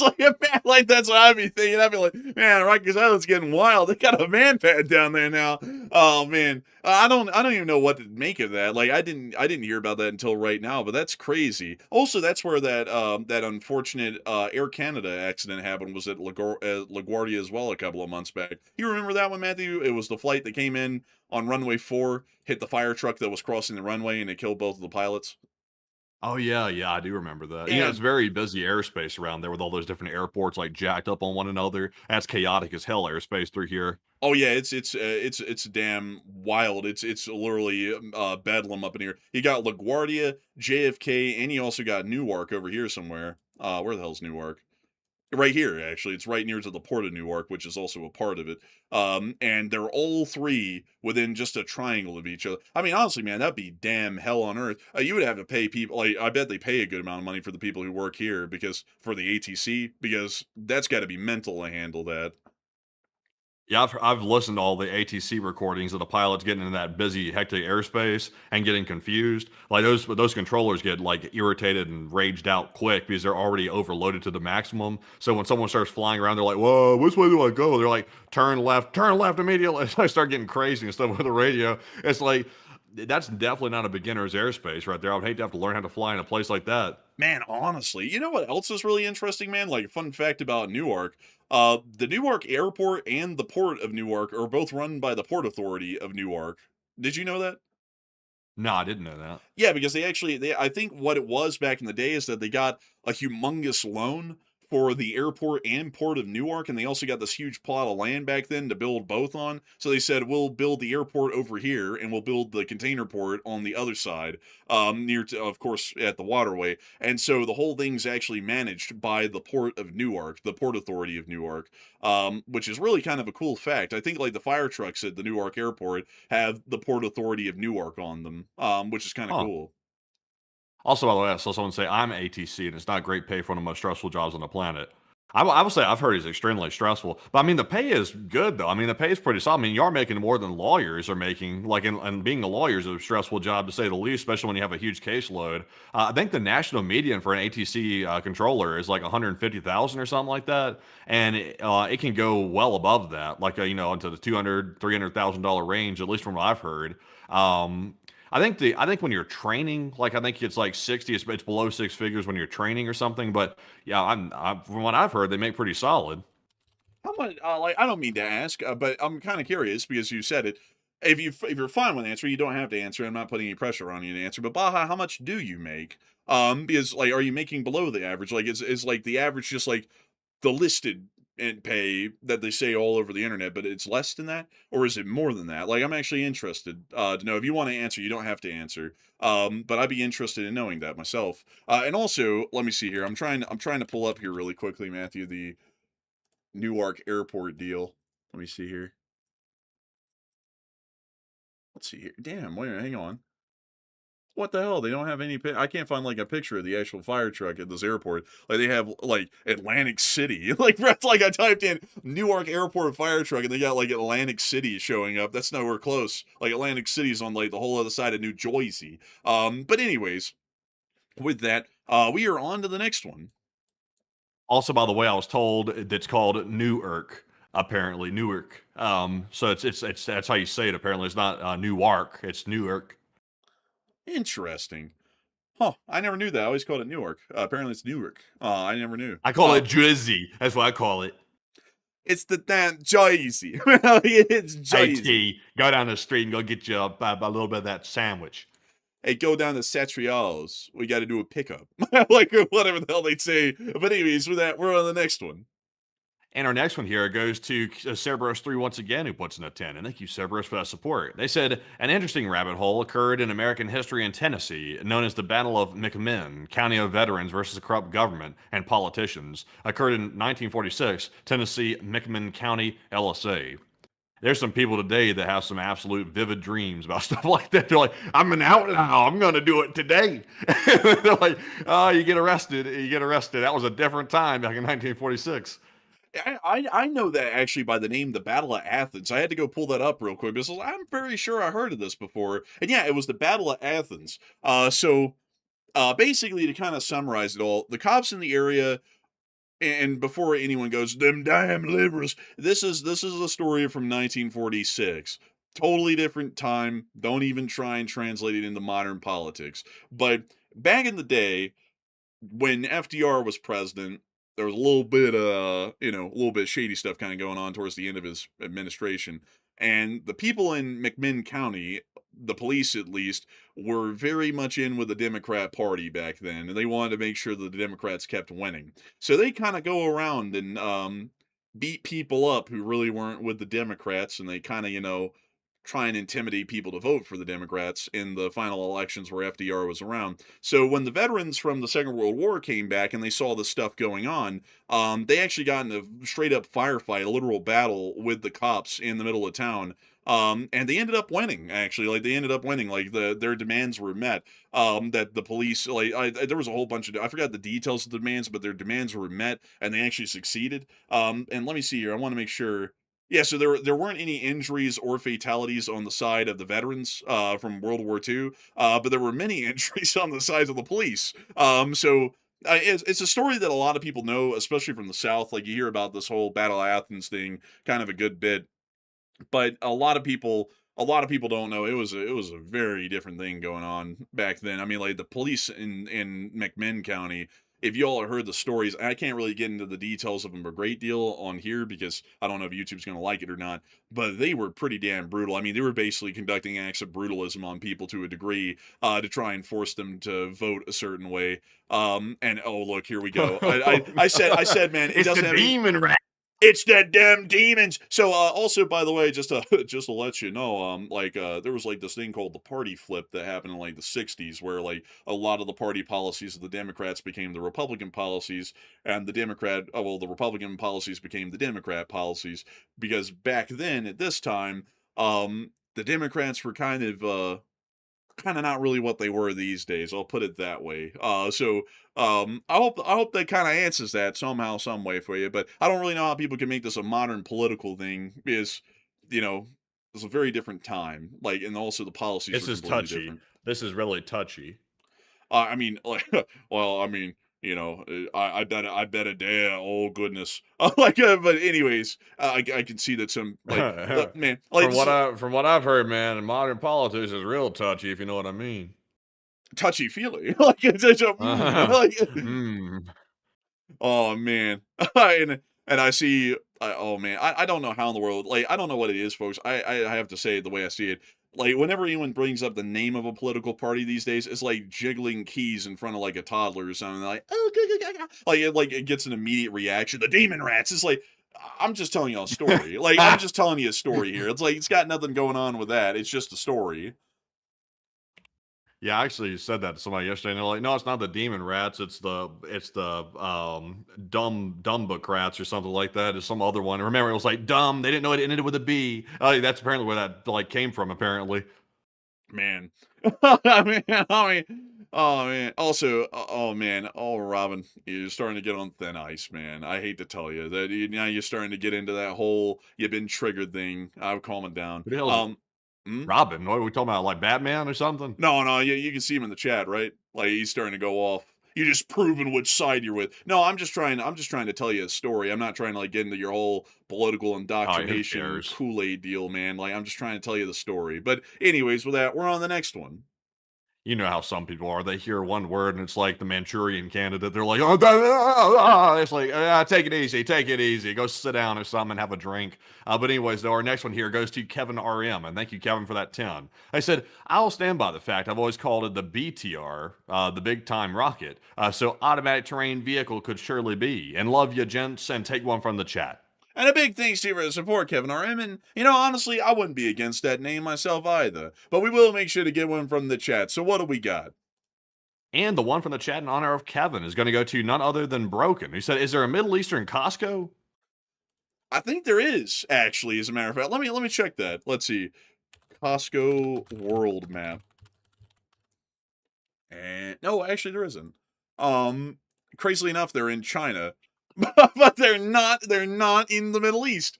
Oh, I don't know why. I don't know. I don't understand here. So Hell, probably a good business decision not to be there because you might get your place hit by Iran. well, yeah, but I mean, they're in Mexico, though. I mean, you might get like, I mean, they're not. I mean, they got hit down there. well, yeah, I mean, like, but they're there. I mean, they got literally burned down by the cartel. It's That like, was a travesty. It was. I don't think that was intentional. I think that was a travesty. Because, even the cartels have to eat. I mean, everybody has to get food. So I think that was just an accident or something. I mean, I don't know, man. I mean, like, I don't know. But anyways, with that, we are on to the next one. And what are you laughing about? Man, I'm laughing. I'm laughing at the chat still going mental, Oh. bro. Like I'm looking at that. I thought you were laughing about the Costco getting destroyed. I was about to say, what are you sick or something? Like that's a travesty, man. The Costco, out of all the places, the rotisserie chicken, they torched the place. That's awful. But anyway, so our next one here goes to Lori62, put in a 10, and also Jim Williams, who also put in a 10 as well. We appreciate both of you, Lori and Jim, for that support. And Enforcer, what say you? And a big thanks to both of y'all, Lori and Jim, for that incredible support and helping this channel to keep it running. Because of course, y'all make this thing possible and keep us on air. And with that, we're on the next one. We also have a 10 from Keith Sires, and thank you, Keith, as well. He said, have you seen the flooding in China? And some dams have burst in LTLSA. I haven't heard about that. I haven't been following Chinese news internally a whole lot. But that's interesting. That's interesting. Hopefully we won't be hearing of a huge humanitarian situation there, because while I'm not a big fan of communist China, I don't really wish poor upon the people because I don't like their government or their communist party that runs the nation. But big thanks to you for the support and helping this channel to keep it running. I hope that does address that well. And with that, we're on the next one. We also have a $10 support from Cerberus3, and thank you, Cerberus, as well, once again. They said anyone that dislikes raccoons or opossums, for shame, even our mutated horror fuel-looking Jimothy was accepted by his family. No excuses, raccoons are great, and one from the chat, please. I'm not going to lie, over the years, the possums have grown on me, like the opossums at least. They're kind of cute, actually. These things have teeth like razors. These things do right here. Like they look pretty nice, but they can do a number on somebody if they don't like it. But they're immune to rabies. Did you know that? They can't get rabies. Yeah, it's a huge misconception. People think these things are carriers, but they're really not. Yeah, Well, actually, actually, wait a minute. Can they be carriers, but they just don't get it themselves? I think they're completely immune to it. Like, I don't think they can be a carrier, even from what I've heard.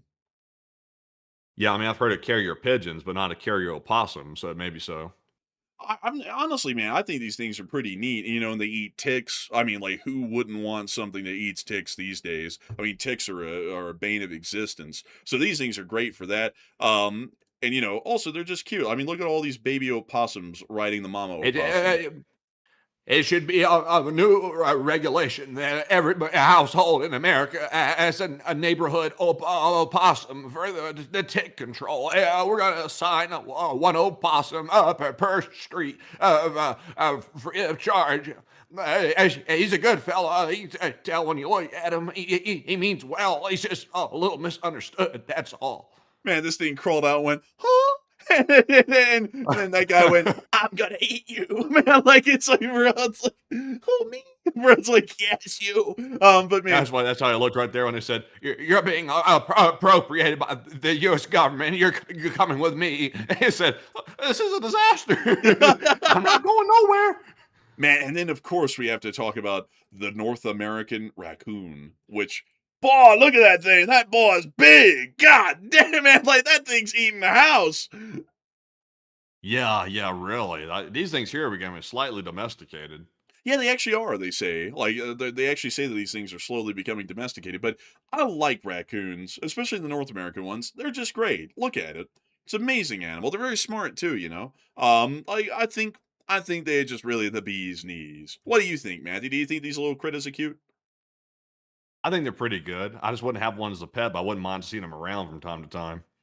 I mean, honestly, you know, as far as these creatures go, raccoons are precious. Like I just think they're amazing. There's another animal like them from China. It's called the red panda, and I believe it's basically like a cousin of the raccoon. That's what they look like.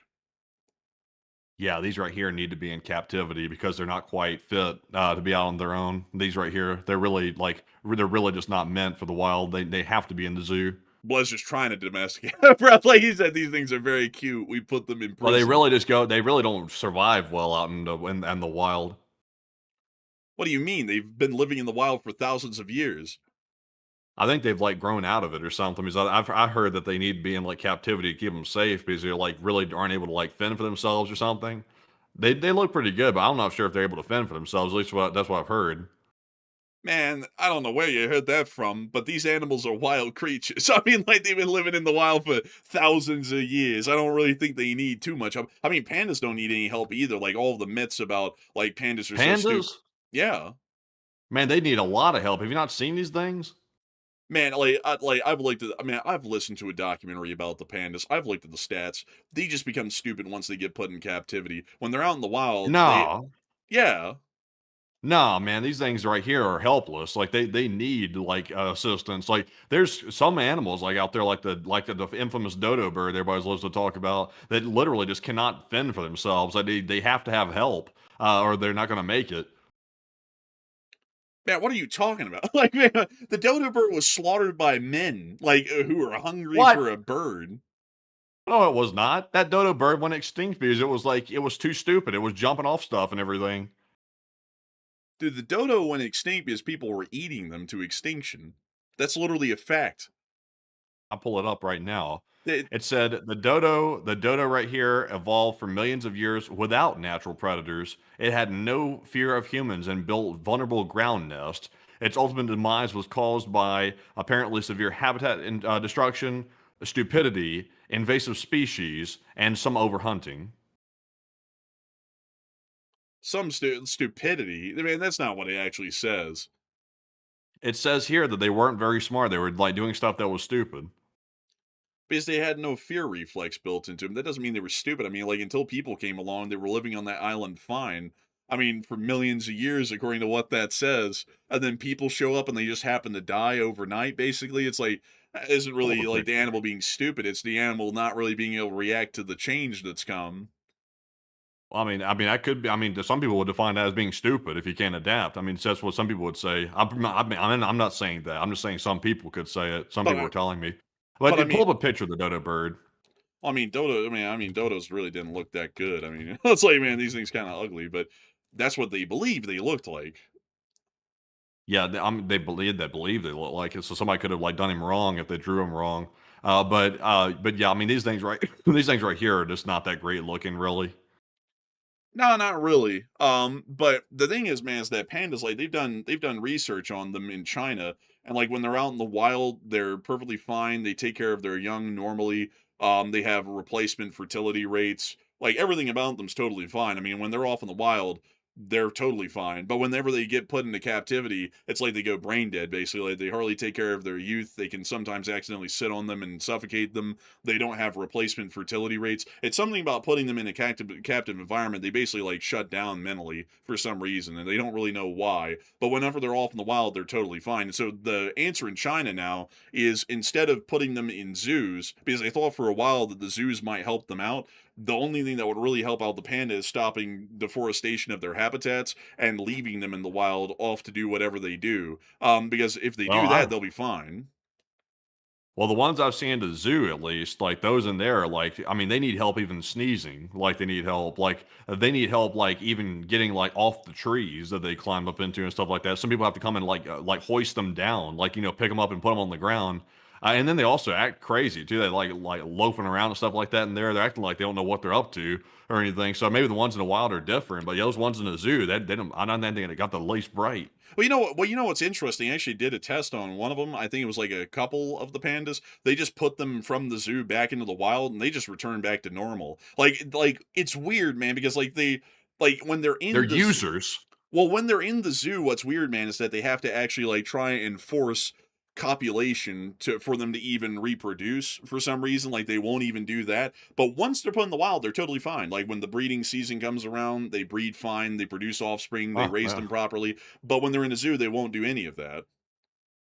Well, that's good. They still got it in them, at least when they get out there and the everything. man, But man, when they're in the zoo, they're going, duh. When they get put out of the man, wild, they never man, I forgot got about that that freak other thing. on. Man, they never forgot about that. They were sitting in the zoo dumb the whole time, thinking about, when I get out, I'm gonna go crazy. These panda bears gonna get out and go wild when they got here. But maybe they're like so smart that they're like playing dumb to like use the humans or something like that. Maybe they're playing dumb so that way they get extra help. Man, they're in the zoo going, duh. Man, then they get put back out there in the woods.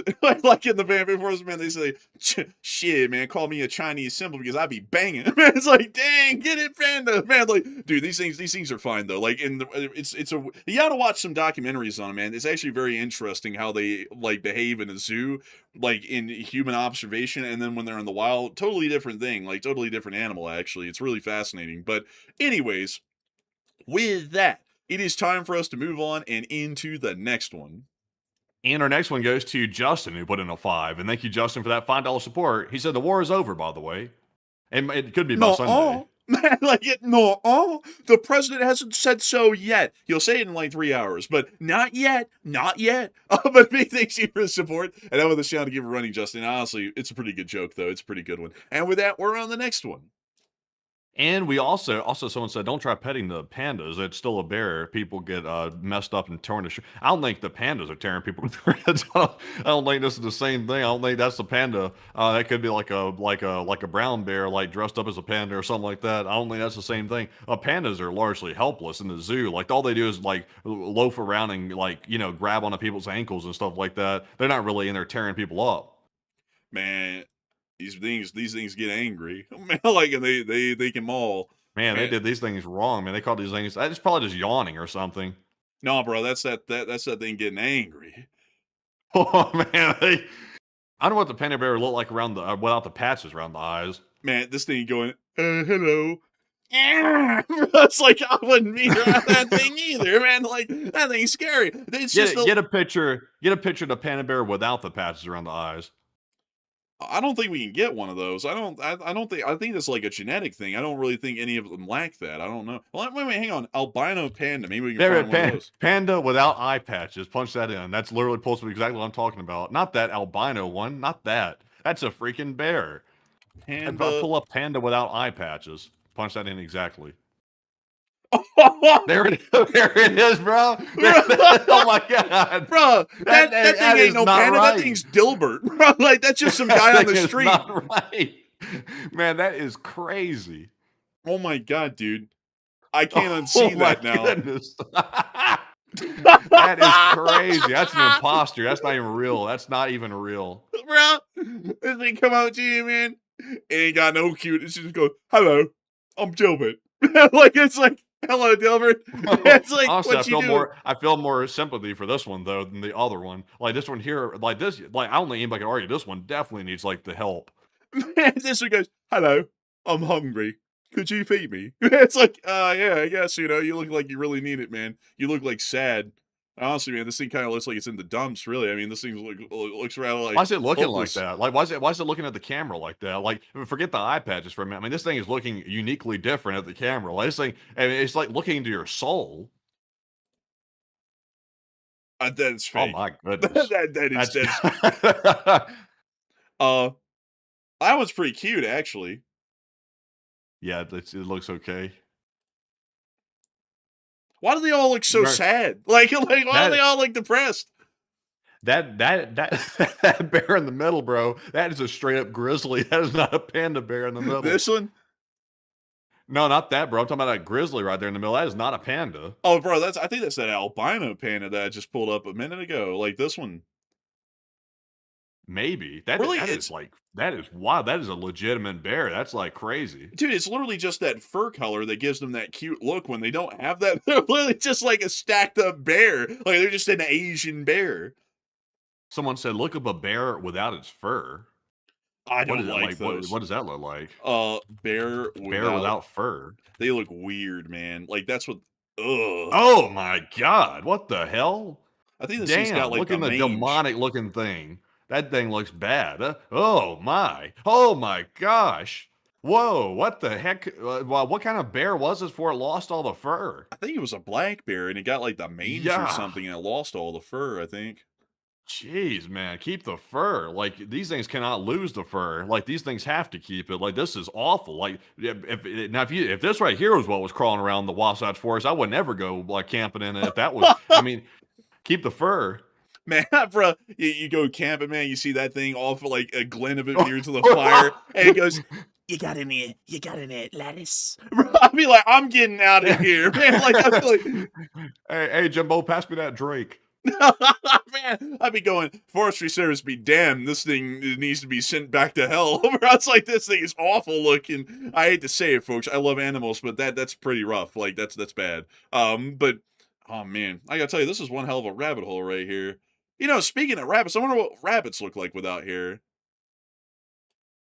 I don't know if that's even a thing. Rabbit without hair. Oh! All these animals need to keep their fur. My God! Look at that! Requirement. All right, that was a necessary adaptation. Oh!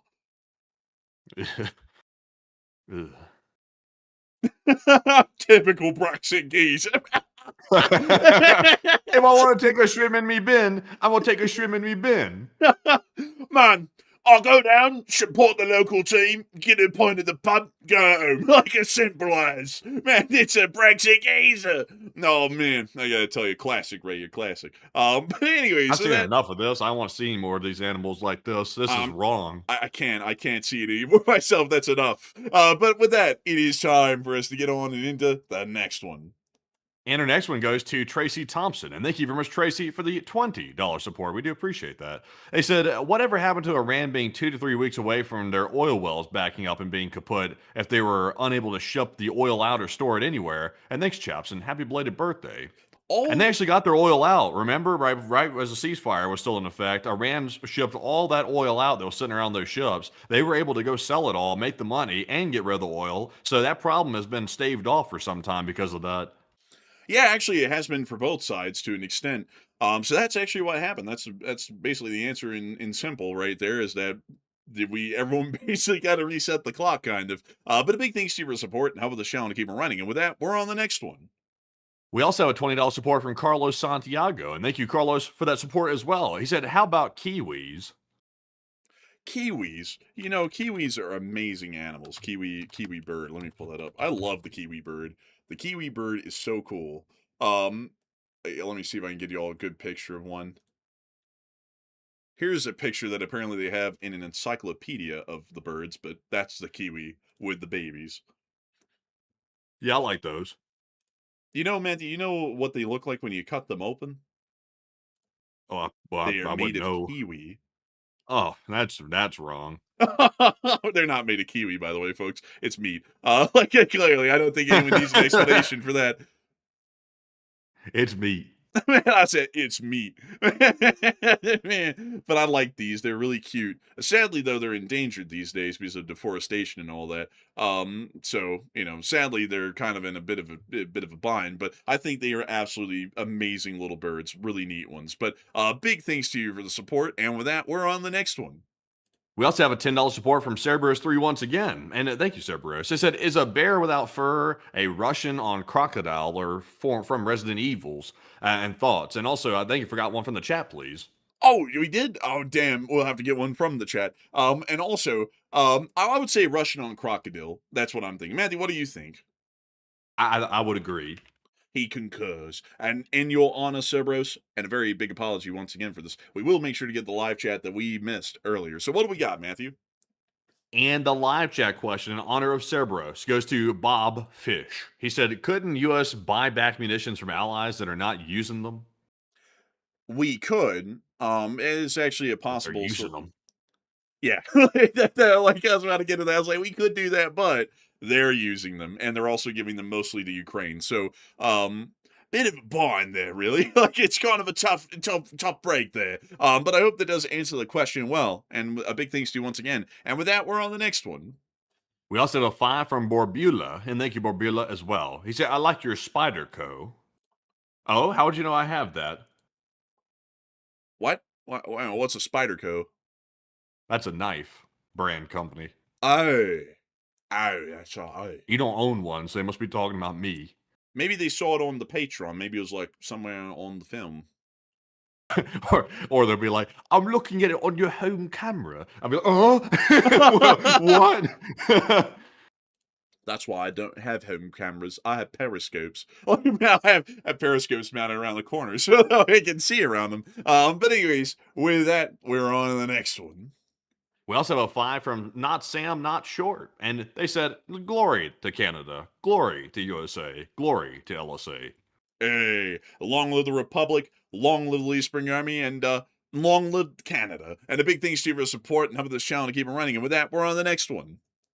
We also have a 5 from Game Theory, who said they said that the U.S. is going to go over there and carpet bomb Iran. Oh, they might. They might, They might. And a big thanks to you for your support and helping this channel to keep it running. And with that, we're on to the next one. We also have a 5 from Punisher of the North, who said, "Hey, Enforcers, and if you can do some merch, can you do kid sizes too and get my son some shirts and LT LSA?" I don't think we ever did that in the merch store before. And the next time we get a merch store up and running, which hopefully will be for the 5th anniversary of the LSA, which we need to get to work on. Like, I think both Matthew and me keep pushing that off, but we definitely need to get to work on that and try and get that done for the 5th anniversary of the channel and the LSA. Well, really more so the LSA. The anniversary of the channel, I think, is coming around in a month. It's like September 15th or September 11th or something like that. I think September 9th, I think it is. It's somewhere in September. But well, like once the 5th anniversary of the LSA comes around, we have to have the merge. We have to find a way to do it. And we will have to see about doing kid sizes because that would be nice. And so a humongous thanks to you so much once again for support. I hope that does address that incredibly well. And with that, we're on the next one. And our next one goes to none other than Par Hamista, who said, "Please look up Fereshte Street, Tehran. As you say, it's the law, but there are enclaves in northern Tehran. The rich 1% go around unrestricted." Honestly, I wouldn't doubt that, really, because that's usually the way it works in countries like that. The people at the top get to do whatever they want, and everybody else has to be a subject. Yeah, that's how it works. Let's see. Let's take a look. Let's take a Someone look. might be like, "Are you talking about America?" Maybe. You damn,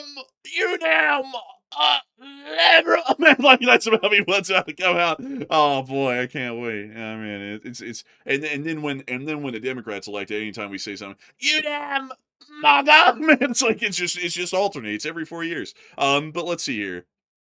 Oh, what do we have here, huh? What do we have here? Honestly, for this to be the high end part, I don't. It's just not giving that high end vibe. Um, let's see. There's a dude. Not really a lot of people out on the street. There's some motorbikes.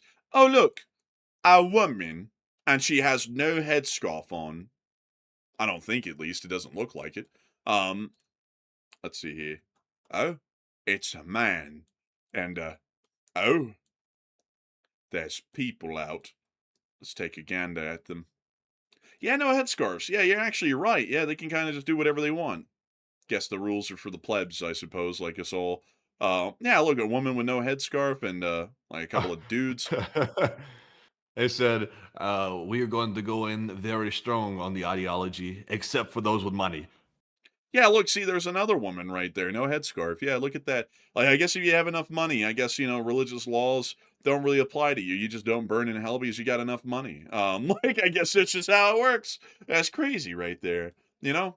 I, 50 chandeliers. like it kind of gives me that kind of vibe, Like, kind of similar thing. It's weird. It's like money talks universally. That's a language around the world that everybody seems to speak is money. Like everybody knows about money. You flash a couple of dollars down in Mexico, maybe the authorities might leave you alone, possibly. You go to Iran and you get a little bit of money and they leave you alone with a headscarf and all that. Like it's a little funny with that.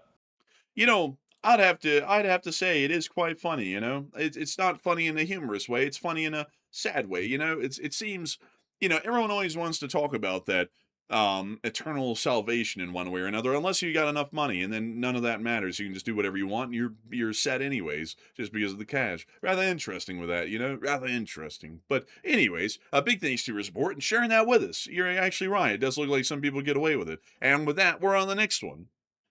And our next one here goes to Winston Smith. And thank you, Winston, as well. He said, if you think kiwis are cute, wait till you see the kookaburra. I trade Canadian geese in for those every day. Let's see here. Let me get that Boyd. Oh, look at that little thing. Look at it. It's precious. I like those right there. I like the quokkas better, though. I know it's not a bird, but I like the quokkas. That is a very cute bird. You know what it reminds me of? It reminds me of a kingfisher, which is a bird here in this country. This one. Oh, yeah, it's a good looking bird there. It's got a stout beak. Man, that thing's got that beak. Like that beak is like half the size of its body. Man, look at the lines on that beak. I mean, that's a straighter line right there than a Lambo has on it. I mean, honestly, they have that big beak, so that way, because they actually hunt fish, like they hunt fish from the lakes, so that way when they shoot down and they literally just tuck in their wings and they dive onto the water, the beak allows for them to break the surface tension of the water easily, and also it allows for them to be able to get in quick and grab that fish. Pretty neat. Yes, I like it. I like it when they eat fish. Actually, interesting fact, not to rabbit hole way too much here, but the interesting fact, they actually designed the modern Shinkansens off of the beak of this bird to cut down on the air Ah. resistance.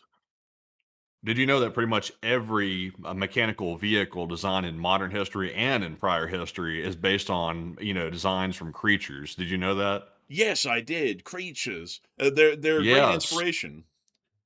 Well, it's also more than just an inspiration. It also has a psychological effect on the human mind. Like that's how a lot of automobiles are designed. Like for example, if you go look at punch in at the front view of a. I'll make my point with this one. Punch in the front view of a Ferrari LaFerrari. Look at the front view of it. Okay. So show me a front-on view of the LaFerrari. So you see this. So look at that. So look at that right there. See how that looks and everything. What does Yes, that remind you of? it reminds me of nothing. Punch in a King Cobra. No, keep this one open and punch in a King Cobra on a separate tab. I want to keep Okay, this picture. you didn't clarify that. Like good Miss GTA and all that. Let's take a look. Front view, like that. Yeah, front view. So see the eyes, you see the similarities. Like there's like inspiration clearly taken. The front of the LaFerrari looks like a cobra. It does. Like the eyes are shaped kind of like the cobra, the swept back cobra look. And if you look at the front grill area, kind of like the cobra, it has a snake reference. That's what they designed the front off of. I'm not gonna lie, I kind of don't see it. What? Like you don't see it? Not really. No, I thought it was gonna be more of like a mammal-like animal. No, no, this is definitely designed off of a reptilian, like a snake or something like that. Like it has that swept back. It has the same lines as a snake, as a Do viper. y'all see it in the chat? Like, I don't like. I kind of see it, but not really. It's not like super strong. Like, where it's like, yeah, that's exactly what it is. Like I don't get that from it. Like if I think about it for a minute, it's like, yeah, I could kind of see that. But at the same time, like it's such a wide like the snake's head is actually very thin. It's like the crest that gives it like its width. And the headlights are way out on the sides. It's like basically like putting it out here on like the crests of like the king cobra's like mane. Oh, well, okay. Then pull up a 2018 BMW M3 and look at it from the front. What was that again? A 2018 BMW M3. Okay, yeah. So yeah, Yeah, here we go. look at it dead from the front. No, like just dead from the front. You have to see it like directly from the front. If there's Okay, a picture like that, let's see. Front like that. I'd get the white one. All right, all right.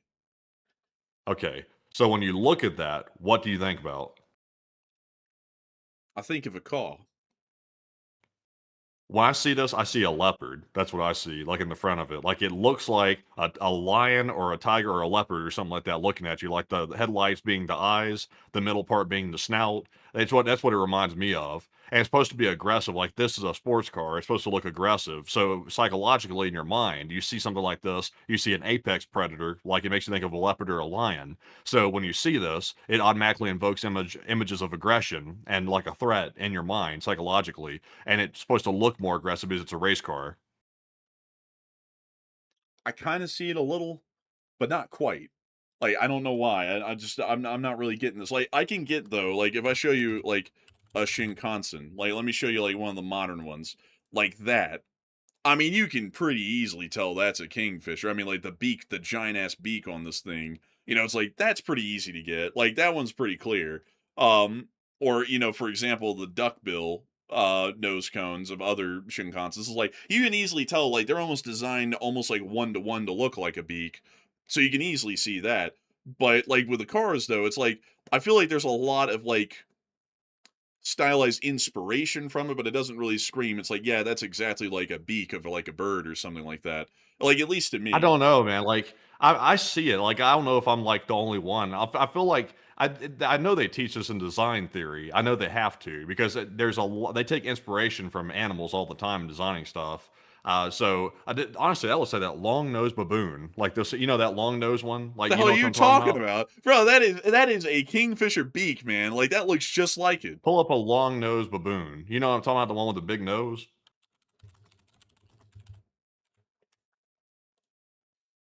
Look at that Yeah, Squidward this nose. one. Yeah, that one. That train was designed after this. I think they're lying about the kingfisher crap. No, man, they literally designed it off of the Kingfisher because like it was about the noise pollution from tunnel exits. And they were like, how in the world, like the designer was like, how in the world do I find something that breaks the tension or like helps to ease it from coming out of a tunnel and hitting like that huge wall of air that they made from going through the tunnel. And so he said, I looked at like kingfishers and the way they break the water tension so easily with their long beak. And so I said, what if I designed a Shinkansen with a long beak to it and then I ought to break the air tension? And so then they designed it that way. Like that was literally the design process behind it was the kingfisher. Interesting. I can't believe more people aren't seeing the whole thing about the cars. Like, the LaFerrari to me screams Viper, like a Cobra or something like that. And then also the BMW, that M3, like it screams like, like a lion or like a cougar or something like that. I don't understand what I see some people understanding, but some people are like, hell no, I don't see that. You're just making junk up.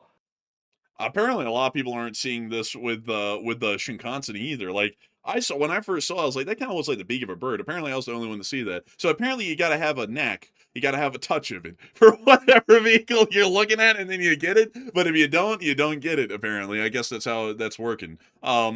Interesting. Also, Matthew, do you know that the Shinkansens north of Tokyo are different than the ones south of Tokyo? Like they're totally different designs. Uh, no, I didn't know that personally.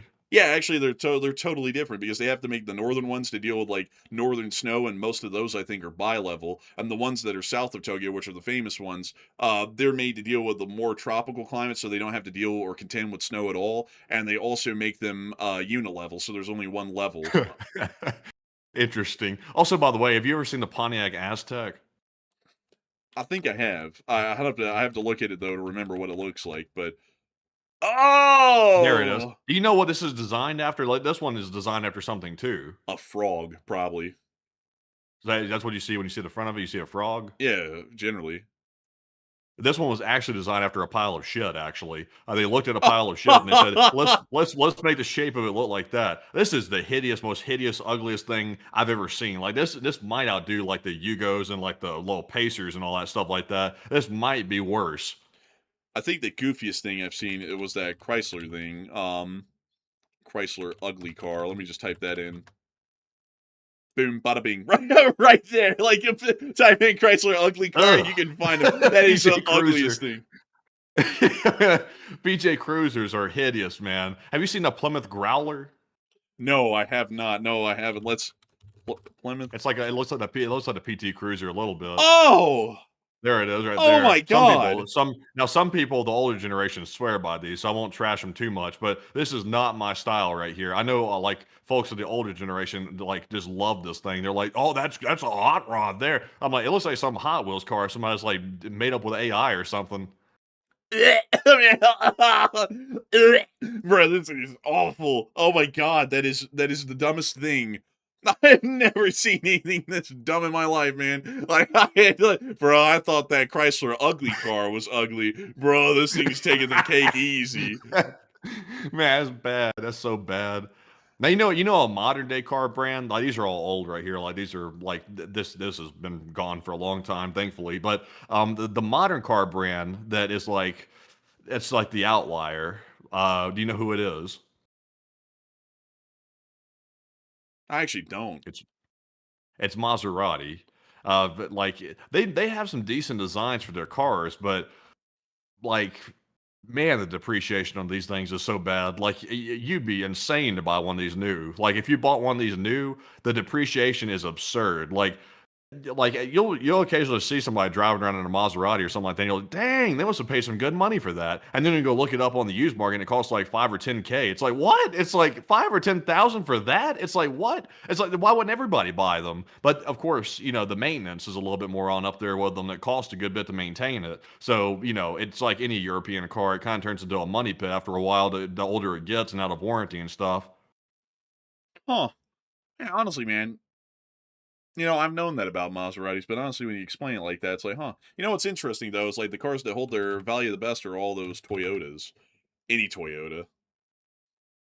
Oh yeah, Toyotas are it's really stupid how Toyotas hold their value. I went and looked yesterday on Sunday. I was just like curious. I just drove by the Toyota lot and I was like, let me see what they have because I have a car. I can't go off road with my car. That's just not going to work.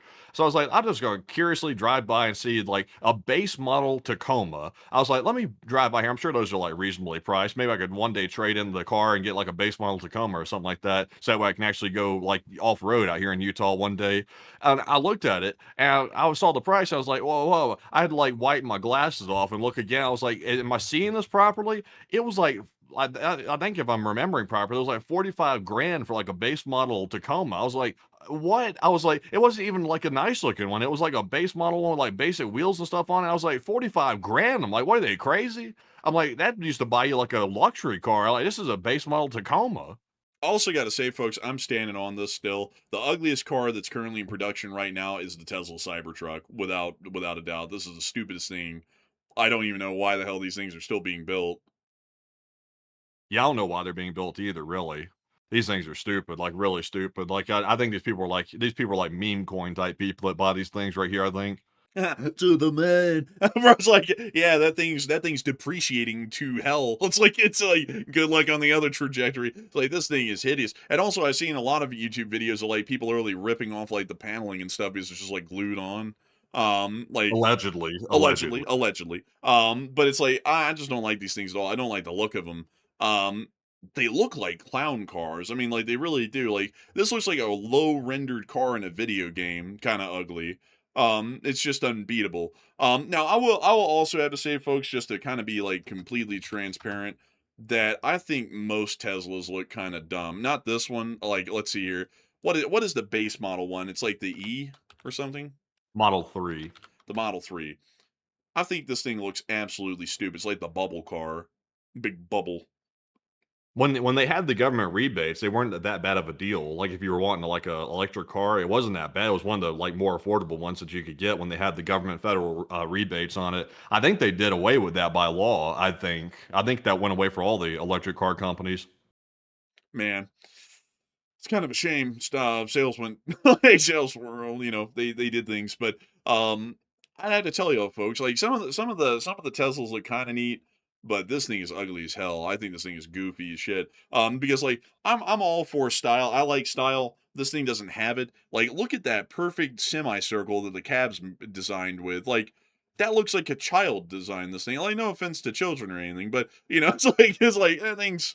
It's just not really good looking. It's just I'm not a like me personally, like I don't like these electric cars. I know people like them because they say it's more eco-friendly and stuff like that, but if I mean, how much is a Model 3? Let's see. Tesla Probably Model. about like 30 or something, I'd imagine. Uh, Starting at 36,990, so 37 Starting at basically. 36,000? 37 actually. Yeah. Yeah, I don't know about that. Bro, what was that 37,000. noise, man? You went duh. Bro, I was trying to process that for a minute.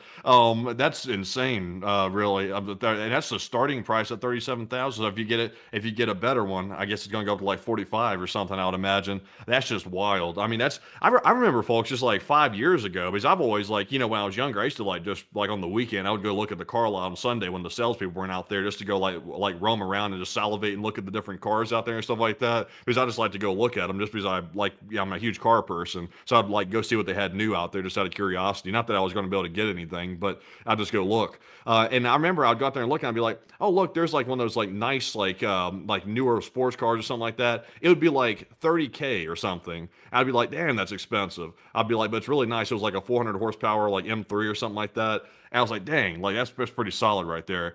Now these days, if you look at them, it's like 60, 70K. It's like, what the heck has happened over the last 5 years? It's like everything's like doubled and tripled in price. Like every single car out there is doubled and tripled in price. I don't even go look at cars anymore. It's like, hell, there's like no affording that. It's like, and also, even if I could, I wouldn't pay that for it. Honestly, I wouldn't either. And with that, we're on to the next one. And our next one here goes to Buku, who put in a 10. They said, I ran out of paper towel and I'm pissed. Oh, sorry about that. But a big thanks to your support. We're on the next one. And our next one here is going to go to none other than RCH Technologies, who put in a 5. He said, I'm still alive, LOL, and might get to hospital tomorrow. And hopefully so. And hope you're doing okay. He said, I won't be working on trains for a while. Oh, dang. I hate to hear that, RCH Technologies, but I am wishing you the best, and I hope that you are able to improve. And so, big thanks to your support and helping this channel to keep it running. And with that, we're on the next one. And our next one goes to Slinger360, who said, hello, enforcers. And do you two see the rise in McCarthyism in the USA's current politics now compared to earlier years? A new Red Scare, maybe. And thank you, an LSA. This one's really forced. Like, yes, I see it, but this one's really forced because they just came up with the whole communist thing out of the blue. It's not like that's like a overarching social concern or the rise of communists from like abroad and whatnot. Now we're just kind of like artificially creating that in the here and now. It's like, and to me, it seems very forced, much like many other things these days. But a big thanks to your support and help this channel to keep running. And long live the Late Spring Army. And with that, we're on the next one. Also, by the way, I was going to type all this out, but sadly, I don't have. I'm hitting the character limit here. But Cerebro said, "Matt, what about a bug out bag? Like being out there in Utah and stuff like that in the mountains? Do you have a bug out bag?" Usually, when I go like deep into the mountains, like if I'm going like miles into it or something like that, I'll usually like bring my whole backpacking setup with me, like with my tent and like water purifier and all that stuff in it, just so that way, in case I go out there and something like happens, let's say it starts raining or something like that, I'm like, dang, I can't like go all the way back because there's like cliffs, it's getting muddy and stuff like that. I don't want to slip and go off the side of the mountain or something like that. In case something like that happened, I could just like set up a camp and just like stay up there, stay overnight or something like that, not get stuck out there in the wide open. So that's usually what I do. I just usually bring all my usual backpacking stuff with me when I go. Interesting. And with that, we're on the next one. I thought you were going to add in what you brought, but anyways, though, I don't bring moving any. I into just our bring bottles of water. Like I was like, oh, well, I guess that is what it oh. is. Well, I mean, that's one way to do it. But we also have a 10 here from Flamingo, who said that this year Russia gets wildfires instead of wild berries. And what if money solves everything in Iran? How much do you think it costs Mustaba to be flamboyant? He's Solve flamboyant, Ukraine? Kathleen. Well, he's the supreme leader, so he can do whatever he wants. I guess that's how it works in Iran. Really how it works in every country around the world, but that's definitely how it's working in Iran. I'd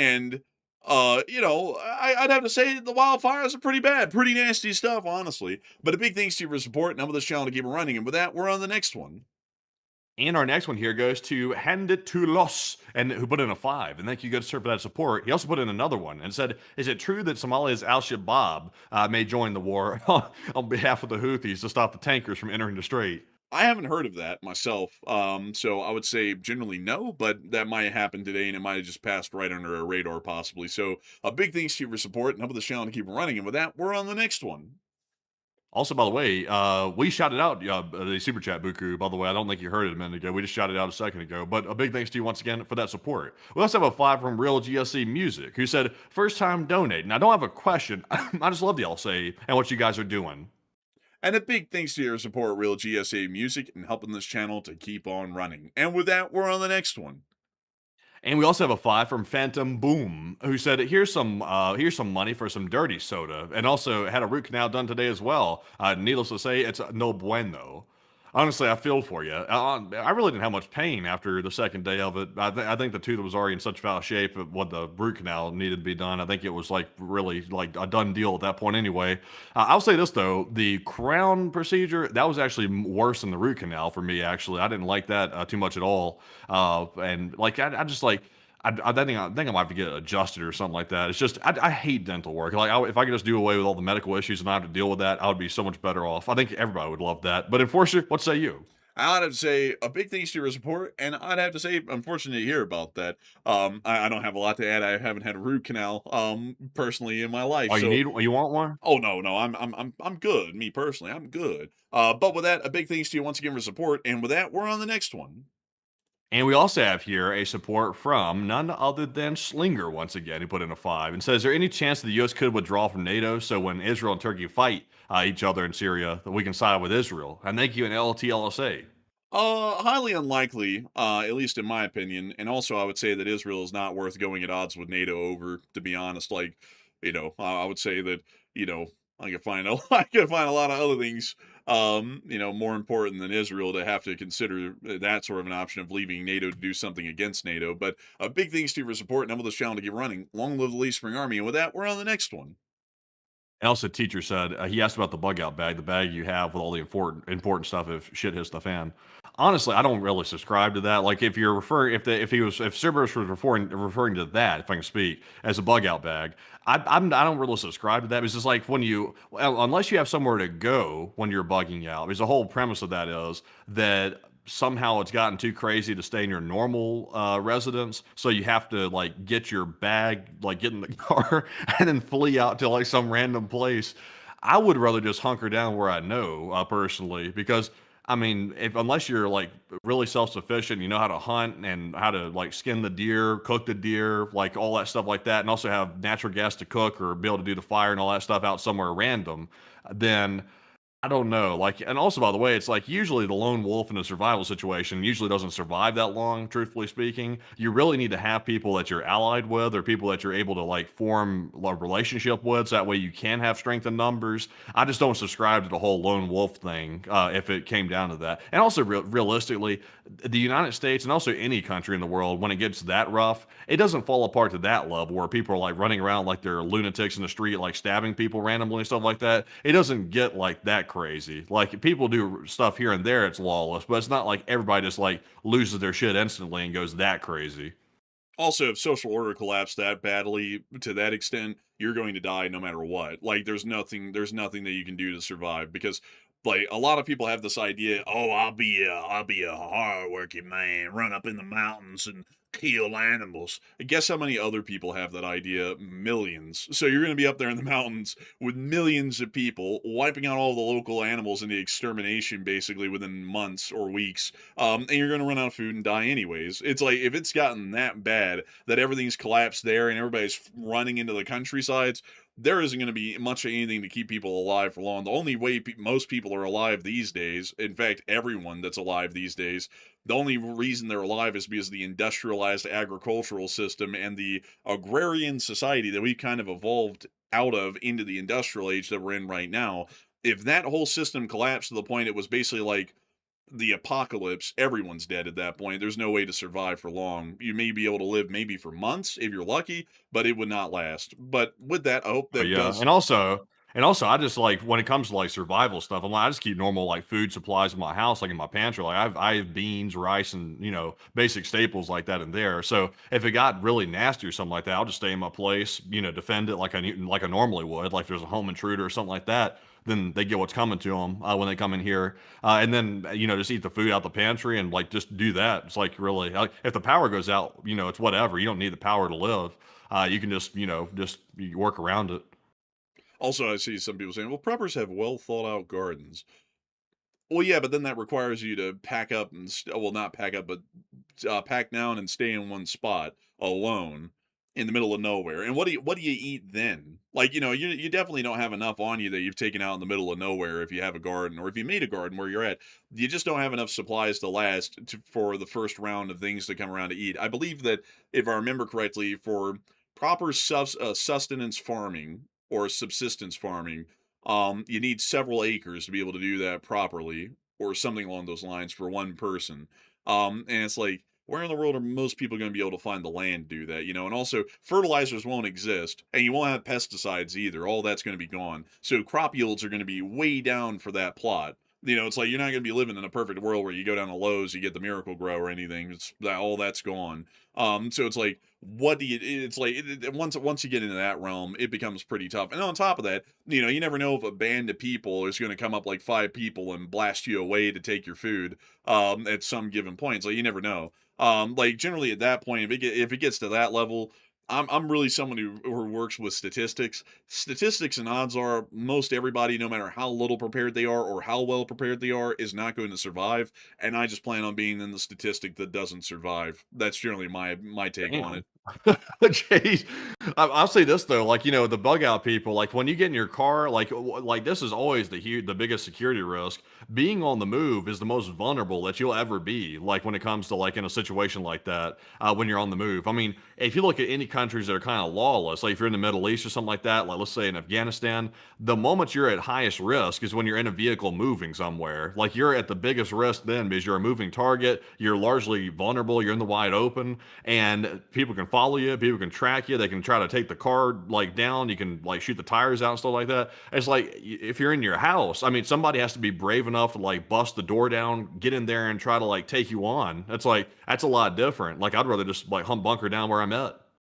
Yeah, it's like that would be probably a little bit better. And also, I saw someone say, well, no, you can survive. What the hell is wrong? No, I can't. I cannot survive. Like, I'll tell you why. I've been on blood pressure medication for months now, like nonstop every day. If I just quit that cold turkey because the world got that bad that was over, I'm gonna have a damn heart attack out in the middle of nowhere and drop dead from high blood pressure. that's what would happen. It's like I'm dead. Like I'm statistically I'm dead. If the medicine stops flowing, the whole logistic system that we have that feeds me as well and clothes me and everything else, like all of y'all, if that collapses, medically I'm basically going to be dying not long afterwards. You'd So be a it's vegetable. man, I'd be up there, man, breathing through a tube, which also wouldn't exist because none of that would be around anymore. So it's like I would be dead. Like I just know, like, and it's realistic to be honest. Like, no matter how fit or well off you are, most people are going to die in a situation like that. Like it doesn't matter the amount of prep that you have. You're only prolonging the inevitable of death at that point. And like Now, if you, some people, it's not even the apocalypse right now, and some people still can't get the medication. It's not even the apocalypse. man, that's real. Like honestly sad too. I mean, like being completely frank. But like it's not like also another thing, folks, that I have to add in. If the whole world collapsed to where everything ceased, do y'all know how many people were alive back in the day before the Industrial Revolution worldwide? It's like 600 million people. And right now there's 9 billion people on this planet, if I'm not mistaken. So as far as what we could do in the 1800s, well, the late 1700s, right before the Industrial Revolution, we could support and sustain about 600 million people on this planet or so. And right now we have 9 billion. And all of those 9 billion people are kept alive because of all of our innovations and technology and because of the society and civilization that they live in. If that whole thing collapses to the point it does not exist at all, to where you have to flee into the wild, nobody's going to live. I mean, like it's going like there's going to be a collapse of a degree no one could survive. There's just literally going to be nothing to eat, for anybody for that matter. So that's the reason why I'm saying statistically I die. Even if I didn't have the blood pressure problem, I'd still die because there just wouldn't be enough food to go around for everyone anymore. But anyways, with that, we are on to the next one. We also have a 20 from JSGO Sniper, and thank you, good sir, as well. He said, I remember the 90s when Sundays were cruising nights. Back then, the tuned-up sports cars like the Dodge Stealth, the Mitsubishi Eclipse, and the Honda 2000, Acura RSX, Subaru WRX lowered Suburbans and trucks, and the economy made it possible. Those Honda 2000s, by the way, I like those. Those are really cool. Very small little interior on that car, but it's pretty neat, though. I like the sound of the engine. The Subaru WRX is still a popular car, though. I mean, those are everywhere out here in Utah. There's the four-wheel drive on them. So those are pretty popular, and they sound pretty good. Those little boxer engines are pretty stout. I never really heard the Dodge Stealth, though, but I won't rabbit hole too much. But Enforcer, what say you? I don't have to say a big thanks to your support. That's really interesting, actually. I wasn't around for the 90s. I was born in 2002, so I wasn't around for that. Neither was Matthew. He was born in 2000, but very interesting time right there. Very interesting. And a big thanks to your support and help this channel to keep on running. And with that, we're on the next one. We also have another 20 from Cerberus3, and thank you, Cerberus, for the extra support. He said, not societal collapse, expecting getting out of fires and disaster to safe area and community. Okay, that's what he's referring to. That's the other, reasonable. the other commenter in the chat thought you were referring to maybe like a societal collapse or something. So good to get the clarification. But Cerberus said, so just basic 3-day supply to get there, and social collapse and that level bug out bag does not matter. Honestly, if you just want to make a super minimal bug out bag, I mean, you can survive for, I think, 2 weeks without food. So, I mean, if you just have like basic protein bars or something there to get you by, I mean, it's just about trying to like stave off the pain of being hungry, basically, because you can survive for a couple of weeks without food. But you have to have a water purifier or something like that, or some like small supply of water with you, because you can't survive too many days without water. You got to have that. And a firearm, I would definitely have that on me, because you never know when people go berserk after there's like a widespread natural disaster. I mean, look at Hurricane Katrina. People went crazy, and then the government went crazy too on top of it. So, you got to protect yourself some way or another. Outside of that, though, I'd say you're largely good.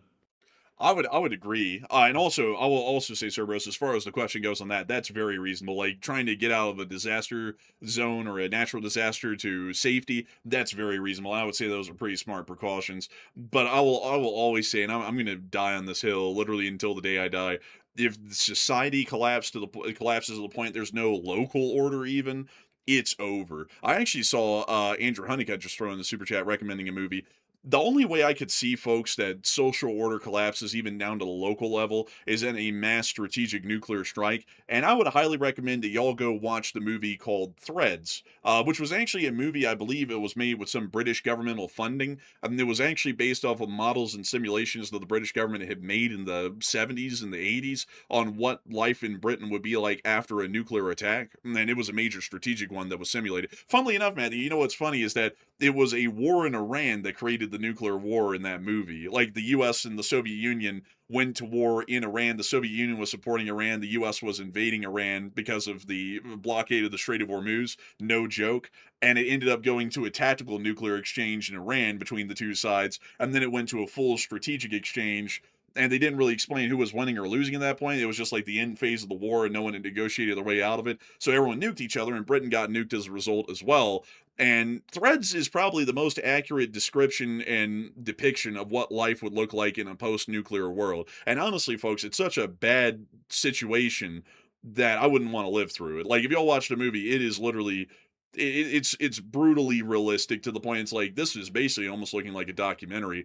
And it largely shows like, you know, this doesn't exist anymore, that doesn't exist, that's gone. The government's having to take emergency actions because there's no court system anymore and there's really no due process. So if you conduct a crime, they just execute you on the spot because they don't have the ability to hold you in prison or feed you. And if you conducted a crime, you're too dangerous to keep around, so you're just it's like, this is a terrible thing. So I would not want to live with that at all. But a big thanks to your support. And help with this channel to keep it running, Cerberus. And with that, we are on to the next one. Also, a 10 from Buku once again. He said, why can't the U.S. just nuke the nuclear sites? Do you think it will give adversaries a push to use nukes? I don't really think so. Maybe I'm ignorant. Sometimes you just got to pull the trigger if you're the U.S. It would get no, no, I wouldn't say just to pull the trigger on that. I would not say pull the trigger on it either. It's giving everyone else a justification to use nukes, which means that we might get in a conflict with someone here very soon because they use a nuclear weapon on someone we're friends with, and then we have to get involved, and it could go nasty from there. But a big thanks to your support and help this channel to keep running. I hope that does address that well. And with that, we're on the next one. We also have a 10 from Game Theory. He said, did you see a certain interviewer put out a thing today? He and his guest was prepping people for a local community because 25% of the oil supply got cut. I don't really watch him a whole lot, and I also say that's like I don't know what that entailed. I have to listen to it to see if it sounds sensible at all. But preparing for quote unquote local community, that's just not how it works. Like it's like that's just not how it works. You don't just prepare into okay, so everything that we get from the outside world in our locality, which is quite literally everything, is going to be gone. So let's do it here. Like it's like that's not how it works. Like if a supply line collapses, it just collapses. That's it. Like for example, look at Russia. There's no such thing as, well, let's locally distill the oil into gas and diesel, or let's just have a vegetable garden. It just doesn't work like that.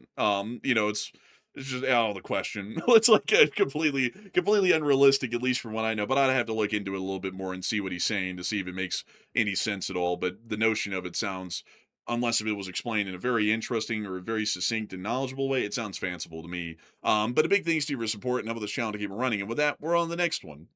We also have a 5 from Andrew Honeycutt. He said, one of the most realistic depictions of a potential post-apocalyptic world is the novel The Road in the film of the same name starring Aragorn. Interesting. The Road movie. It's made in 2009. Oh, they actually filmed this up in Pennsylvania. Actually, I actually watched someone go to the same highway they were on that they filmed it on. It's an abandoned one in the middle of nowhere, and it used to be like a turnpike in Pennsylvania, and it was shut down, I think, in like the 80s or something. Pretty neat. I'll actually have to look into that, though. That does sound like an interesting recommendation. And a big thanks to your support and help with this channel to keep it running. And with that, we're on the next one. Also, a 5 from Jeff Hanley. You said, what are the odds that Iran's earthquakes were nuclear tests, and that's why the U.S. was determined to bomb it to hell? Honestly, I think there's like, I'm not going to say with certainty that's what it was, because obviously we don't have any evidence to really say that with any type of certainty. But I mean, just like looking at the circumstances of it, I mean, you definitely can't rule it out. I mean, that's one thing for the detractors that say that's not the case. I mean, you also can't rule it out either. I mean, we can't say for certain it happened, and we can't say it didn't happen either. Because I mean, earthquakes in a vase, then a huge like 30 series of strikes inside of a vase, like right after that, it's like, yeah, you know, that's kind of a little bit weird. And also the earthquakes really didn't start there, like, you know, in high frequency until the war got kicked off again, and then Iran started going really berserk. So maybe it's just an odd coincidence all that started happening and that perfect timing like that, but it seems strange.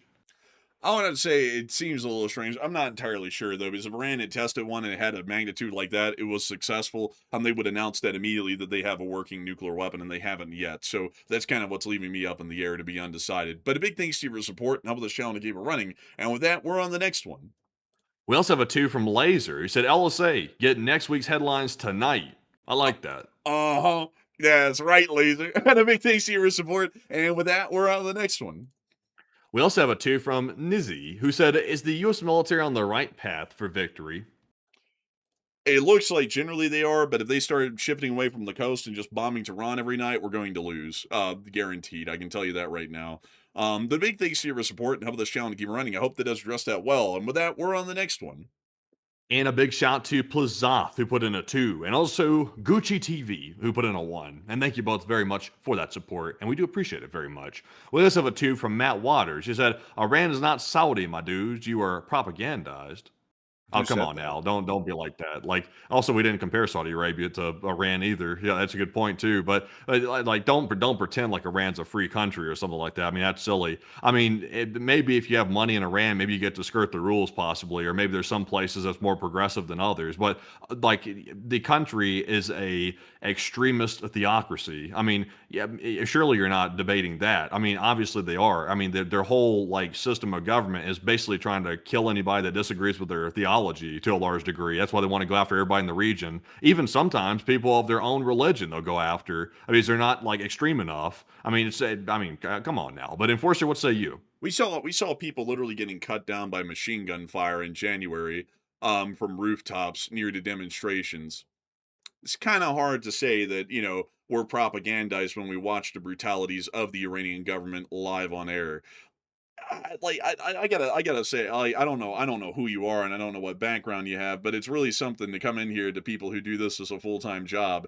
We see everything and very little gets biased as far as news coverage goes, and try and tell us that what we know and what we see isn't what we know and what we see. I mean, we watch. Like I know Matthew saw these clips. We watch people get shot by snipers and fall limp into the hands of their brothers and their fathers and whatnot in the streets, and body bags being stacked like sandbags on the sides of roads after these massacres in January. So it's really stupid. I mean, that's really stupid to say we're propagandized when we watch the whole thing happen. That's like the same people who say stupid stuff like that about Germany in World War II. It's like, do you not see the proof? I mean, there's a little proof that we have that you can see with your eyes. We saw it when it was happening.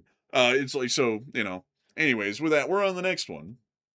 We also had a 2 from Crawdad, who said Southern Pacific was awesome. And Southern Pacific is sick. Like, Southern Pacific was cool. I like their paint job, especially the bloody nose one. That was a cool one. Let me see if I can get it for y'all. There we go. Southern Pacific. That was a cool paint job. I like that one, me personally. And I thought the railroad was cool too. And they also had the Southern Pacific Daylight. And that was actually a part of the Coast Starlight route that we took from LA. Cool, interestingly enough.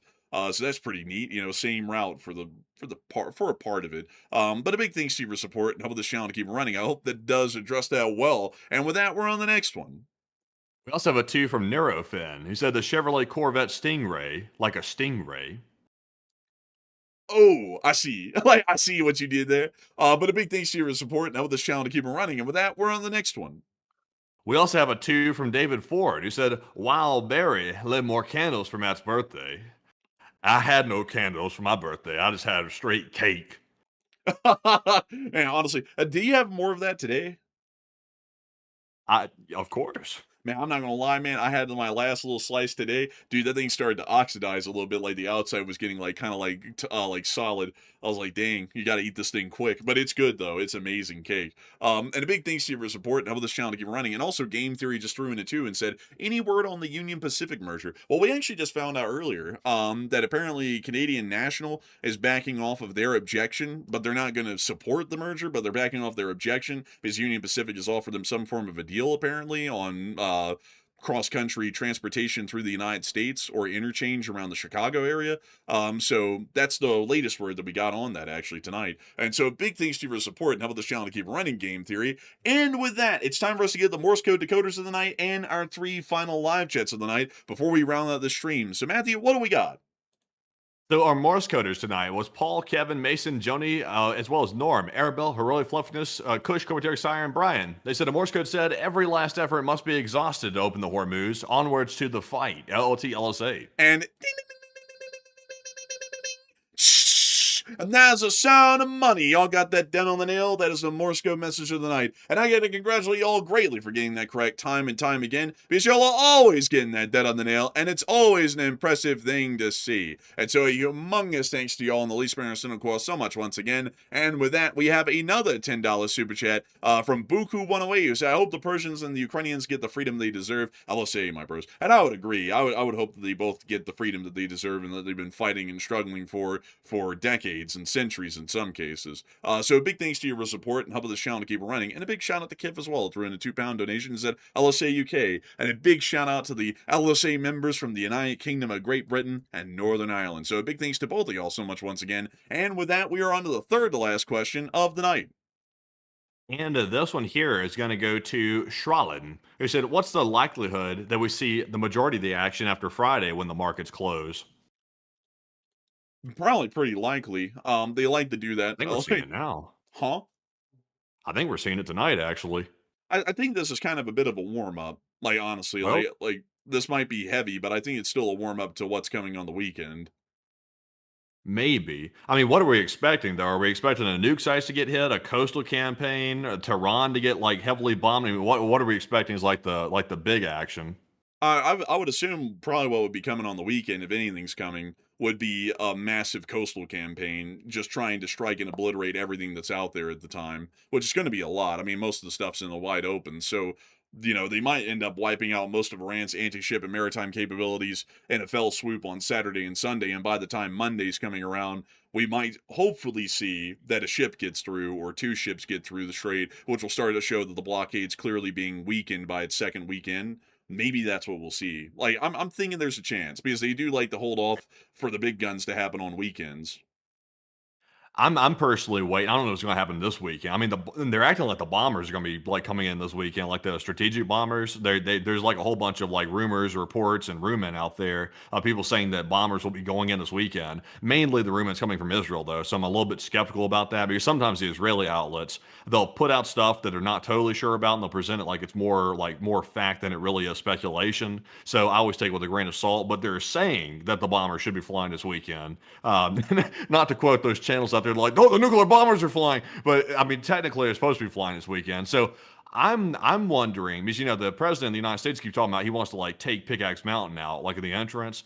I'm wondering if they're going to pull that off this weekend and try to cave the entrance of Pickaxe and see if they're going to get away with that. That would require a lot of bombers flying in to do that. So that maybe might be what they're talking about, possibly. Maybe that might be, but we'll have to see. And with that, we actually have one more super chat. And this one goes to Jeff Hanley, who put in a 5. He said, come to the Northeast. I want to know what you think of my area, New Hampshire or Vermont. And it would be a great and peaceful place to base the LSA. Y'all's taxes are high, though. Y'all have high taxes, though. That's true. And I've also heard, I've heard good things and bad things about New England. I've heard on the good side that it's naturally beautiful in a very unique way, and it's very nice and it's really cool. And then I've also heard on the flip side that a lot of the big cities are kind of like, and I'm not trying to say this like just up front, but this is the only way I know to say it, kind of like drugged in sorts of things, kind of like downtown Portland was. And I don't know if that's true or not. I've never been up there myself to know, but I would like to go up there and visit one day, because I would like to, like, I've visited a lot of the United States at this point, the whole West Coast in different stints. Most of the Midwest, at least the parts that are worth seeing, rather than like the corn and the fields and everything. And I've seen a good amount of the East Coast. The few places I haven't seen, though, would be Arizona, New Mexico, Texas in any really great detail, Oklahoma. Let's see, Illinois, Wisconsin, Minnesota, Michigan, Indiana, Ohio, and then really everything north of the Mason-Dixon line. I really haven't seen any of that stuff, but I would like to see it one day, because I've heard good things and bad things, and I just like to know if any of it's true at this point. Yeah, honestly, like Texas is decent, but I don't know. Like I wouldn't personally move to Texas. I mean, North Dallas is pretty nice, but I just wouldn't want to live there full time. If I could move somewhere tomorrow and really just go there and money wasn't an issue, I would probably move to Washington D.C. Like if I was told like tomorrow, like, oh, you can just move there, not have to worry about the cost, you can go there if you want, I'd probably pack up from Salt Lake City and move to D.C. if it were me. But the cost of living there is just too high. Like, I mean, that's a realistic reason a lot of people don't move a lot of places. Like most people don't don't move to Los Angeles. It's too expensive. Unless you want to live like in a rough like place or something like that, you don't really want to move there. Same with DC. Like you can be living really rough. I mean, senators are sleeping on couches there. It's so expensive to live there. That tells you a lot about it. Yeah, I mean, honestly, man, I don't think I'd ever be able to afford living there either. I would love it though. Like that's really up my alley though. Like DC, like is like it's all up my alley. Like that entire place is. honestly, it is pretty neat. But a big thanks to you for support, and maybe one day we will be able to get out there and take a little wander around. And it looks like we have one more super chat as well. What do we got? Game Theory said Lincoln, Nebraska is the shit. Is it really Lincoln? that bad? I think they mean like is the shit. I think. Oh, What okay. they It's mean, like like, good. yeah, I think so. Let's take a look at Lincoln. Lincoln. This is the capital of Nebraska, by the way. Forgot to mention, but they got a big old elephant. A big old elephant in front of the Natural History Museum. By the way, this isn't a political thing. Oh, they're Republican. Man, Oh, you're about to get people triggered in here, man. Like they're about to go mental. But I mean, honestly, it doesn't look bad. Let's drop down in downtown one street, and then we'll do a suburb. So downtown, oh, not bad. Kind of reminds me a little bit of Salt Lake, a little actually. And then the suburbs. Let's go out here to this one. That's all right. It's pretty decent. Like generally, honestly, it kind of slightly gives a little bit of Salt Lake vibes, to a degree. Interesting. We drove past this in the middle of midnight, like on Highway 2, and then we looped literally right around the outskirts and onto Interstate 80. So we really didn't see Lincoln, but we drove by it, and that's interesting. Lincoln is the shit. We'll have to take a look at that. But a big thanks to you for support and help the channel to keep running. And with that, we're on to the second to last question of the night. and we actually have one more super chat. And also, Yuki Mom in the chat said, "So you're a political junkie, DC? Really?" I'm not so much like a. I'm not a Republican versus Democrat type person, if that's what you're wondering. I'm not that type of person. But DC is like home to all the think tanks. They're home to places that are like, full of people that have interests like us, like in geopolitics and stuff like that. And the whole place, like, I like the energy of the place. So it was really good. Like for example, like when they hold Ukraine, like stuff like that, like little like rallies, like rally ups at Ukraine support and stuff like that. It's always in DC because it's the seat of government. So I just like that. It'd be cool to be like in the vicinity of that, like full time. It'd be pretty neat because there's always something going on there because it's a seat of government. But moving into our next super chat here, this one goes to Keith Sires. He puts in another 5. He said, "Thank you for saying my name properly. Not many people do. And happy birthday, LLT LSA." And a big thanks to you for support. We're always happy to say the names right. We always try our best. And I gotta say, long live the Lee Spring Army, and a humongous thanks to you once again for enjoying this channel and giving Matthew some happy birthday wishes. And so with that, we're on to the second to last question of the night. And this one from the live chat here is going to go to none other than Loot, who said, "With all the escalation the U.S. is taking, do you think the Houthis will attempt to lock down their area to all traffic?" Possibly. It's possible. We haven't heard them made a publicized threat or a statement on that recently, but it's always possible they could just conduct a snap shutdown entirely of the Bab el-Mandeb, and then we might have to react to that. So I hope that us address it the best we can. And with that, we are on to the final question of the night. And so who is the lucky last person to put in the lucky last question of the night? And that viewer is AF Kaplan, who said, "Is there a way to see if there are elevated radiation levels in the Iranian region in question by orbital satellite?" I don't know, actually, on that one. I think there are some satellites out there that can do that, but I'm not entirely sure, though. I think that requires atmospheric readings, and that would require, say, I think a rivet joint to go into the area and try and sniff it out, I think, if I remember correctly. Yes. Yes, so I don't think a satellite can do that. I think we'd have to send a rivet joint, and right now I think the situation might be too dangerous to send a rivet joint because they'll have to get really close to Iranian airspace and basically sniff right over the area to see if there's any elevated radiation levels. "Lord, Jack, we're going to set them in and snuff them."